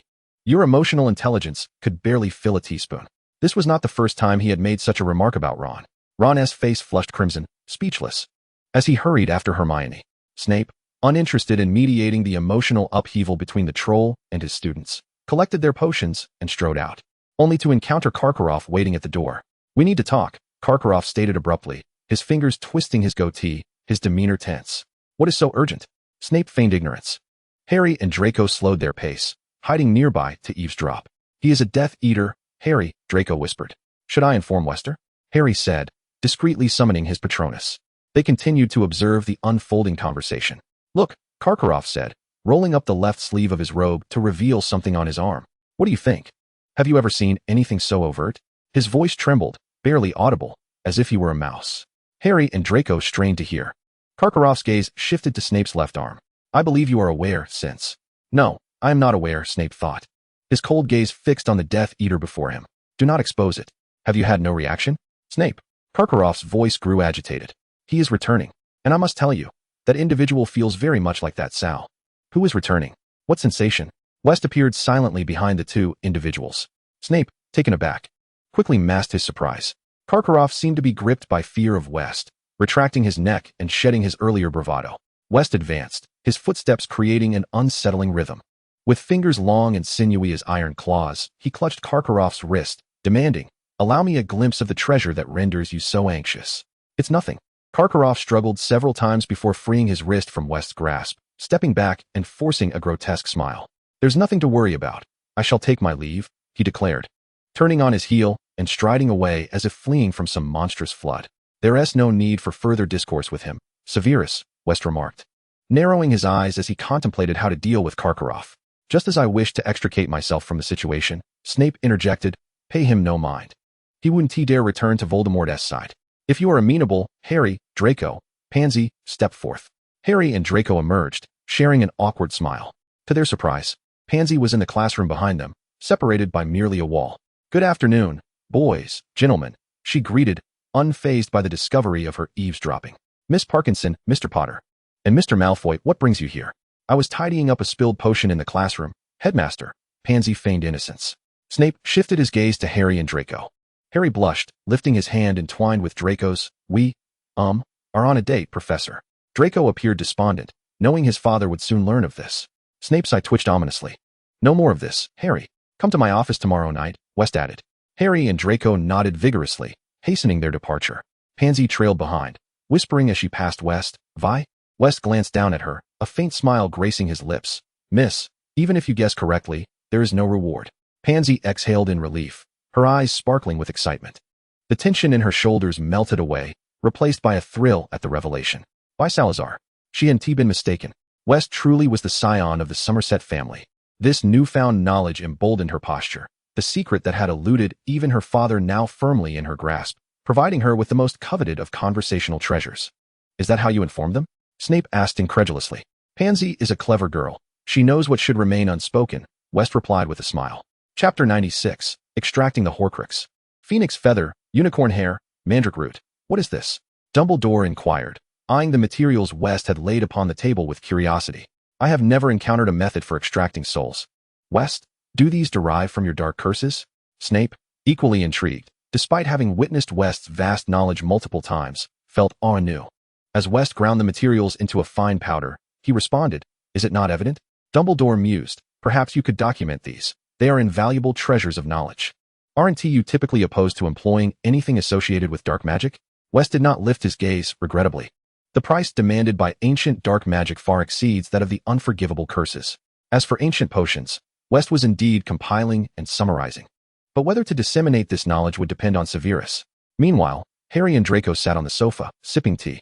Harry appeared somewhat anxious, while Draco, attempting to soothe him, curiously scrutinized the young man across from them.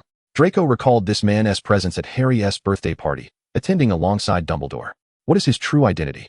Draco whispered to Harry. He is Grindelwald. I believe you are aware of him, Draco, Harry replied quietly. Draco's eyes widened in shock, his mouth forming an O, almost exclaiming. Of course I know. So is it true? Draco pressed, his lips pressed tightly together, his gaze flitting between Grindelwald and Dumbledore. What? Harry asked, puzzled. Harry, did you not read the previous edition of the Prophet? The unspeakable secret between Dumbledore and Grindelwald. Draco's voice dropped to a whisper, tinged with anxiety. I always thought it was a fabrication, by Salazar. Grindelwald cleared his throat and took a sip of tea, masking the smirk that threatened to surface. Harry, come here. West called as he finished preparing the materials. Draco patted Harry's shoulder in a gesture of comfort as Harry stood, his movements stiff, and approached West. Bear with it. West instructed succinctly, picking up a silver dagger and slicing a small incision into Harry's arm. Harry exhibited little reaction, but Draco gasped in shock, appearing more anxious than Harry. Dumbledore frowned slightly as well. Under West's guidance, Harry positioned his arm above a silver cup, droplets of blood cascading down to gradually saturate the potion powder below. Once the blood mingled with the powder, West withdrew Harry's arm, wand pointed at the silver cup, and began to chant an incantation. Meanwhile, Snape healed Harry's wound and administered a blood-replenishing potion, restoring some color to Harry's pallid complexion. Under the influence of the unfamiliar spell, the blood began to flow slowly, swirling with the potion powder in the cup, soon merging into a singular mixture. West took the phoenix feather, dipped it into the liquid from the silver cup, and began to inscribe a ritual circle upon the ground. Harry stood at the center, the floor beneath him adorned with crimson ancient script. This scene was undeniably eerie. After preparing everything, West stood upright and addressed Harry. It may cause some discomfort. Endure it. Harry clenched his fists. It's fine. I have awaited this moment for a long time. A small price to pay is nothing. West commenced the incantation. The words flowed from his lips. Intertwining with the ritual circle, the blood-red incantation began to slither like a serpent, coiling around Harry's ankles and inching upwards. Draco watched the bizarre spectacle, his complexion pale. Feeling a pang of concern for Harry, he struggled to suppress the scream lodged in his throat, silently praying to Merlin and Salazar for a favorable outcome. Snape and Dumbledore observed intently, their breaths quiet, while even Grindelwald stood on edge. This is exceedingly dark, he thought. He was no Dark Lord. West had surpassed him. Grindelwald's expression was grave. Harry fought against the urge to escape, gritting his teeth as the blood spell crawled over his body. West's incantation persisted. Soon, under the scrutiny of all present, the blood spell seeped into Harry's skin, vanishing without a trace. Thump, thump, thump. Harry heard his heartbeat accelerate, pounding furiously within his chest, as if it sought to leap through his throat. His blood felt ignited by flames, swirling like magma within his veins, scorching his very organs. Up until this point, Harry had not experienced overwhelming pain. It was merely hot, as though he stood at the mouth of a volcano, just as he thought to breathe easier. A throbbing began at his temples, his skull feeling as if it were being hammered relentlessly by countless steel nails, sharp pain erupting from the lightning scar on his forehead, each nerve feeling as if it were being gnawed upon. His knees buckled, and Harry collapsed onto the floor, cold sweat streaming down his face. Wasn't it supposed to be just a bit painful? Why does it hurt so much? Harry took a moment to reflect, finding a strange amusement amidst his suffering. However, the pain soon intensified, swiftly overwhelming any fleeting thoughts of levity. He was compelled to summon all his willpower to combat the agony and remain conscious. The torment caused his body to tremble, and cold sweat soaked the stone floor beneath him. Harry bit down on his lower lip, the metallic taste of blood spreading in his mouth. Draco too began to shudder, as if he were the one enduring the pain. When would it end? Harry felt he was nearing his limit. He could not restrain himself from speaking. As soon as the words left his lips, a pain scream erupted from him, blood seeping from his skin and staining his clothes crimson. Dumbledore paced back and forth, speaking up. Harry cannot endure much longer. West, can you not cease? West remained unmoved, continuing his incantation. Snape furrowed his brows. Dumbledore, something is amiss. He approached West and noticed that West's eyes had transformed into a deep, lifeless green, reminiscent of stagnant water. He had lost consciousness. Grindelwald's expression turned grave. Think of something. Harry is on the brink, Draco exclaimed, tears streaming down his face. Harry's awareness was fading. Were it not for his arms bracing against the floor, he would surely have collapsed. Dumbledore drew his wand, only to be halted by Snape. Wait. Snape stepped forward, leaning towards West's ear. West? His voice trembled with urgency. West stirred. He turned his head, his expression vacant, gazing into Snape's dark eyes. Awaken, Snape commanded, frowning. Blood oozing from Harry twisted into a crimson cord, forcefully extracting a lingering soul from within him. The specter emitted a low, guttural scream, ensnared by the bloodline, its visage taking on a serpentine form. In the next moment, it was violently thrust into a book on the floor. The incantation ceased. West collapsed against Snape, slumping onto his shoulder, slipping into unconsciousness. Dumbledore and Draco hurried to check on Harry, casting several diagnostic spells, relieved to find that aside from significant blood loss, he suffered no other ailments. Grindelwald picked up the book from the ground, incredulous. This book has become a Horcrux. Destroy it. Gale, Dumbledore instructed. Grindelwald tossed the book into a basin, and Dumbledore's wand issued a fierce flame that engulfed it. Snape laid West on the sofa, administering several vials of potion. His magic is in turmoil.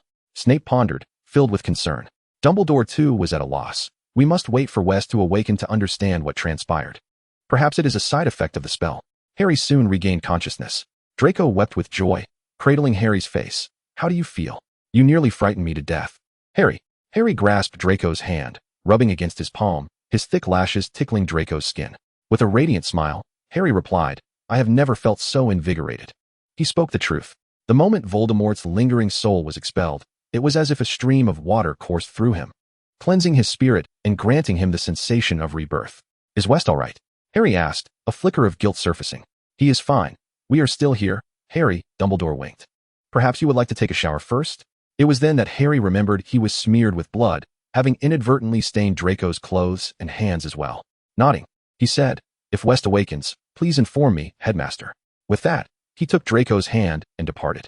West lay peacefully upon Snape's lap, his expression relaxed. Chapter 97, A Visit from Malfoy. Snape gazed down at West's serene sleeping face, his eyelids remaining unflinching. Dumbledore and Grindelwald exchanged bewildered glances, with Grindelwald slowly yawning. It appears West will not awaken tonight. Shall we take him to the infirmary? Dumbledore turned to Snape. I will carry him back to the cellar, Snape replied, lifting West and casting a levitation charm. The reduction in weight brought him relief. Upon returning to the cellar via the fireplace, Snape had just laid West upon the bed when a noise emanated from the fireplace. Snape hurriedly covered West with a blanket and closed the bedroom door. Lucius emerged from the fireplace, frowning as he brushed ash from his hair. Snape exited the bedroom, and Lucius forced a smile. Greeting, good evening, Severus. Lower your voice. Snape warned in a hushed tone, his expression darkening. Lucius, you are aware it is night? Lucius hurriedly approached Snape. I have urgent news. He whispered intensely. Bellatrix Lestrange has summoned Malfoy to the manor. Snape raised an eyebrow. Why now of all times? What is her intent? Lucius seated himself, his serpent-headed cane thudding against the floor. After a moment of silence, he lifted his gaze. She has brought him a command. A command? Snape rapped the table, his mind racing with countless speculations. He should not be placing such trust in Malfoy. Indeed, Lucius replied, his expression unreadable. She demands Draco bring West Potter to her on the night of the final task of the Triwizard Tournament. Snape paused. He cannot be oblivious to the fact that West is not at Hogwarts. He knows. Lucius shot back, his cane glaring at Snape, frustration mounting. I suspect he has planted spies at Hogwarts. He is convinced Dumbledore is hiding West Potter. Snape recalled the prophecy from long ago. He had thought that after that harrowing night, Voldemort would forsake West and focus solely on Harry. Yet, the reality was quite the opposite, since that fateful blunder. Voldemort had grown increasingly paranoid, adopting a ruthless approach of better to kill the innocent than let any suspicious target escape. It was nearly an impossible task. If you ask me, he merely seeks a reason to punish Malfoy, and a failed mission is a convenient excuse, is it not? Lucius seethed, any way you slice it. He cannot involve Draco. Severus, Draco is our only vulnerability alongside Narcissa. What else did Lestrange say? Snape inquired. What else could she say? You know she is Narcissa's sister. Lucius ranted, of course, a mad sister, utterly devoted to her master. She commanded me and Narcissa to comply and persuade Draco. As long as Draco successfully completes the task, she will speak favorably of us before our master, restoring the Malfoy family's former standing. At this, Lucius took a deep breath, striving to maintain his noble demeanor. Without him, Malfoy has been doing rather well. What do we do now? Lucius asked. I cannot truly hand over West Potter, can I? Of course not. Lucius silently chastised himself. Ever since learning that their current collaborator, the head of the Somerset family, was none other than West Potter, his mind had been in turmoil. In truth, West seemed not to have concealed his identity, but instead had chosen not to speak of it. The first to uncover the truth was the astute Narcissa. The couple had subsequently confirmed this shocking revelation through Draco. Upon reflecting on this, Lucius gasped. He dared not delve deeper into how a Potter had transformed into the head of the Somerset family. However, it is certain that even if the Malfoy family were to uncover the secret, they would never divulge a single word of it. Of course not. Snape immediately dismissed the notion. Lucius glanced at the closed bedroom door and suddenly inquired, what about Somerset? Is he here with you? Snape coughed, a subtle fissure appearing on his perpetually icy visage. Why do you think he would be with me? Lucius looked at Snape with a hint of confusion. Aren't you two together? Snape replied, why do you presume that I am with him? Lucius sighed. Isn't this a widely known fact? My dear Junior. Not to mention you have already graced the pages of the Daily Prophet. Just look at what adorns your finger. Snape fell silent, raising his hand to reveal a ring set with a green gemstone, its golden serpent band seeming to sense his gaze, flickering with an eerie light. Snape couldn't help but recall a pair of eyes, pondering the connection between them and this ring. Lucius widened his eyes slightly. Severus Snape, you. My concerned elder brother clutched his chest. This is the other half of the Somerset family ring. Lucius raised his meticulously cared-for left hand, a flicker of pride gleaming in his eyes. Do you see this ring? In pureblood families, the family ring not only symbolizes status, but is typically crafted as a pair, one worn by the head of the family, the other bestowed upon their partner. Care to guess who possesses the other ring of the Malfoy family? Snape replied, Narcissa. Lucius gazed at the ring upon his finger, a tender ripple surfacing in his eyes. You see, that ring looks perfect on Sissy's hand. accentuating her delicate, fair fingers. Oh, my sissy. Snape remained obstinate, insisting it was merely an ordinary alchemical ring. Lucius retorted. You've been played. You've been duped into marriage, I am certain. Snape coldly interjected. From now on, I shall sever your beauty potions and smoothing serums. Lucius suppressed his gleeful grin and returned to the matter at hand. Severus, what should I do? He produced a key. This is the door key Bellatrix entrusted to us. She instructed Draco to deliver it to Westport that night. Snape pondered for a moment. You should return and inform Lestrange that you have handed the door key to Draco. Lucius, without suspicion, nodded. Very well. The Malfoy family is entirely reliant on you. I only hope that Draco remains safe. You know he has been overly protected by Sissy and me. Snape contemplated whether to inform Lucius about Draco's romantic entanglement with Potter. After much deliberation, he ultimately dismissed the thought, fearing that Lucius might faint from the shock in his cellar. Rest assured, I shall do everything in my power to protect Draco, Snape assured him. Chapter 98, Pre-Match Preparations. West awoke from the darkness. The basement was dim, the fireplace unlit, with only a small candle on the wall casting a feeble glow. West sat up. Severus? Snape entered, awake. West rubbed his temples. Did I sleep the whole night? What happened yesterday? Do you remember? Snape sat at the edge of the bed. Worry etched on his face as he touched West's hand. West grasped Snape's hand in return. A hint of confusion in his expression. I remember. I just couldn't control myself. Severus. Why? Snape queried in bewilderment. Is it a side effect of dark magic? No. West frowned, dismissing that possibility. I suspect it might be this. West guided Snape's right hand onto his own arm. A dark curse? I thought it no longer affected you. Snape rolled up West's sleeve, revealing a crescent-shaped scar. It lay pale on his arm, appearing innocuous, merely a common birthmark. It should be that way, West mused.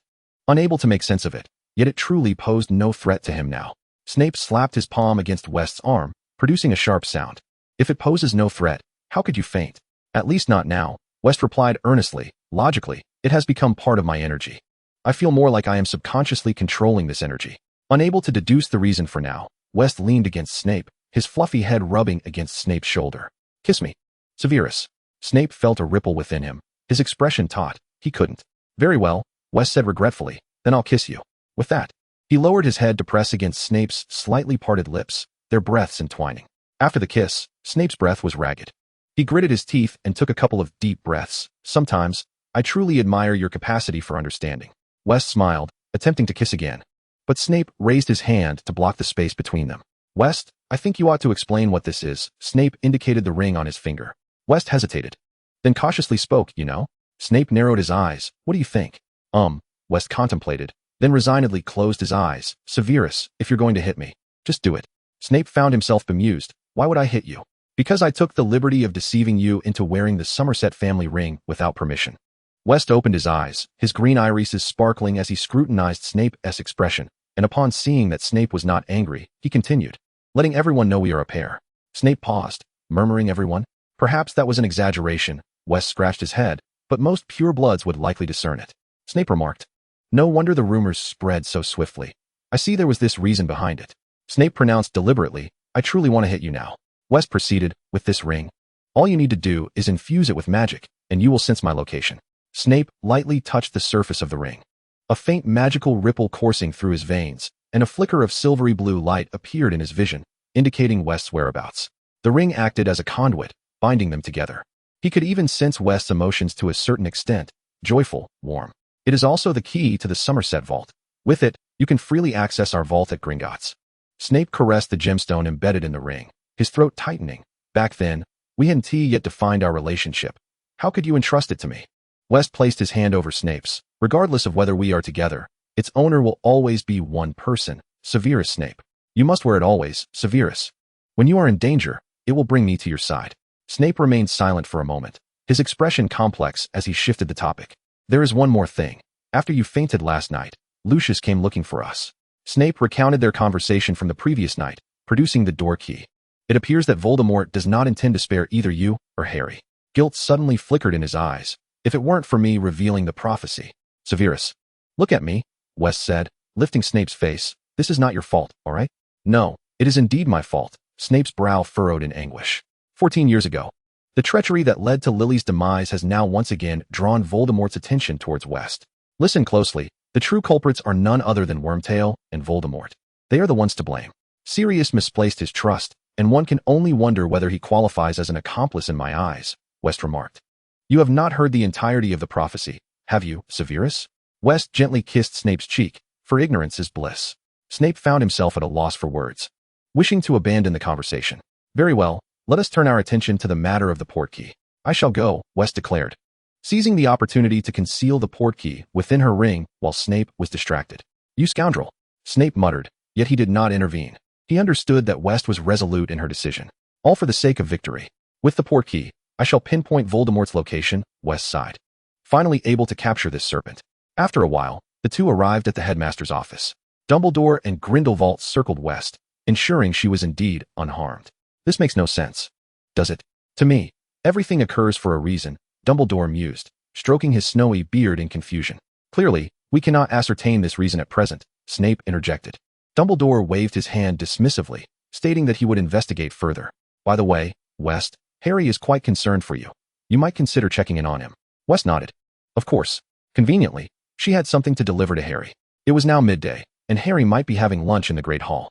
West instructed a student to summon Harry to the common room. West, are you all right? Harry inquired anxiously upon entering. Do I appear to be in distress? West replied with a hint of amusement. Harry scrutinized him. Well, your complexion is rosy. If anything were amiss, it would be a good sign. Harry sighed in relief. You suddenly fainting yesterday scared us to death. Honestly, if someone was to faint, it should have been me. Who was it that told me it was merely a slight discomfort? West maintained his composure, betraying no trace of anxiety over deceiving his brother, and calmly stated, I came to see you, firstly to assure you of my safety, and secondly to present you with this. He produced a teardrop-shaped pendant, placing it around Harry's neck. Keep it with you at all times, and do not remove it. What is this? Harry asked, curiously tracing the surface of the pendant. A portkey, West explained. Recalling the earlier portkey, though it might prove futile, it's wise to have it just in case. Chapter 99, The Coming Event Harry. Harry, Hermione exclaimed, exasperated. Waving her hand before Harry's face, snap out of it. Draco sauntered over and collided with Harry's shoulder, causing Harry to stumble forward a few steps. Are you still practicing? Hermione had called him several times.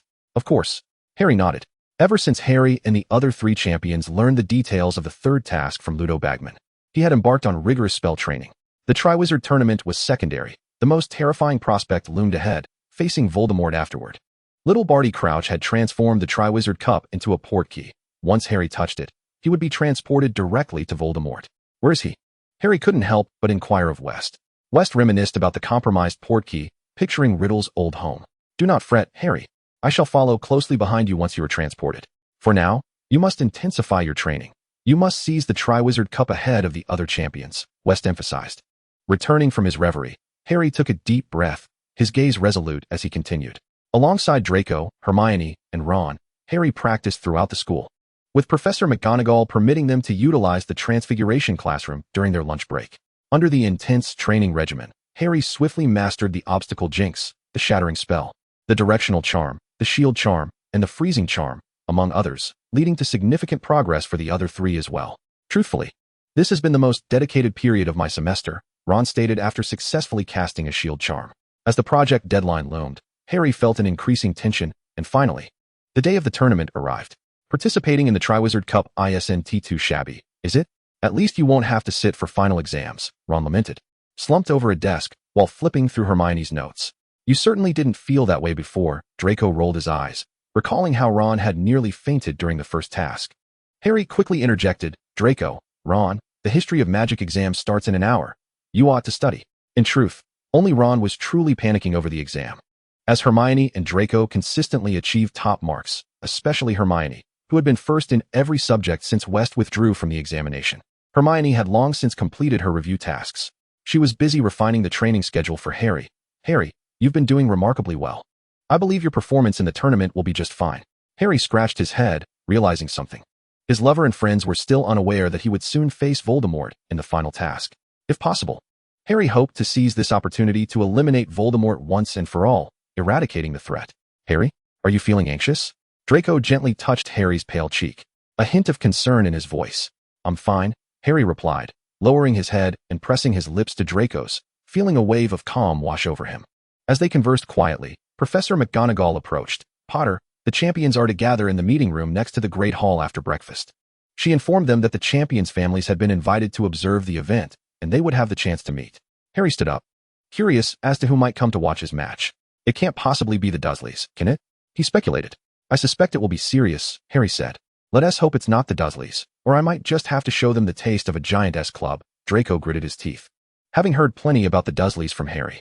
While this minor setback meant little to Harry, Draco was deeply pained, having always believed the Savior lived a life akin to that of a prince in the Muggle world.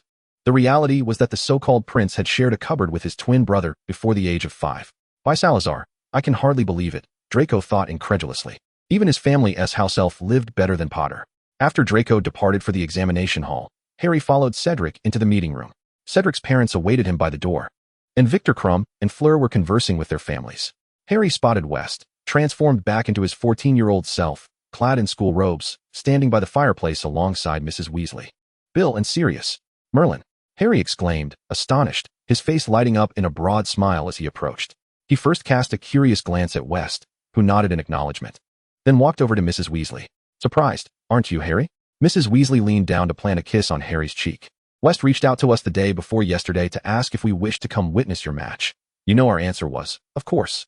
Bill shook Harry's hand with a smile. Good luck in the match, Harry. Charlie told us how spectacular your bout with the tree monster was. Finally, Sirius enveloped Harry in a hug. Harry sensed a subtle change in his godfather, who seemed quieter than usual. He patted Sirius's back. So much has transpired during this time. I truly wish you could come to the Black Estate and reminisce with me, of course, after your competition concludes. Sirius chuckled as he gently squeezed Harry's shoulder. I have faith in you, Harry. You'll secure first place. Sirius appeared eager to engage in conversation with West, hesitating for a moment before withdrawing his thoughts upon noticing West's disinterest in him. Harry, why don't you show them around the castle? West instructed Harry before turning to leave the meeting room. Harry was aware that West had been preoccupied with the preparations for the competition, managing an overwhelming amount of tasks, even delegating his training regimen to Hermione. Harry strolled under the sun with Mrs. Weasley, Bill, and Sirius, enjoying a delightful morning as they toured the Beauxbatons carriage and the Durmstrang ship. The four returned to the castle for lunch. Mum, Bill? Ron exclaimed in astonishment. Sirius? You all came? Naturally, we must support Harry in his competition. Mrs. Weasley exclaimed, sitting between Ron and Ginny, her eyes sparkling with nostalgia for the dining moments she cherished from her student days in the Great Hall. As Harry scanned the room, he noted that West and Snape were absent, while Draco waved at him from the Slytherin table. Regretfully, Harry blinked at Draco, realizing he had to attend to Mrs. Weasley, Bill, and Sirius, leaving no time to join Draco for lunch. Hermione tapped the table in front of Harry, urging him, hurry up and eat, Harry. She whispered, look at your expression, Merlin. You and Draco have only been apart for a moment. Harry blushed and lowered his head to resume his meal. After lunch, Harry continued to walk with Mrs. Weasley, Bill, and Sirius to pass the afternoon. For reasons unknown, the three suddenly proposed a friendly duel with Harry. To Harry's astonishment, Mrs. Weasley exhibited remarkable prowess in dueling skills. Upon returning to the Great Hall for dinner, Ludo Bagman and Cornelius Fudge took seats at the staff table. Snape remained expressionless as he ate. The disguised Barty Crouch Jr. sat beside Snape, his magical eye darting around before settling on Harry. Harry's gaze involuntarily drifted toward the Slytherin table. He first spotted Draco, his golden hair shimmering in the crowd, effortlessly capturing Harry's attention. Soon, Harry noticed that West had returned to the Slytherin table, engaged in conversation with Draco and Pansy, though his gaze occasionally wandered toward Snape. In that moment, Harry comprehended that West intended to appear as a student during the third task, while Fudge would assume the role of the new judge. Dinner was sumptuous, but after a few bites, Harry found himself unable to eat any further. After a considerable wait, Dumbledore finally stood, announcing the conclusion of dinner. Ladies and gentlemen, in 5 minutes, I shall invite you to the Quidditch pitch to witness the final task of the Triwizard Tournament. Now, brave champions, please follow Mr. Bagman to the arena. Harry felt an unexpected sense of relief. It was finally time to commence. Chapter 100, the third task. Ludo Bagman led the 4 champions onto the Quidditch pitch, which had undergone a remarkable transformation. Towering hedges nearly 20 feet high surrounded the perimeter of the field, converting the Quidditch pitch into an enormous labyrinth, with only a dark entrance left as an opening. The entrance's ominous darkness provoked thoughts of lurking monsters and traps. As Harry and the others waited at the entrance, students from the Great Hall began to fill the stands, creating a bustling crowd. Meanwhile, the judges entered, with Fudge replacing West in his position. Harry's eyes instinctively sought out West. Completely immersed in the green sea of Slytherin, West observed Barty Crouch Jr.'s every move with a composed demeanor. Draco sat beside West, appearing somewhat anxious as he nervously fiddled with the key in his pocket, attempting to maintain his composure. Draco was to assist West in a charade, personally delivering him to Voldemort. Unaware of the impending confrontation, the students were caught up in the excitement of the competition, with only a select few realizing they were about to face Voldemort for the first time. Professor McGonagall approached the 4 champions, stating, "If you encounter difficulties, cast a red spark into the sky, and we shall come to your aid, but this will signify your withdrawal from the competition. Do you understand?" Harry regained his focus and nodded along with the other 3 champions. "Good luck, champions," Ludo Bagman exclaimed cheerfully. The order of entry into the maze was determined by the cumulative scores from the previous 2 tasks. The 4 champions dispersed throughout the labyrinth, awaiting Bagman's signal to commence the competition. A whistle pierced the air, startling the birds roosting in the forbidden forest. Harry sprang into action, being the first to dash into the maze. He had to thank Hermione for her foresight. She had insisted he learn the directional charm, allowing him to utter a simple incantation to unveil the north. Harry sprinted relentlessly toward the northwest, where the center of the maze awaited. Strangely, his path remained unobstructed. He recalled West's words, "Victory will not be difficult, Harry. Your strength is sufficient to confront the magical creatures within the maze." And West had shrugged, "Trust me. Crouch will do everything in his power to clear obstacles for you." With this thought in mind, Harry quickened his pace. As he rounded a corner, he finally heard some commotion. Calmly raising his wand, he assumed a defensive stance. A massive creature clad in a black hood lunged at Harry, its familiar stench of decay wafting toward him. A Dementu? Harry furrowed his brow. No, that couldn't be right. The Ministry wouldn't dare unleash Dementors in a competition. So this must be a Boggart. How amusing. Harry swiftly cast a spell, reverting the Boggart to its original form, which erupted into a puff of blue smoke. Was that too easy? Harry silently exclaimed. Up until this point, most of his spells had proven ineffective. He pressed on without pause toward the next corner. Suddenly, a swirling mass of golden mist materialized before him. This was a form of magic Harry had never encountered. Cautiously halting, he attempted to disperse the golden mist with a freezing charm or a shattering spell, but to no avail. His spells merely passed through the mist, shattering a swath of foliage behind it, while the golden mist lingered, seemingly mocking Harry's efforts. At that moment, he heard a scream. Fleur!" Harry exclaimed, but received no response. He was nearly certain Fleur was in danger. Casting a shield charm upon himself, he stepped boldly into the golden mist. In the next instant, he found himself suspended upside down, beneath an endless expanse of stars. An illusion. Taking a deep breath, Harry closed his eyes and summoned all his strength to free his ensnared right foot. In the blink of an eye, he landed on solid ground, having successfully traversed the golden mist. Once more, Harry heard Fleur's sobbing voice. Following the sound, he discovered Fleur being slowly dragged into the hedge by tendrils. "Shatter!" Harry cried out, breaking the tendrils apart, and hurriedly crouched to check on Fleur, only to find her unconscious. Harry, compelled by necessity, launched a red spark to assist Fleur. She had been attacked, and Harry was certain of this. Otherwise, given Fleur's prowess, she would not have been ensnared by several devil's snares. "What have you done, little Barty Crouch?" Harry murmured in confusion. He sensed that he was drawing closer to the trophy. Breathing heavily, he had been running for some time without a moment's respite and had no intention of allowing himself a break. He needed to push faster. Cedric and Crumb were formidable adversaries, and he had to exert every ounce of his strength. As he continued onward, an enormous blast-ended scrut obstructed his path. Harry was momentarily taken aback. Instantly recognizing Hagrid's handiwork, he wondered if this very creature had once been fed by him in its youth. However, it was evident that the scrut had turned hostile. It unleashed a burst of flame from its rear, aiming directly at Harry. He executed a roll to evade the fire. Freezing cold, the tip of Harry's wand emitted a dazzling blue light, striking the unprotected abdomen of the scrut. Thin ice spread across its skin, temporarily immobilizing it. Seizing the opportunity while the scrut writhed, Harry dashed past it with fervor. "What are you doing?" A shout halted Harry in his tracks. It was Cedric's voice, followed by a groan of agony. Following the sound, Harry cast 2 bone-breaking curses to clear a path through the hedges that separated him from Cedric. The scene before him left him stunned. Cedric lay on the ground, his body trembling uncontrollably as if enduring a sharp torment. Crumb stood nearby, looming over Cedric with a vacant expression. Stupefy. Without hesitation, Harry cast the spell at Crumb, who collapsed to the ground. Harry then lifted Cedric, firing a red spark into the sky. Cedric, witnessing Harry's fluent and familiar movements, expressed his gratitude. "Harry, thank you, but you just sent him away? He can't continue the competition, can he?" "He can't," Harry replied. Cedric's expression was dazed as he nodded, soon displaying confusion. "Has he gone mad? He used the unforgivable curse on me. He was under the Imperius curse." Cedric, Harry explained rapidly. I suspect he attacked Fleur just now. This is all Barty Crouch's doing. Harry pieced together the puzzle, realizing that little Barty had tampered with the maze's traps and intended to eliminate the other champions through Crumb, leaving only Harry Potter. A cold smile crept onto Harry's face as he perceived Voldemort's desperation. While Cedric was momentarily dazed, Harry pressed onward, guided by the directional charm, drawing ever closer to the center. Now, Cedric was his only remaining competitor. Harry thought to himself that he must reach the trophy before Cedric. He absolutely could not allow Cedric to touch it.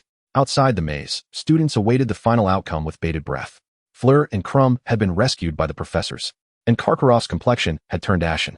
The students of Hogwarts breathed a sigh of relief. Whether Harry or Cedric emerged victorious, the Triwizard Cup would ultimately belong to Hogwarts.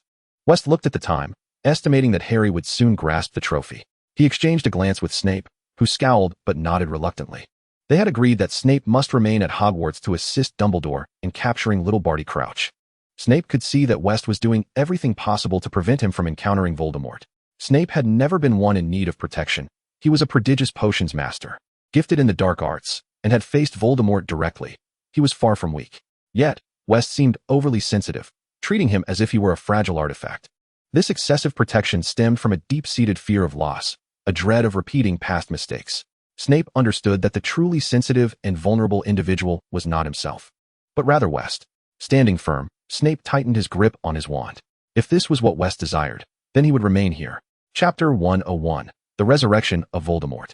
West withdrew his gaze and gently touched Draco's arm. Draco pursed his lips and suddenly said, West, I need to speak with you. Come here. With that, he descended from the stands first. Pansy, surprised, slightly raised herself to inquire about Draco's intentions, but was silenced by West's gaze and obediently returned to her seat. West followed Draco out of the stands to a secluded corner. Draco felt a chill race down his spine. Don't look back. He's watching you, West whispered. Draco knew exactly whom West referred to.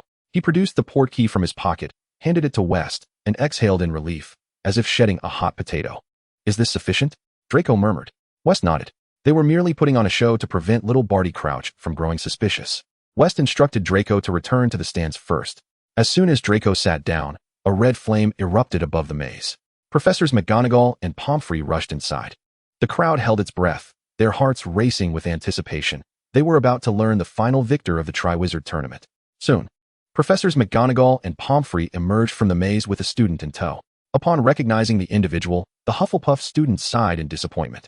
Cedric appeared anxious. Speaking urgently to Professor McGonagall, she furrowed her brow and approached Dumbledore. It seemed they were engaged in a serious discussion, prompting curious glances from the students. What about Harry? Ron asked in confusion. He should have reached the Triwizard Cup by now. Hermione observed McGonagall and Dumbledore, their lips moving rapidly. The portkey. Harry is missing, Hermione murmured. Something has happened. What? Ron's eyes widened. Draco turned to where West had just been standing, only to discover that West had also vanished. The two portkeys had been set to trigger in tandem. Activating one would activate the other. At that moment, Dumbledore and Snape moved simultaneously. In a flash, they magically restrained Professor Moody before the astonished crowd. What is the meaning of this? Albus! Severus! Professor McGonagall cried out, her eyes filled with confusion. Albus! What madness is this? Moody's magical eye swiveled erratically, fixing on Snape with an eerie intensity. You've grown old, have you? Are you bewitched by this Death Eater? Snape, already feeling irritated, was ignited by Moody's words, a fire raging from his chest to his limbs. Taking a deep breath, he delivered a powerful kick to Moody's abdomen. Gasps echoed from the stands, their collective intake of breath and screams drowning out Moody's muffled groan. Severus! Dumbledore exclaimed in shock, feigning an attempt to restrain Snape. Fearful he might inadvertently kill him. Snape knelt, the tip of his wand lightly touching Crouch's back, his voice dripping with venom as he whispered, Little Barty Crouch. Is it still amusing to play the part? Crouch paused, then suddenly burst into laughter. When did you discover the truth? His eyes sparkled with manic fervor, his voice deranged. Unfortunately, it is already too late. My plan has succeeded. The return of the Dark Lord is inevitable. This outcome has already been predetermined. Barty Crouch tilted his head, gazing at Snape, lamenting the fate of the poor savior, Harry Potter, and his diligent student, West Potter, who would both meet their demise at their master's hands today. As the world spun around him, Harry fell to the ground. He braced himself with his hands, rolling to mitigate the impact and avoid a harsh encounter with the earth. Rising to his feet, he gripped his wand tightly. Harry observed that he stood amidst a dark, overgrown cemetery, with a tall yew tree to his right. Behind the yew, He could vaguely discern the black silhouette of a small church. To his left loomed a hillside, atop which sat a quaint old house. It was abundantly clear where he was, the Riddle family graveyard. Soon, two slender, tall figures emerged from the shadows. Their features became discernible in the dim light of the night, a woman with long black hair and a gaunt man. The woman cradled something swathed in black fabric, resembling a baby. The Lestrange couple, Harry mused, his gaze fixed on Bellatrix's arms. Voldemort, he calmly intoned. Or should I call you Tom Riddle? How audacious! How dare you speak the Master's name so freely? Bellatrix shrieked, raising her wand. Cruciatus. Harry was struck, convulsing as he collapsed to the ground. Hurry up, Bellatrix. He heard Voldemort's sharp voice commanding her. Soon, Harry was dragged along by Rodolphus, then slammed against a gravestone. Rodolphus cast a binding curse upon him. Why is it only him? Bellatrix inquired. It seems your useless nephew has botched the Master's task, Rodolphus replied, a hint of schadenfreude in his tone. Now is not the time for idle chatter. Voldemort's icy voice resounded, causing Rodolphus to fall silent immediately. Harry slightly opened his eyes, his gaze clear and devoid of pain. The alchemical tools West had provided him were sufficient to withstand the Cruciatus curse. He was merely feigning vulnerability before Voldemort to lower their guard. This is Tom Riddle's gravestone, Harry sighed. What resurrection scheme has Voldemort devised? Surely he does not intend to unearth his father's grave? Harry's wand was kicked away by Rodolphus, landing beside the Triwizard Cup. Harry gritted his teeth, hoping West would not falter. He quietly observed the actions of the Lestrange couple. They dragged forth a colossal cauldron, large enough to accommodate an adult. Filled with an opaque liquid, flames erupted beneath the cauldron, and Voldemort began to breathe excitedly, as if eager to embrace rebirth. A massive serpent slithered from the darkness, encircling Harry before silently retreating into the shadows. Suddenly, Harry's keen ears caught a faint sound, sharp and cold, like a blade slicing through the air. It's ready. Master, Rodolphus's respectful voice announced. Hurry, Voldemort urged. His hood had slipped back, revealing a terrifying visage. He was hairless, his skin a dark, sallow hue, limbs thin and frail, with a flat, serpentine face and glittering red eyes that shone with an eerie light in the dark.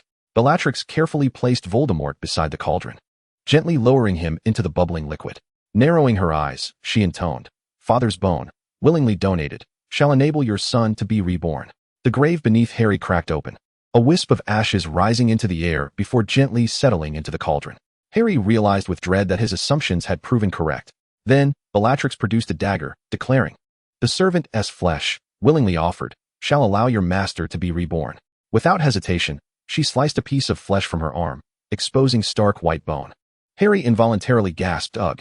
Rodolphus noticed Harry's awakening and dragged him closer. The enemy's blood, forcibly given, shall enable your adversary to rise again. Bellatrix grinned wickedly as she drew the dagger across Harry's arm, a deep gash appearing. Drops of blood cascaded down, plummeting into the cauldron and mingling with the fiery red liquid, which swiftly transformed into a milky white. Amidst a dazzling white light, a tall, slender figure emerged from the liquid, the visage gradually coming into focus within Harry's line of sight. It was a face he recognized all too well, one that haunted him in every nightmare, entwining itself like a specter. Voldemort had returned. Chapter 102, An Unexpected Turn of Events. Harry Potter, Voldemort mused softly. He donned the robe offered by Bellatrix, the black fabric cloaking his corpse-like, pallid form. Bellatrix and Rodolphus knelt before him, kissing the hem of his robe. Master, we have awaited this moment for so long. We welcome your return. You have all endured much, Bellatrix, Rodolphus, Voldemort replied. Satisfaction etched on his features as he helped Bellatrix to her feet, scrutinizing her bloodied arm. He then raised his wand, casting a healing spell upon her wound, which quickly ceased bleeding and began to mend. Voldemort disregarded Bellatrix's tearful gratitude, directing his wand towards her dark mark. The serpent, emerging from the skull's mouth, seemed to come alive, its coloration deepening. Voldemort's face bore a triumphant expression as he murmured, Very well, let me see who possesses the audacity to return.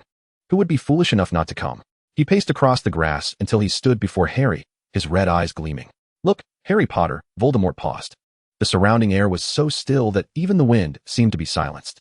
He turned his gaze towards the Lestrange couple. Where's Nagini? The couple exchanged glances, shaking their heads. Who are you searching for? That snake? A voice emanated from the grove of yew trees. West stepped into view from the shadows, a serene smile gracing his face.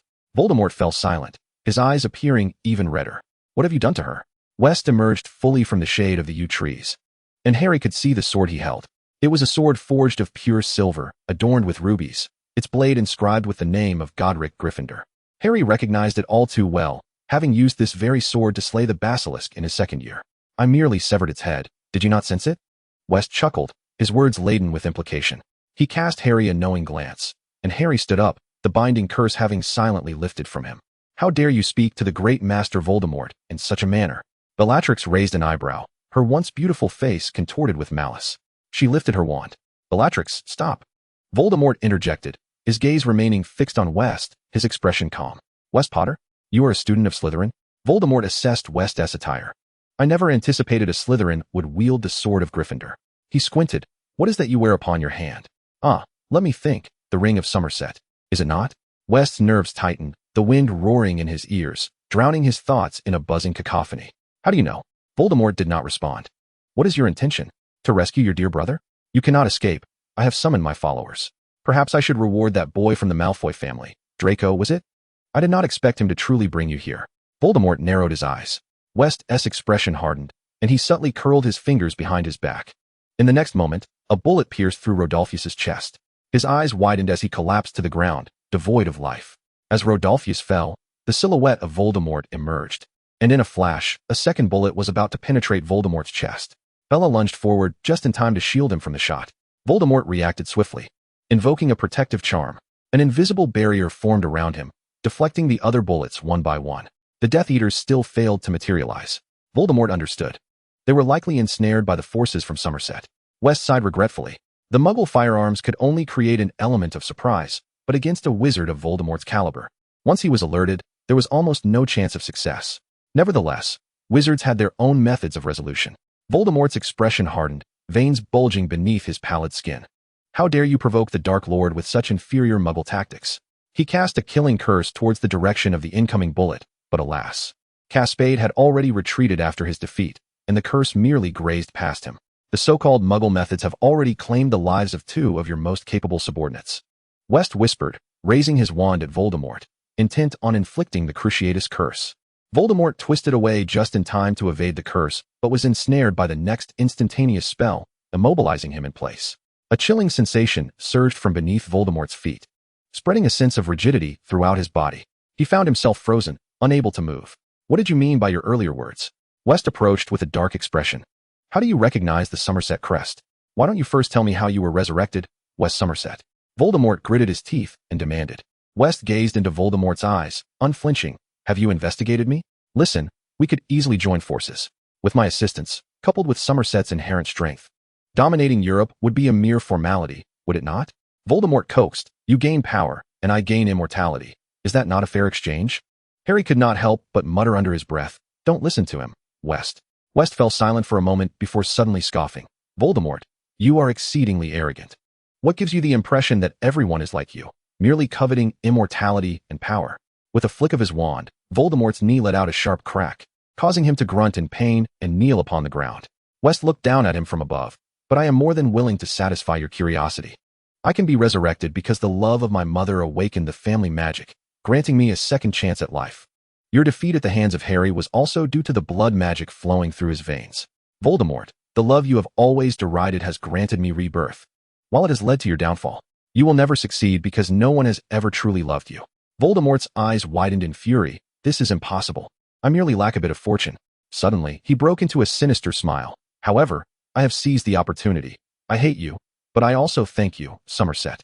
Kill him. Harry could not restrain himself. Do it, West. West understood that Voldemort would not speak further. He lifted his gaze, his lips parting, Avada Kedavra. Voldemort was struck by the nearby green light, his twisted smile freezing on his face, his body convulsing twice before his red eyes gradually lost their light. His head slumped down, devoid of life. Voldemort had perished on the very day of his resurrection. West said, let us go. Pick up your wand and the Triwizard Cup. We are returning. Harry's face was vacant and bewildered as he mechanically nodded. He seemed unable to believe that the nightmare that had haunted him, the name that countless wizards dared not utter, Voldemort, had died so swiftly, so feebly. Yet, it wasn't long before Harry's bewilderment was replaced by terror. He suddenly turned his head. My wand. It's gone. No sooner had he spoken than Harry saw a green light shoot from the grove of fir trees behind West. The green light struck West's back. The 103rd chapter. A false alarm. Harry's blood nearly froze in his veins, but reality left him no time for contemplation. He caught the falling West, hiding behind a tombstone. What was he to do? Harry wiped his face, grasping West's wand. The cup, come here. Harry shouted at the Triwizard Cup, pointing his wand at it. Fortunately, West's wand responded to him, and despite the cup shaking violently in the air, nearly falling, it ultimately steadied and flew into Harry's palm. Gripping West's arm, a dizzying whirl took them back to Hogwarts. Harry crashed heavily to the ground, instinctively using his body to cushion West's fall. His complexion was pale as paper, struggling to rise, trembling as he extended his hand, using the last vestiges of his strength to check for West's breath. Harry's mind buzzed, every cell vibrating violently. The surrounding chaos vanished, leaving only his uncontrolled gasps and the frantic beating of his heart within his chest. Harry! A pair of large hands gripped Harry's shoulders, flipping him over. Dumbledore's face was solemn. What has happened? Snape rushed over, nearly stumbling in his haste. West, West, Harry murmured, tears streaming down his cheeks, falling onto West's hand. Merlin, is he dead? Fudge exclaimed. Snape knelt beside West, attempting to feel for a pulse on his neck. After a long while, his rigid back slumped, burying his head in West's chest, his body trembling uncontrollably. Dumbledore furrowed his brow, the warmth of his usual smile replaced by a heavy authority. Voldemort? Fudge cried out. What? What are you talking about? You must not speak such words. Yet, at that moment, no one paid him heed. The students and faculty had long been dismissed by Dumbledore. Professor McGonagall had taken young Barty Crouch away, leaving only a few significant figures behind. Harry began to weep. He uncontrollably recalled the astonishing scene. West had slain Voldemort. He was certain of it. He remembered the fleeting face in the grove, that familiar, pale visage. Who was it? Harry? Dumbledore pressed. Harry's eyes widened. Tom. Tom Riddle took my wand and struck West with the killing curse. He was the young man I saw in the Chamber of Secrets, before he transformed into the Voldemort we know today. I will kill him. Harry suppressed his sobs, his gaze hardening. I will kill him. Dumbledore stepped back, his mouth agape in disbelief. Snape's throat emitted a low, suppressed gasp. His forehead pressed against the boy's lifeless chest, fingers gripping the crumpled school uniform tightly. West's expression remained calm, slightly pale, but otherwise unchanged, as if he were merely asleep. A metallic taste of rust surged in Snape's throat, and he suddenly began to cough violently, accompanied by low moans, his knuckles turning pale from gripping West's collar too tightly. Snape stared intently at West's tightly shut eyes, and his trembling palm came down heavily upon the boy's chest. The punch was filled with uncontrolled force, yet upon contact, it deflated, as if to awaken him, yet also to punish himself for his helplessness. As the crowd remained engulfed in a deathly silence, a sudden twitch of West's fingers interrupted the stillness. Snape's pupils dilated in shock. He leaned closer, his nose nearly brushing against the boy's neck. Underneath the sunken skin, a miraculous quiver emerged, reminiscent of a dying moth flapping its wings. Following this, West's chest heaved violently. With a series of weak coughs, he abruptly opened his eyes. Snape's fingers lingered on West's neck, his dark eyes shimmering with a blend of incredulous joy and terror. Amidst the cries of astonishment and weeping, West's gaze settled quietly on Snape's face. He raised his hand to brush against Snape's pale cheek, wiping away the tears that had gathered at the corners of his eyes. Why are you crying, Severus? As West was being transported to the infirmary, he helplessly reassured, I am truly fine now. Fine. Snape echoed softly. A tumult of sorrow and joy intermingled within him, leaving only a seething rage after such an emotional upheaval. Snape clenched his jaw, swallowing the torrent of questions that surged within, mindful that this was not the moment for inquiries. West had just narrowly escaped death. He did not wish to press further. Noticing the stormy expression on Snape's face, West instinctively shrank his neck and settled down on the stretcher. Merlin only knew how long it had been since Snape had displayed such a countenance, yet the intimidation it invoked remained undiminished, perhaps even intensified, for he was undeniably, profoundly enraged. Under the weight of Dumbledore and Snape's grave expressions, Madame Pomfrey examined West several times before finally declaring, West is perfectly well. In fact, one might even say he is remarkably robust. Fudge, who had accompanied them from the Quidditch pitch to the infirmary, stood nearby, his face a mask of astonishment. How is this possible? You were clearly, under the piercing gaze of Snape. Fudge awkwardly swallowed the words he had been about to utter and shifted the topic. Shall we discuss what transpired? Dumbledore was about to concoct a reason to send Fudge away when an owl flew through the open window of the infirmary, landing on Fudge's shoulder and dropping a letter into his hands. After reading the letter, Fudge's facial muscles twitched. He hastily folded the letter, seemingly anxious to keep it from Dumbledore's sight. He turned to Dumbledore, explaining, there are urgent matters at the ministry. I must take my leave. If anything arises, just tell me. All right, Albus? With that, Fudge departed in a hurry, even forgetting young Barty Crouch. What exactly happened? Snape inquired, sitting at the edge of the bed and fixing an impassive stare upon West. Snape was angry. West, his expression tense, cautiously offered a conciliatory smile. There was a slight mishap, but at least I'm all right now, Severus. Yet the killing curse did strike you, did it not? Snape queried, glancing towards Harry. Harry nodded vehemently. You nearly scared me to death. West, I witnessed the killing curse hit you. West recalled that resurrection ceremony. I suspect it was the blood magic that protected me. Voldemort's resurrection utilized Harry's blood. Dumbledore's expression shifted to one of understanding. Of course, there is another reason. West continued slowly under Snape's murderous gaze. It appears that a fragment of Voldemort's soul resides within me. Chapter 104, The Time Turner. What do you mean, appears? Snape questioned. I have recalled certain events. Before Voldemort was vanquished by the blood magic from Harry, my soul was still fractured. I could never comprehend why my soul suddenly returned to this vessel. West raised an eyebrow. Voldemort's killing curse was rebounded by the blood magic, causing a portion of his soul to detach and attach itself to Harry. Perhaps during this process, the dark curse absorbed a fragment of Voldemort's soul, granting the wandering half of my soul the power to return to my body. As the words left his lips, an eerie silence enveloped the room. The implications of their conversation were immense. Snape felt a wave of darkness wash over him, accompanied by a ringing in his ears. In a hoarse voice, he remarked, You never told me that your soul had once been divided. West tightened his grip on Snape's hand. I wanted to tell you, Severus, but I never found the right moment. Snape's expression remained stoic as he regarded West. West felt at a loss. How could he convey this to Severus? How could he articulate it? I have always been by your side, watching you grow, witnessing your talents and glories, while also glimpsing your pain and scars. He questioned whether Severus would be able to accept such truths. Severus would hardly relish the notion of revealing the times he had been so vulnerable as a youth, nor the decisions he had made in his adulthood that he would regret for a lifetime. Severus, once all of this is over, I promise to tell you everything you wish to know, all right? West gently caressed Snape's arm, whispering his vow. Snape hesitated for a moment before giving a curt nod. Do not forget your promise, West. So, you have regained memories from before the soul fusion? Dumbledore posed the pivotal question. Indeed, I have restored memories from that period. West replied. Snape suddenly recalled West's previous peculiar behaviors. This student, typically mild-mannered and obedient, often exhibited unexpected mood swings, particularly at certain moments. He would even audaciously delve into Snape's innermost thoughts. In retrospect, these aberrant actions might have stemmed from the soul's division. Precisely. At that time, the other half of my soul was in an unconscious state, allowing the dark curse to effortlessly seize control of my body.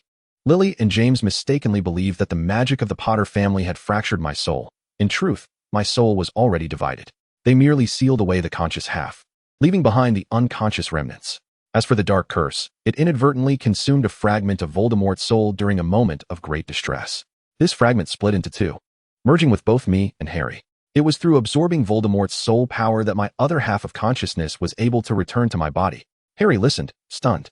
Dumbledore stroked his beard, nodding. Your deductions are likely correct. Snape suppressed his fury. I need you to assure me that your soul is currently untroubled. It is intact. There will be no further issues. My soul is whole. The dark curse and I have fully integrated, and Voldemort's Horcrux was destroyed by his own hand. West reassured with a tranquil smile. It seems that Lily's blood magic remains effective for you. Even after returning to Somerset, Dumbledore's eyes gleamed. This is excellent news, West. It signifies that Voldemort will find it exceedingly difficult to kill you and Harry. Harry scratched his head. The pressing concern now is, where did this Voldemort come from? We thought we had eradicated all his Horcruxes. I personally witnessed his corporeal form being slain by West. Harry felt utterly dejected. It's all my fault. I was careless and allowed him to take my wand. He slapped his forehead, handing the wand back to West. Here, your wand. This is not your fault. None of us anticipated this, West replied. Indeed, no one could have foreseen the existence of two Voldemorts. As for the wand, you may keep it. It will heed your commands, West said gently. And what of you? Harry inquired, unceremoniously pocketing the wand. West smiled. My old wand resides at Somerset Manor. It now appears that Nagini may not be Voldemort's sixth Horcrux, West continued, as he vanquished Nagini. The sensation he experienced diverged from that which accompanied the destruction of Horcruxes in the past. He initially attributed this peculiarity to the essence of a living Horcrux. Dumbledore's countenance turned grave as a thought crossed his mind. Prior to this moment, I had stumbled upon a matter I presumed unrelated to Voldemort. However, it now appears otherwise. Snape furrowed his brow in impatience, urging, since it pertains to him, spare us the suspense. Dumbledore carefully chose his words, stating, "It is simply too astonishing. He once procured a time-turner from the Ministry of Magic. This information was imparted to me by Cortacia, a member of the Order of the Phoenix who serves in the Department of Mysteries." Snape's thin lips pressed into a near-straight line, his jaw clenched tightly. He understood why Dumbledore had refrained from disclosing this information sooner. If you were suggesting that Voldemort traversed to the future via a time-turner, you must know that is impossible. Dumbledore. The time-turner distorts the fabric of time through a form of magical force, creating an independent temporal pathway that allows the user to return to specific moments in the past. Crucially, the time-turner cannot traverse into the future. Snape's gaze shifted back to Wester, who appeared troubled, his fingertips curling unconsciously. "It is not entirely out of the realm of possibility," Wester murmured. Snape's expression hardened. Teeth gritted. "What else have you concealed from me?" Wester replied defensively, "This is not my fault. It pertains to a past life." He forced a smile that faltered. "During my previous existence, cursed by dark magic and trapped in Somerset Manor, my days were exceedingly dull, with no other diversions. I began to study the time-turner. My research focused on activating the forward flow of the time-turner." Harry's astonishment was palpable as he exclaimed, "By all accounts, Wester, you are a genius." He had seen Hermione's time-turner and understood its complexities. Hermione had warned him numerous times about the perils of the time-turner, as even the slightest misstep could lead to dire consequences. Yet, Wester, at such a young age, had already embarked on the study of modifying the time-turner. Dumbledore's lips twitched. "So, did you succeed?" Wester replied resolutely, "Nearly." "What do you mean by nearly?" Snape's voice dripped with foreboding. The fire within him reignited. "To be frank, this research is exceedingly perilous." Snape scrutinized Wester, unable to discern whether he was driven by a pure passion for truth or a reckless desire for self-destruction. After all, should any error arise in his research, death would be the most logical conclusion. "What I mean is, I have nearly completed my research," Wester cautiously clarified. "But I uncovered an issue during my studies. The time-turner I crafted can indeed traverse into the future, but the traveler exists solely as an observer, unable to touch anything, let alone alter the future." Wester softly stated, "Countless individuals have endeavored to alter the trajectory of fate, yet those acts of resistance merely become part of destiny's script. Knowing the future does not prevent tragedy. On the contrary, it accelerates the descent into chaos. You fear witnessing the future, do you not?" Dumbledore sighed. "So you abandoned your research." Wester nodded in silence. Snape grasped Wester's hands, which were trembling and curling, gently patting his arm in a manner reminiscent of soothing a startled bird's feathers. "Thus, it is highly probable that Voldemort acquired your research manuscript, replicated the time-turner capable of traversing into the future, and dispatched the sixth Horcrux to the present." Harry exclaimed, realizing the implications. "No wonder he was thanking you." Harry mimicked Voldemort's voice in a hushed tone. "I seized the opportunity. I hate you, but I also thank you, Somerset." Wester rolled his eyes, disregarding Harry, and continued, "I possess a manuscript that inadvertently became mixed with my potion notes, lost in Knockturn Alley. I have yet to retrieve that manuscript because I did not believe anyone could complete my research based on a rough draft." Wester shook his head, somewhat regretful, acknowledging, "I was overly arrogant." "Provided that the individual who obtained this manuscript is not Tom Riddle," Dumbledore remarked. "It is rare for the wizarding world to witness a truly exceptional genius, and both Riddle and Wester are among them." "But you mentioned that travelers can only exist as observers," Snape pressed. "Logically, he cannot harm those in the future." Chapter 105. Voldemort takes up residence at Malfoy Manor. "Strictly speaking, he is not a complete being," Wester stated. "He is merely a fragment of a soul, and perhaps this incompleteness grants him the possibility of freedom." "That does not sound like a good thing," Harry remarked. "So what shall we do now?" Dumbledore inquired. "We must first ascertain Tom's whereabouts." Wester replied with a knowing smile. "I instructed Casper to deliberately release a few of the Malfoys while pursuing the gathering Death Eaters." "You mean, Voldemort will seek out the Malfoys?" Snape whispered. "We could simply inquire." Wester raised his hand, rolling up his sleeves to reveal the inked serpent on his wrist. He then traced a finger along the serpent, closing his eyes. Meanwhile, at Malfoy Manor, Lucius and Narcissa felt the heat radiating from the dark mark on their arms simultaneously. Lucius was respectfully inviting a handsome man to take the seat of honor. After a brief pause, Narcissa calmly rose and said softly, "I shall brew a pot of tea for our guest." Voldemort nodded casually, keeping his gaze fixed on Lucius, and then spoke. "Yes." Lucius lowered his eyes, discreetly employing the mental occlusion technique. After reporting on the events of recent years, Lucius knelt on one knee, head bowed, awaiting Voldemort's command. Voldemort drummed his fingers on the armrest of the chair, his expression shifting ominously. He sneered, akin to a serpent hissing, "Lucius, my loyal subordinate, Did you not entertain the notion of searching for me during my absence? Cold sweat beaded on Lucius's forehead as he responded, My lord.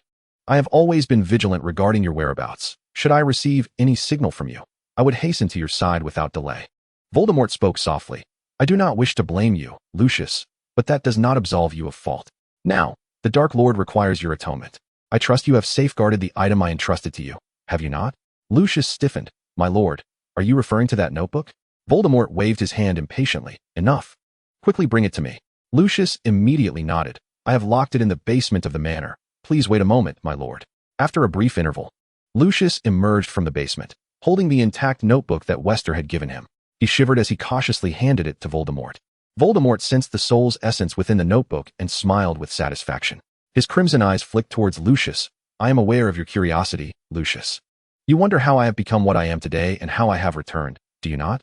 Lucius hastily bowed. My lord. I certainly long to know how you accomplished this miracle. It is a long story, Voldemort replied. However, we currently have more pressing matters to address. Lucius, we must devise a plan to rescue the Death Eaters captured tonight. Voldemort's expression darkened. These days present an opportune moment. The Ministry has just discovered Voldemort's corpse. I wonder how they will respond to this situation. Narcissa entered the kitchen, rolled up her sleeves, and saw that the dark mark on her arm had transformed into the inked serpent of Somerset. The serpent coiled upon her arm, lazily raising its body upon seeing the light, its emerald eyes glimmering. Its mouth gaped open, and a voice resonated within Narcissa's mind. Can you hear me speaking, Mrs. Malfoy? Narcissa, momentarily taken aback, inhaled sharply, attempting to formulate a mental response. I can hear you. As expected, West responded directly, asking, Is Voldemort at Malfoy Manor? Narcissa opened a cupboard, retrieving tea leaves, and while brewing the tea, she replied, Yes, though I am uncertain as to what has transpired. He has reverted to his youthful appearance. Very well, hold him steady for now. I shall arrive at Malfoy Manor at 5 o'clock tomorrow morning. Narcissa's hand trembled. Hot water spilling from the cup. Isn't this too hasty, West? Perhaps we need to deliberate further. Delay could bring unforeseen consequences. There will not be a better opportunity. Follow my instructions. Thus, Dumbledore, Snape, and Harry listened intently to West's plan. Dumbledore inquired, Must we be so urgent? Snape drew his wand, his gaze icy. I truly wish to curse you. Harry clenched his fists. Take me with you. No. Snape and West's voices united in vehement disapproval. Why not? Harry and West exchanged incredulous glances. I can protect myself. What if you need me? I surmise you have become so enraptured by the fantasy of being the savior that you can no longer detach yourself, Snape remarked with an instinctive sneer. Harry bashfully rubbed his nose. I am not. He turned his pleading gaze towards West. Let me go? I cannot bear to wait here. I still do not wish for you to go, Harry. West remained unmoved. You should stay at Hogwarts with Draco and the others. Give me a night, and I will resolve everything. I don't. Harry barely uttered before feeling a sudden dizziness, collapsing onto the bed. West sighed. I should have knocked you out long ago. This time, I shall go, Snape stated, his cold eyes fixed on West. West, resigned, replied, I know Severus. He may cast a sleeping charm on Harry. But who would dare cast one on Severus Snape? Promise me you will remain by my side, West urged. Snape nodded. Dumbledore gestured, squinting his eyes as if lost in silent contemplation. Do you require my assistance, gentlemen? I believe you should remain at Hogwarts, Professor. In case Voldemort has any other tricks up his sleeve, West advised. However, there is no need for concern. Most Death Eaters have been apprehended, and I do not believe he can stir up much more trouble. Dumbledore escorted Harry back to the Gryffindor common room, where Ron and Hermione anxiously awaited. They could not find rest until they confirmed Harry and West's safety. They were fortunate enough to be visited by Dumbledore, who brought with him a message from West. Keep a close watch on Harry, and do not let him leave Hogwarts before I return. Ron helped Harry back to the dormitory, while Hermione addressed Dumbledore earnestly. Rest assured. Headmaster, we shall protect Harry. So, West is unharmed, correct? And what of Voldemort? Dumbledore smiled kindly, his gentle voice imbued with unwavering conviction and strength, instilling a sense of reassurance. All is not yet concluded, Miss Granger, but I assure you, that moment shall inevitably arrive. Hermione exhaled, her taut nerves beginning to relax. Chapter 106, The Old Wand. Dumbledore departed with Harry, leaving Snape and West in a silent stare. You should return and rest for a while, Severus, West softly suggested, reaching out to smooth the furrowed brow of Snape. Snape brushed aside West's hand, his expression wary. What? Do you intend to sneak off to Malfoy Manor while my back is turned? West replied solemnly, I shall not. Since I have promised you, I will not lie. He paused. I merely need to retrieve my wand from the old manor. Snape quickly responded, I shall accompany you. West gazed into Snape's dark eyes, recognizing his resolve. Very well. He threw off the covers, rising to stretch his limbs, taking Snape's hand with a playful wink. Let us be off, my dear. Snape led West back to the cellar, using the Floo network to transport them to the hall of the Somerset Manor. West casually cast a cleaning charm, removing the soot clinging to their garments. Welcome home, young master and Mr. Snape, Amy exclaimed, appearing in the hall with a glimmer of joy in her eyes. Snape, unsure how to handle such an enthusiastic house elf, coughed awkwardly. Good evening, Amy. Good evening. West smiled at Amy, steering the conversation to spare Snape from discomfort. I have come to retrieve something. Where have you stored my wand? Amy shook her head. Amy has always kept the young master's wand safe. It is in the collection room. West nodded appreciatively. Thank you, Amy. Oh, it is Amy's duty. Amy replied excitedly. West guided Amy away, leading Snape down the staircase of the manor to the lower level. They descended, passing through a corridor adorned with exquisite landscape paintings, halting before a metal door intricately carved with the Somerset family crest. The relief of a serpentine figure writhed upon the door, its head emerging as it sensed movement. Tilting its head to scrutinize the two, its emerald eyes flickering. Soon, it hissed twice, and the door creaked open. Snape remained in place. I shall wait here. He had no desire to pry into the secrets and treasures of the Somerset family. West paused briefly, then chuckled softly. I am entirely yours. What are you still avoiding? Snape glared at West, his ears betraying a faint blush. Shameless. West disregarded him, pulling Snape into the collection room. You are my sole exception, my dear. Snape struggled momentarily, unable to comprehend the strength behind West's grip. The serpent behind them flicked its tail, rolling its eyes. As they entered the collection room, the wall-mounted sconces flared to life, casting a warm, golden light that illuminated the dim space. The Somerset collection room was roughly the size of a classroom, with specially crafted crystal cabinets stacked upon the chill black obsidian floor, each housing a treasured artifact, shimmering under the protective magical barrier enveloping them. Snape glanced around, astonished, once again feeling the weight of the Somerset family's substantial legacy. Is there anything you desire, Severus? West whispered. I do not wish for anything, Snape replied stiffly. West's eyes sparkled with mirth. Once all this is over, let us wed. He appeared resolute. Once we are married, all this shall belong to you. Use it as you will. Snape found himself struggling to keep pace with West's erratic thoughts. He withdrew his hand from West's grasp, urging, quickly retrieve your wand. West caressed the lingering warmth of his lover's fingers, nodding obediently. He strolled along the crystal cabinets, stopping at the third row of the second cabinet. Through the crystalline surface, a wand lay quietly upon the display. The wand exhibited a nearly black emerald hue, with a finely detailed wood grain and ancient inscriptions etched along its length. At its base, a green crystal was embedded, harmonizing with the wand's color, exuding an air of mystery and nobility. A rare wand, crafted from green sandalwood and the nerves of a black serpent, was a creation of his father. West gently sighed, extending his hand to touch the mirror's surface. The sturdy mirror vanished the instant it met West's warm skin, allowing him to pass through the crystal cabinet and grasp the familiar wand. Long time no see, old friend. A shimmering light flowed over the wand, as if responding to his greeting. Harry opened his eyes, meeting the worried gazes of Ron and Hermione. Harry, are you all right? Ron asked anxiously. What happened? We were sent back to the dormitory by Dumbledore after the portkey took you away. Did you confront Voldemort?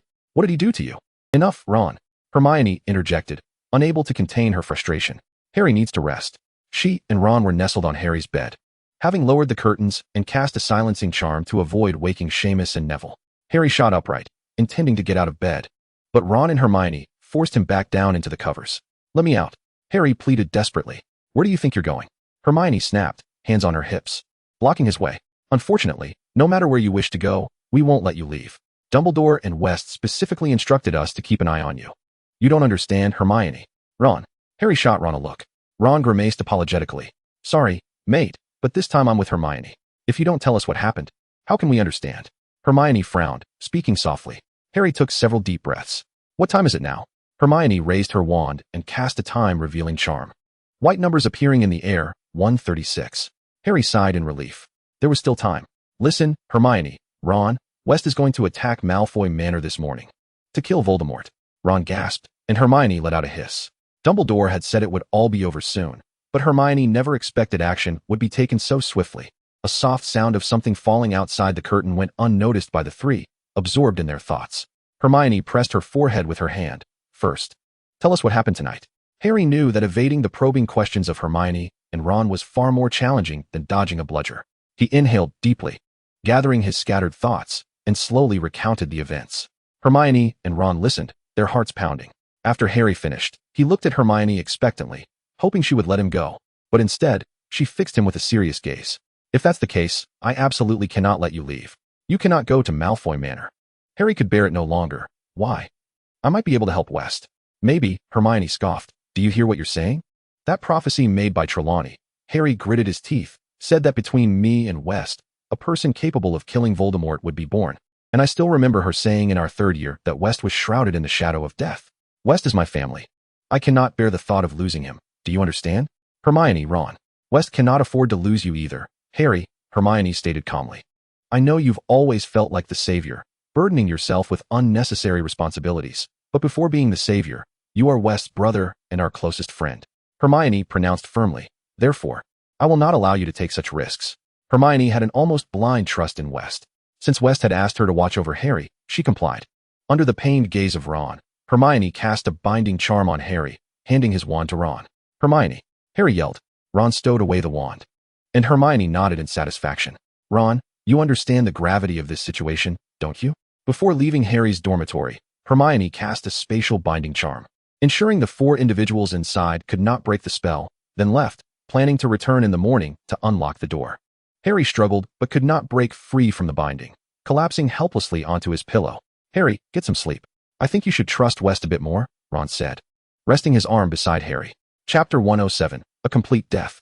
Voldemort sat on the sofa, his expression inscrutable, his red-tinged blue eyes fixated on the moon outside the window. Half of his face was illuminated by moonlight, his cheekbones sharp and gaunt. Although his face was strikingly handsome, the manic glint in his eyes and the upward curve of his lips instilled a sense of dread. Tap, tap, tap. His long fingers rhythmically drummed against the wooden armrest. In the midst of the steady sounds, Voldemort remained silent, seemingly lost in thought. After a considerable time, he retrieved an object from his pocket.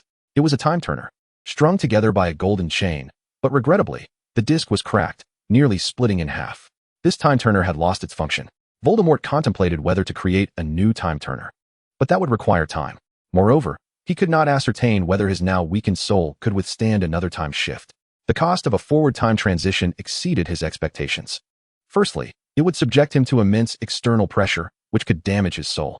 A person with a fragile soul would need only one crossing to become a permanent fool, losing most of their memories.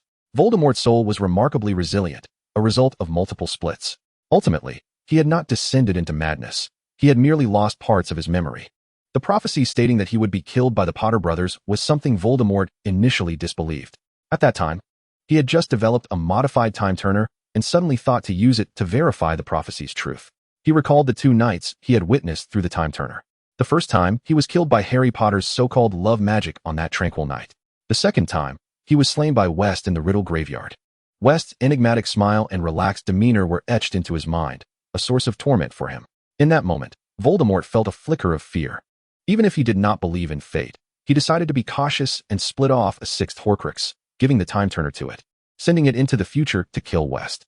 That 6th Horcrux was now Voldemort himself. The Potter brothers. Voldemort scoffed, his expression dark and foreboding. He then recalled West's demise and chuckled, feeling considerably lighter at heart. West was now dead. He just needed to find a way to deal with Dumbledore and acquire the Elder Wand, and he would have no more worries. Only Harry Potter remained. A mere boy, what could he use to defeat him? Love magic? Voldemort felt everything was under his control. The one thing he had not anticipated was that he still possessed a Horcrux. Voldemort's gaze fell inquisitively upon the diary on the table. How did West manage to kill himself? This question lingered in his mind. Doubt crept in as he opened the notebook, attempting to communicate with this Horcrux. At the moment the quill touched the paper, the window pane of the room suddenly shattered, shards of glass nearly grazing Voldemort's face. He swiftly turned, waving his robe to shield himself from the glass. An unexpected figure stepped through the window, offering him a slight smile. I would love to say good evening to you, but unfortunately, I am not in the mood for pleasantries. As soon as the words left his lips, a piercing curse shot toward him. West stepped aside, and the spell struck outside the window. In the next heartbeat, the door behind Voldemort burst open with a resounding crash, and Snape appeared, his face ashen, his wand aimed squarely at West. The Malfoy couple flanked him, their expressions grave. Voldemort narrowed his eyes, a tempest of hatred swirling within his deep gaze. You're not dead? He turned to Snape, suspicion gnawing at him. Severus, my former subordinate, whose side do you stand on now? Lucius hastily interjected, my master. Severus has always been one of us. Snape pivoted, positioning himself and West to encircle Voldemort. He spoke softly, "My master, I am indeed standing with." In the next instant, with a flick of his wrist, a bone-breaking curse shot directly at Voldemort. Furious, Voldemort roared, swatting the spell away with a protective charm. "What are you waiting for? Seize him," he bellowed at the Malfoys, all the while keeping a wary eye on West. The atmosphere grew tense and silent. The Malfoys raised their wands, but made no move. A sinister suspicion began to creep into Voldemort's mind. With his thoughts racing, he probed, "Malfoy, do you dare betray me?" Lucius grimaced, instinctively protesting, "Master, I would never." Narcissa remained silent, her brow furrowed, gripping her wand tightly. "What do you want?" Voldemort queried. "We can negotiate." West frowned. Feigning difficulty, "We only desire your death. Is there anything to discuss?" Voldemort found himself cornered. Had it been only Snape and the Malfoys, he might not have been so disadvantaged, but the presence of West loomed ominously. Taking the initiative, Voldemort aimed a killing curse at West, Avada Kedavra. Snape's heart nearly leaped to his throat. His aim was true. The curse merely grazed Voldemort's arm under the shield he had conjured, but regrettably, Voldemort's killing curse failed to strike West.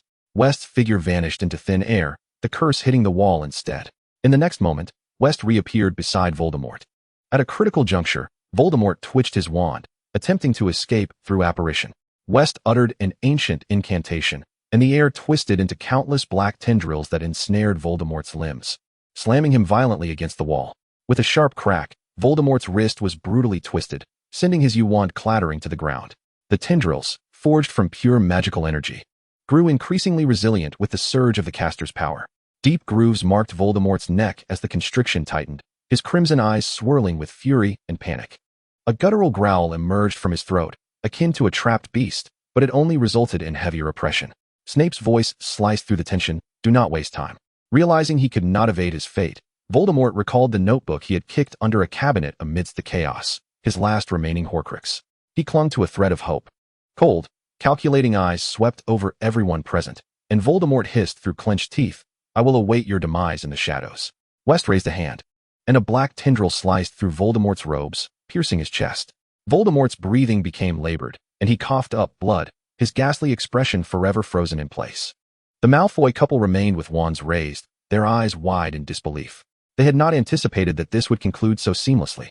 The Dark Lord, once imperious and commanding over all Death Eaters, had drawn his last breath. The fragility of the Dark Lord's life was laid bare. So easily reaped by the hands of death. Snape's taut shoulders relaxed suddenly, an unnameable complexity swirling in his eyes. Each manifestation of West's formidable magic left him in awe. Once it was confirmed that Voldemort was utterly dead, the tendrils dissipated into the air, and Voldemort's lifeless body thudded heavily to the ground, a wand slipping from his sleeve. It was Harry's holly wand.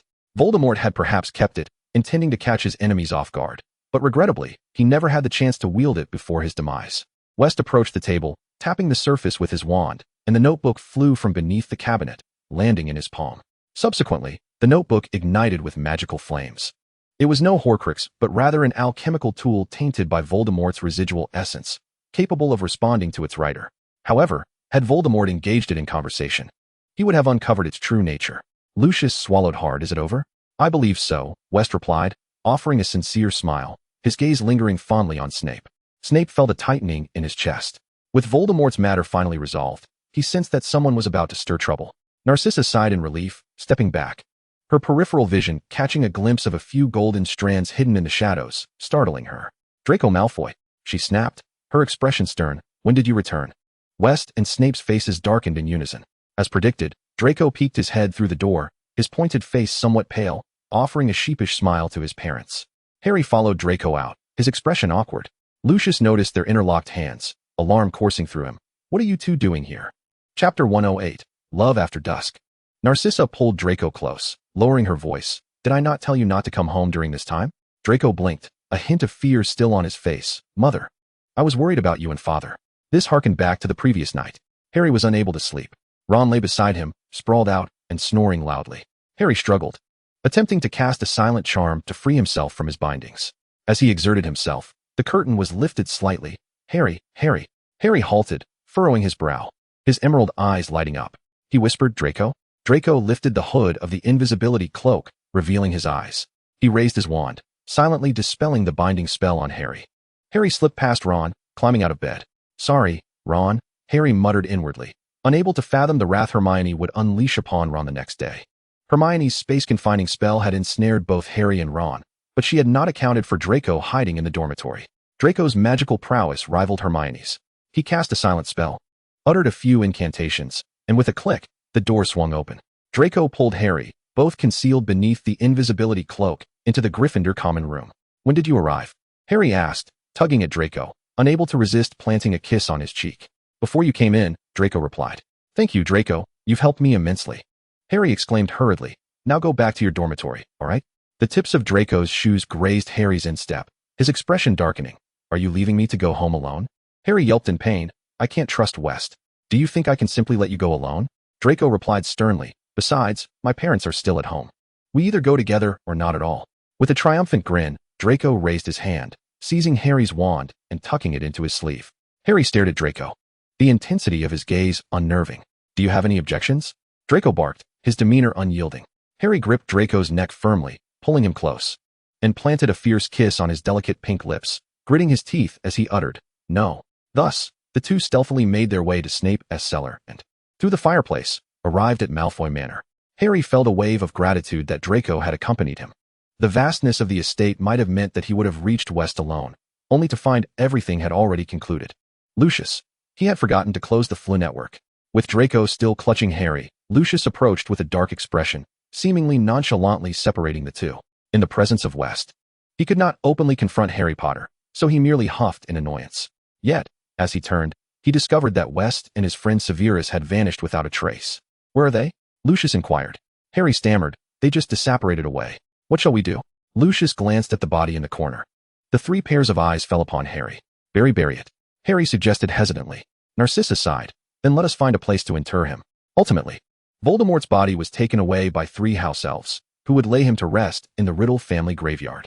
After a lifetime spent in pursuit of immortality and power, he was destined to be buried alongside the Muggle father he so despised and rejected. "Now, what shall we discuss next?" Lucius squinted, his snake-headed wand striking the ground with a heavy thud. "How about you two?" Meanwhile, West and Severus had returned to Somerset Manor. Severus, caught off guard, found himself ensnared by West, who wrapped his slender arms around Severus's waist, resting his head against Severus's shoulder. "What are you doing? Let go of me," Severus exclaimed, his voice laced with unease. Had the temperature in the room risen? Why did he feel so parched? Severus pushed aside West's curly hair, attempting to stand. West let out a soft hum. "I'm so sleepy. Stay with me, Severus." Hearing the heavy drowsiness in West's tone, Severus hesitated. West had not rested a wink throughout the night. West pulled Severus down onto the bed, and soon, a rhythmic breathing filled the air. Severus found himself cradled in West's embrace. The warmth of the young man's breath against his neck sent a tingling sensation through him. He squirmed slightly, only to be held tighter. "Severus, don't go," West murmured sleepily, and in the next moment, he succumbed to deep slumber. Severus sighed, relaxing his body, surrendering to the tranquility of West's hold. So be it. A surge of vitality coursed through Severus. The act of vanquishing Voldemort felt surreal. It had been his aspiration for many years, now effortlessly fulfilled. Following that night, he had been prepared to offer even more of his soul, his life, for this war. His mind swirled in confusion. Enveloped in a familiar scent, he closed his eyes and gradually drifted into sleep. When he awakened again, the sky outside had darkened. A warm kiss graced his brow. Severus blinked, coming back to his senses. He realized he was resting on West's arm. As Severus attempted to sit up, West chuckled lightly, tightening his grip around Severus's waist, giving him an intimate embrace. Severus awkwardly ran his fingers through West's hair, a hint of concern creeping in. "Haven't you had enough sleep?" "No." West lifted his head, his emerald eyes sparkling with light. "I truly love you, Severus."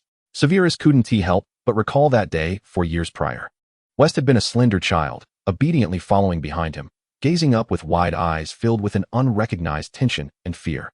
The visage of the young man before him began to meld with the innocent face of the child from years ago. Severus sighed, cupping West's face in his hands, pressing a kiss to his lips.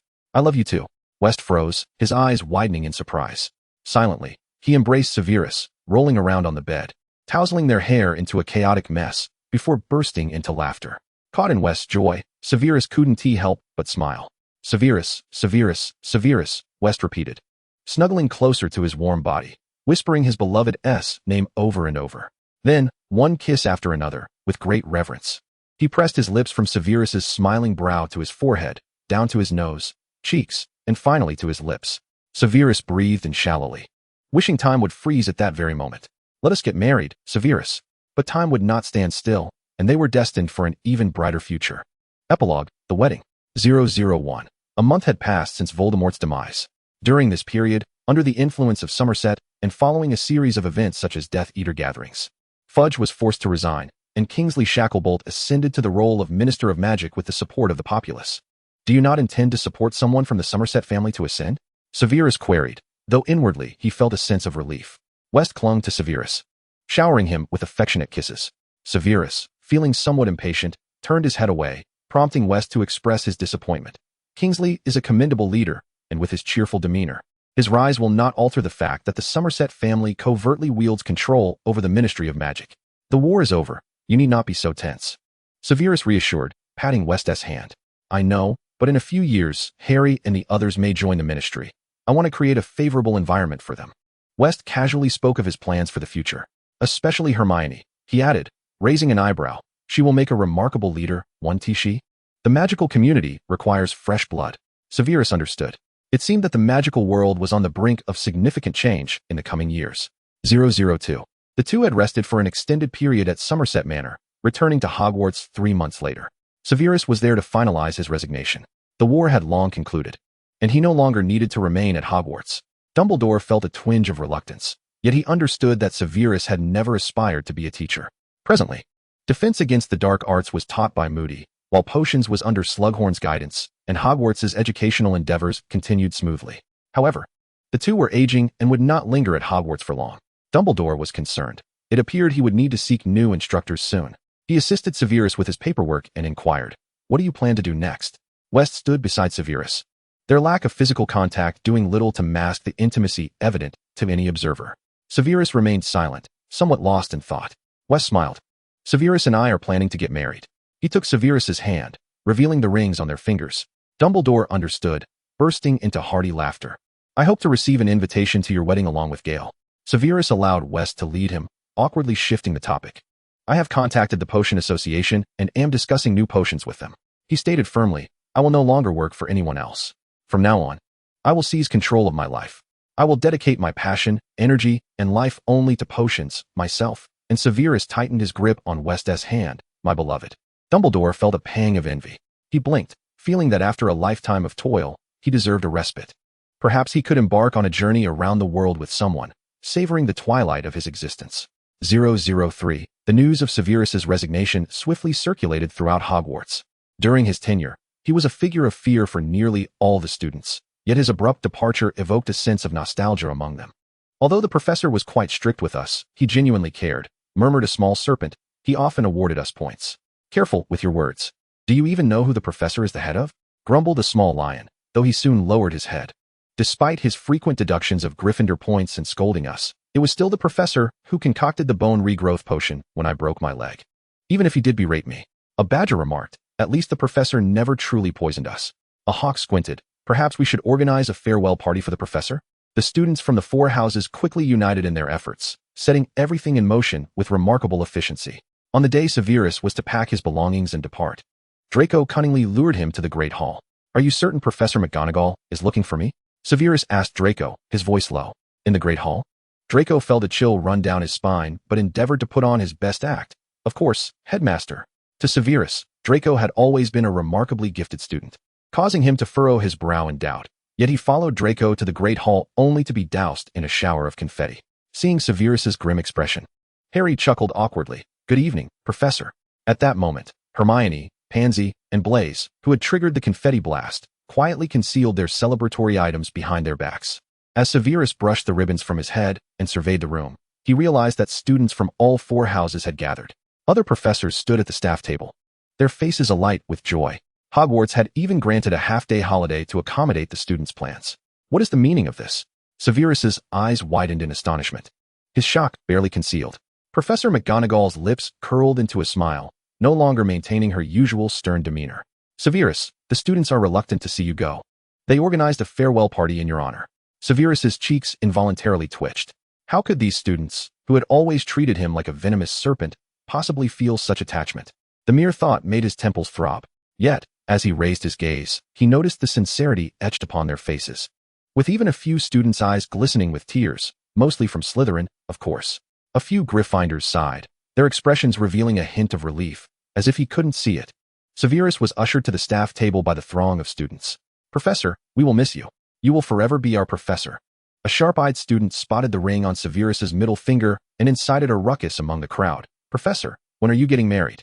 Severus felt a bit flustered and refrained from responding. The students grew increasingly excited, interpreting his silence as an affirmation. Amidst the students' heartfelt farewells, Severus finally recalled something. "Did you not inform West that this was happening?" Standing amidst the crowd, Harry smacked his forehead. "I forgot." Meanwhile, West, waiting for his beloved in the dungeons, sneezed. 004. With the war concluded, Severus departed, and West had no intention of continuing his studies at Hogwarts. Rarely seen, West was nonetheless the subject of many legends within the school. When professors spoke of him, their admiration was palpable. Over time, even younger students who had never laid eyes on West knew of the mysterious and remarkable brother of Harry Potter. He even pursued Professor Snape. A Hufflepuff upperclassman informed the first and second-year Badgers at the dining table. The latecomer Badgers, unaware of West Potter's romantic history with Professor Snape, were electrified. Did they end up together? The upperclassmen sighed wistfully, lamenting, "Alas, poor Potter was thwarted by Somerset." The Badgers gasped in shock. Harry and his friends at the adjacent table struggled to suppress their laughter. At that moment, Pansy recalled the score to settle. She pulled Draco closer, her tone ominous. "You knew all along that West was Somerset, didn't you?" Draco recoiled. "Harry, save me." 005. After a period of preparation, Severus and West wed in Somerset, with familiar friends and family in attendance. That evening, Dumbledore resigned, vanishing with Grindelwald, prompting Professor McGonagall to seethe with frustration, though she reluctantly accepted the role of headmaster as per Dumbledore's design. The following day, the wedding graced the front page of the Daily Prophet, with an article pinned by Rita Skeeter. A dynamic photograph of Severus and West adorned the headline, depicting West smiling tenderly as he leaned down to kiss Severus's lips. For the first time in public, Severus relaxed, deepening the kiss by grasping West's tie. The entire wizarding world erupted in excitement. For although the Daily Prophet had previously reported on their romance, no one anticipated the swift arrival of their wedding. After all, this pairing was nothing short of astonishing. An ex-professor and potions master, renowned for developing potent healing potions and antidotes, wed to the enigmatic head of the Somerset family. It seemed quite a fitting match. I concur. Meanwhile, Hogwarts erupted in chaos as students processed the news, particularly when the full name of Somerset was revealed in the article, West Potter Somerset. The students gazed at the man in the photograph, with his flowing red hair and striking green eyes, in a daze. The owls of the magical world experienced their busiest moment, yet as Hogwarts students frantically sent owls to their friends. "Did you see today's prophet? I have a bold idea. By Merlin S. Garterbelts, I understand you." Ah! Pansy was nearly beside herself with glee. Invited to the wedding, she had sat beside Draco at the second table, much to her parents' astonishment. It wasn't until the next day that the Parkinsons learned that West Potter and Somerset were one and the same. "When did you find out?" Her father, in disbelief, queried. Pansy feigned profundity. "I knew all along." Meanwhile, the Hufflepuff upperclassmen, who had relished spreading tales of West and Severus's past romance, let out a jubilant cry. "I knew my product wouldn't have a bad ending."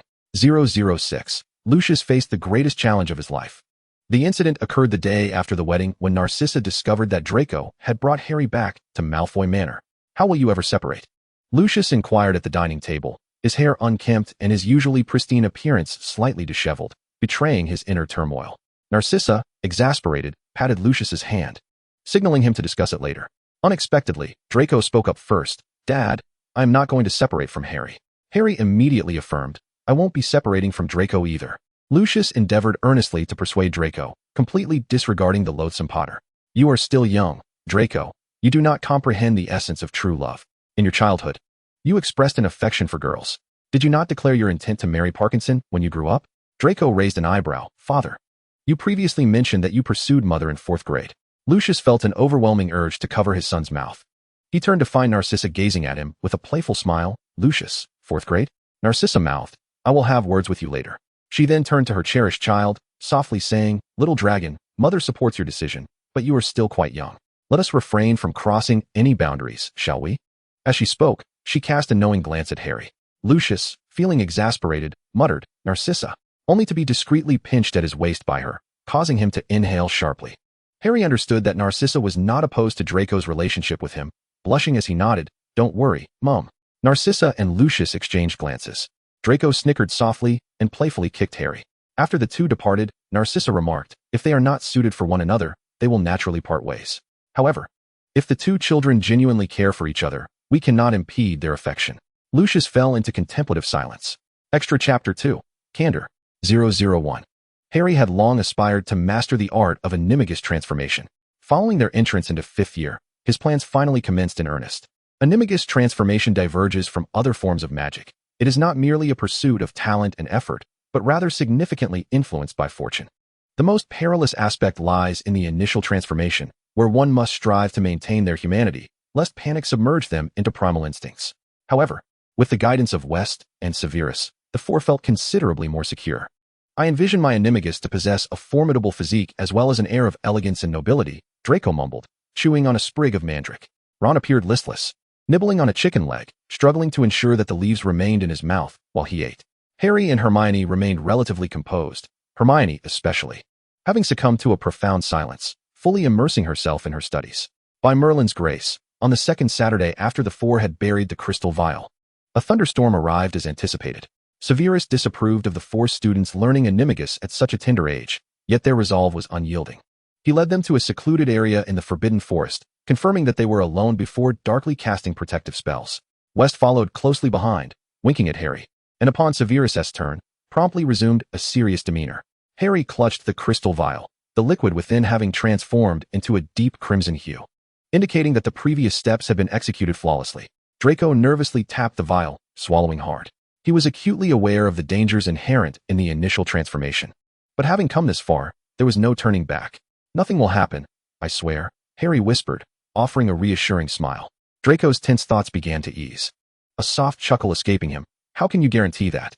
Harry Potter was always like this, undaunted, courageous, providing protection and hope to others, and fully capable of delivering on his promises. Draco could not help but acknowledge that this was the very trait in Harry that captivated him, as Harry consistently instilled an unparalleled sense of security within him. Pale lightning cleaved the dim sky above the Forbidden Forest as Severus intoned gravely, "We must hasten." Hermione, without hesitation, recited the incantation, tilting her head back to consume the crimson liquid, her expression becoming inscrutable. Hermione, Ron, who had been hesitant, witnessed Hermione's swift action and grimaced as he too drank the potion, followed closely by Harry and Draco. West waved his wand, conjuring an invisible magical barrier that separated the four into distinct spaces. Hermione, having consumed the potion first, experienced the transformation at the quickest pace. She clutched her chest, feeling her heart race unnaturally. A searing pain radiated from her heart to her limbs. With a muffled groan, she collapsed, her clothing gradually melding with her skin. Following the wondrous metamorphosis, only a plump otter remained. The otter, with its bead-like black eyes, emitted a warning squeal, raising its paws to claw at the surrounding invisible barrier, clearly having lost its faculties. Soon after, Ron successfully transformed as well, becoming a robust large dog with a reddish coat, bearing sharp teeth. Draco morphed into a pure white ferret, while Harry transformed into an enormous lion, undoubtedly the largest among the four. Harry narrowed his eyes, focusing on Severus and West, unleashing a thunderous roar that startled the birds in the Forbidden Forest into flight, soaring into the clouds. Severus rubbed his temples, realizing he had been careless, having forgotten to cast a silencing charm. West placed a hand on Severus's waist, perceiving his unease with an expression of intimacy and concern. "It's all right, Severus. No one will come here," he whispered softly. "Is your back still sore?" Severus's complexion shifted between red, white, and black. West's words reignited the discomfort he had deliberately overlooked. Recalling the lengthy night prior, Severus clenched his teeth, enduring a moment before refraining from jabbing West with his wand. Taking a deep breath, he snapped, "Be quiet." The four animagi grew increasingly restless. Seeing that the humans before them paid them no heed, they began to provoke one another, their hisses filling the air. Thunder rumbled for an extended period before rain finally began to fall. West cast a rain-repelling charm, shielding them from the downpour. After all, he could not allow Severus to catch another cold. The four animagi, however, were not so fortunate, becoming thoroughly drenched.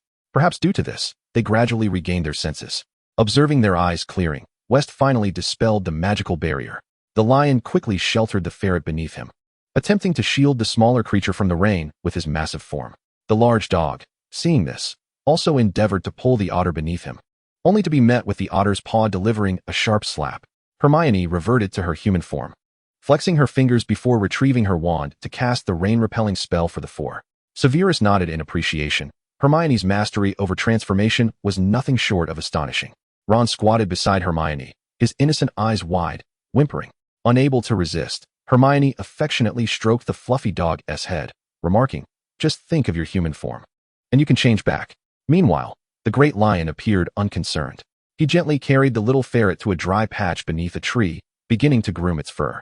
The barbed tongue glided over the damp white fluff, drawing away the water clinging to it.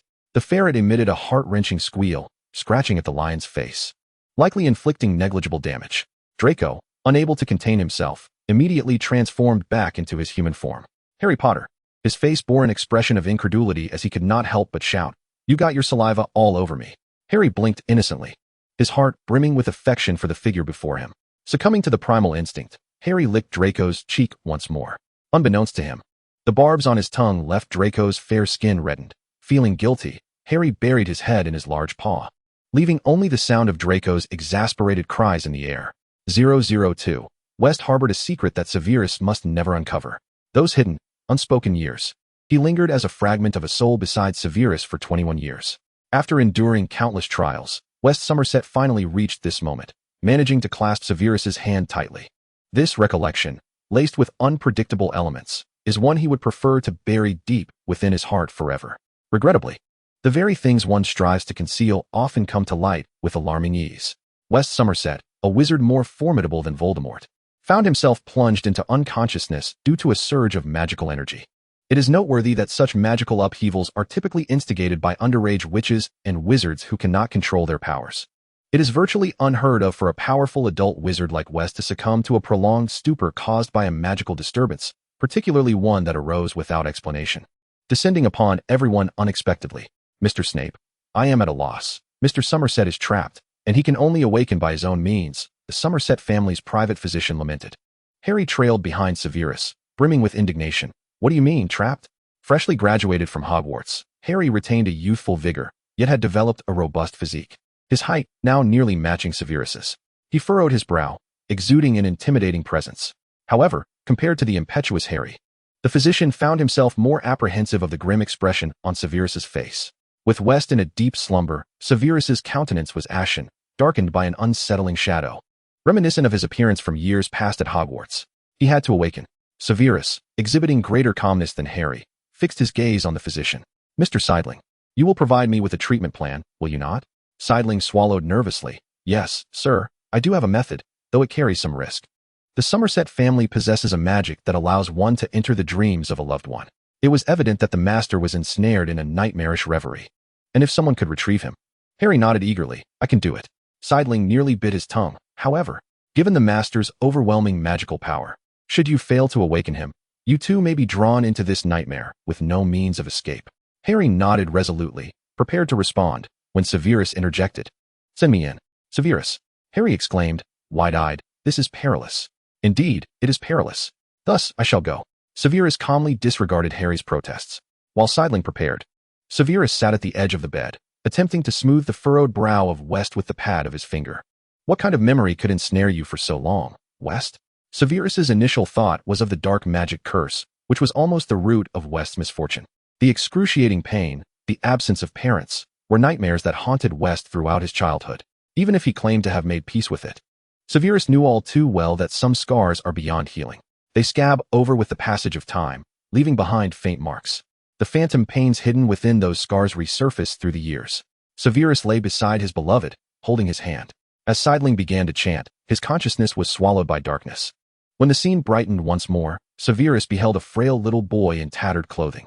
The boy lay on a decrepit bed, his pallid cheeks tinged with a sickly hue. The cold rain of the night seeped in, yet there was not a single proper blanket to cover him. He huddled beneath several oversized, worn garments. Severus's eyes widened in disbelief as he gazed upon this absurd tableau. Was this West's memory? How could that be? Surely there was some mistake? This boy was unmistakably a reflection of his younger self, a past that should have remained undisclosed to anyone. Suppressing his rising panic, Severus scrutinized the scene before him. Then he noticed a faint halo of soft light kneeling beside the boy, attempting to gauge his forehead's temperature with a transparent hand. A long-lasting ringing filled Severus's ears. He could not comprehend the unfolding scene. Everything matched his memories. save for the presence of an invisible remnant that had lingered by his side for over a decade. When Severus faced bullying, this remnant was more agitated than he, mouth moving in silent curses. When he endured the torturous spells of Voldemort, the halo would envelop him, attempting to shield him from the onslaught. Yet they both understood that it was all in vain. Strangely enough, even within the memory, the remnant remained a blurry, featureless figure, and Severus should not have been able to discern its expression. Yet he clearly recognized who this remnant was. The memories gradually advanced, and Severus emotionlessly surveyed the dismal panorama of his early life. He witnessed himself struggling in the mud, begging in abject humility, committing unforgivable mistakes, and becoming increasingly loathsome. The remnant remained steadfastly by his side. Severus sighed deeply. He had spent his life attempting to bury that past, to escape from the weak, wretched, flawed version of himself, to atone for past sins, and now he discovered that his closest companion was the most complete witness to those shameful memories. When the scene reached the night of Lily's death, he finally turned away, closing his eyes. A murmur of indistinct whispers penetrated Severus's chaotic mind, reminding him of his purpose for this journey. The remnant knelt there, its features hollow, yet grief and despair hung thickly in the air, nearly tangible. Severus endeavored to fix his gaze upon the remnant, kneeling beside it, striving to decipher the whispers. "It is futile. I cannot reach him," the remnant lamented. Severus furrowed his brow. "What do you seek to save, West?" The remnant's self-absorbed murmuring ceased abruptly. It spun around, its gaze like a tangible force locking onto Severus's face. "I cannot reach him. I cannot save you, Severus." The memory scene suddenly dissipated, leaving Severus seated in darkness, quietly gazing at the solitary light before him. The remnant resembled a child caught in wrongdoing, tears streaming from its vacant face, falling onto its knees, creating tiny glimmers of light. "I am sorry, it is my fault." For a fleeting moment, Severus found himself bemused. "What have you done wrong?" The remnant replied, bewildered. "I am useless. I cannot protect you." Severus attempted to conjure a smile, lifting the corners of his mouth, yet he faltered. He stared at the figure before him, realizing that he was not the only one ensnared by the chains of humiliation and pain. There was someone who loved him so deeply that they bore the weight of each of his sufferings as if they were their own failings, feeling inadequate, even unable to love him wholly. Cold tears began to cascade from Severus's eyes, tracing the contours of his face, mirroring the winding path of his tumultuous life. Those few icy droplets fell upon the remnant's hand, miraculously imparting a trace of warmth. The fading remnant began to solidify, its ethereal visage shifting, revealing distinct and handsome features. Severus grasped West's hand. Though words were not his forte, he eventually murmured, "Fool, why do you burden yourself with guilt? The past is not your concern." He blinked, struggling to articulate his thoughts. "But I believe it is time for you to awaken, for from this day forth, I shall share all my joys and sorrows with you. You should understand that my love for you is as profound as your love for me." When Severus opened his eyes again, he found himself enveloped in a familiar and warm embrace. The moon had vanished from the window, and the melodious chirping of birds accompanied the dawn's light spilling into the room. Outside the door, Harry and Sidling engaged in hushed conversation. Severus lifted his gaze, encountering an expanse of deep green. The corners of West's mouth could hardly be restrained as he greeted, "Good morning, Severus." Severus, with an impassive expression, cast several diagnostic spells to ascertain that West was indeed unscathed, his irritation simmering slightly. "Can you assure me that there won't be a next time?" he inquired. "I suppose there won't be a next time," West replied, embracing Severus with unrestrained joy, gentle kisses peppering his forehead, cheeks, and lips. "Have I told you today that I love you, Severus?" West, resembling a love-starved creature, murmured affectionately while nestling deeper into Severus's embrace. Severus sighed, acquiescing to his gestures. The words "I love you too" drowned in the tranquility of his kiss. In the third year following Severus's departure from Hogwarts, Professor McGonagall invited him back to deliver a special academic lecture on the proper application of the Patronus charm to the upper year students. Severus had always excelled in this area. Not only could he adeptly cast the Patronus charm, but he could also precisely control the Patronus's movements, utilizing it as a means of communication and navigation. Few wizards could achieve such an impressive level of proficiency. Of course, it was undeniable that West, Hermione, and Harry were equally remarkable. Yet McGonagall harbored a touch of personal interest. She wished for the students to encounter this once teacher of Hogwarts, now a renowned master of potions and recipient of the first-class Merlin Award.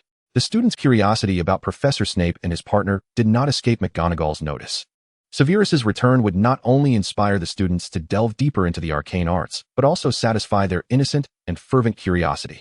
After all, more importantly, Severus had once been her student. A rare smile spread across McGonagall's face as she gazed proudly at Severus, who was explaining the Patronus charm. Severus's temperament had softened considerably, likely due to West's influence.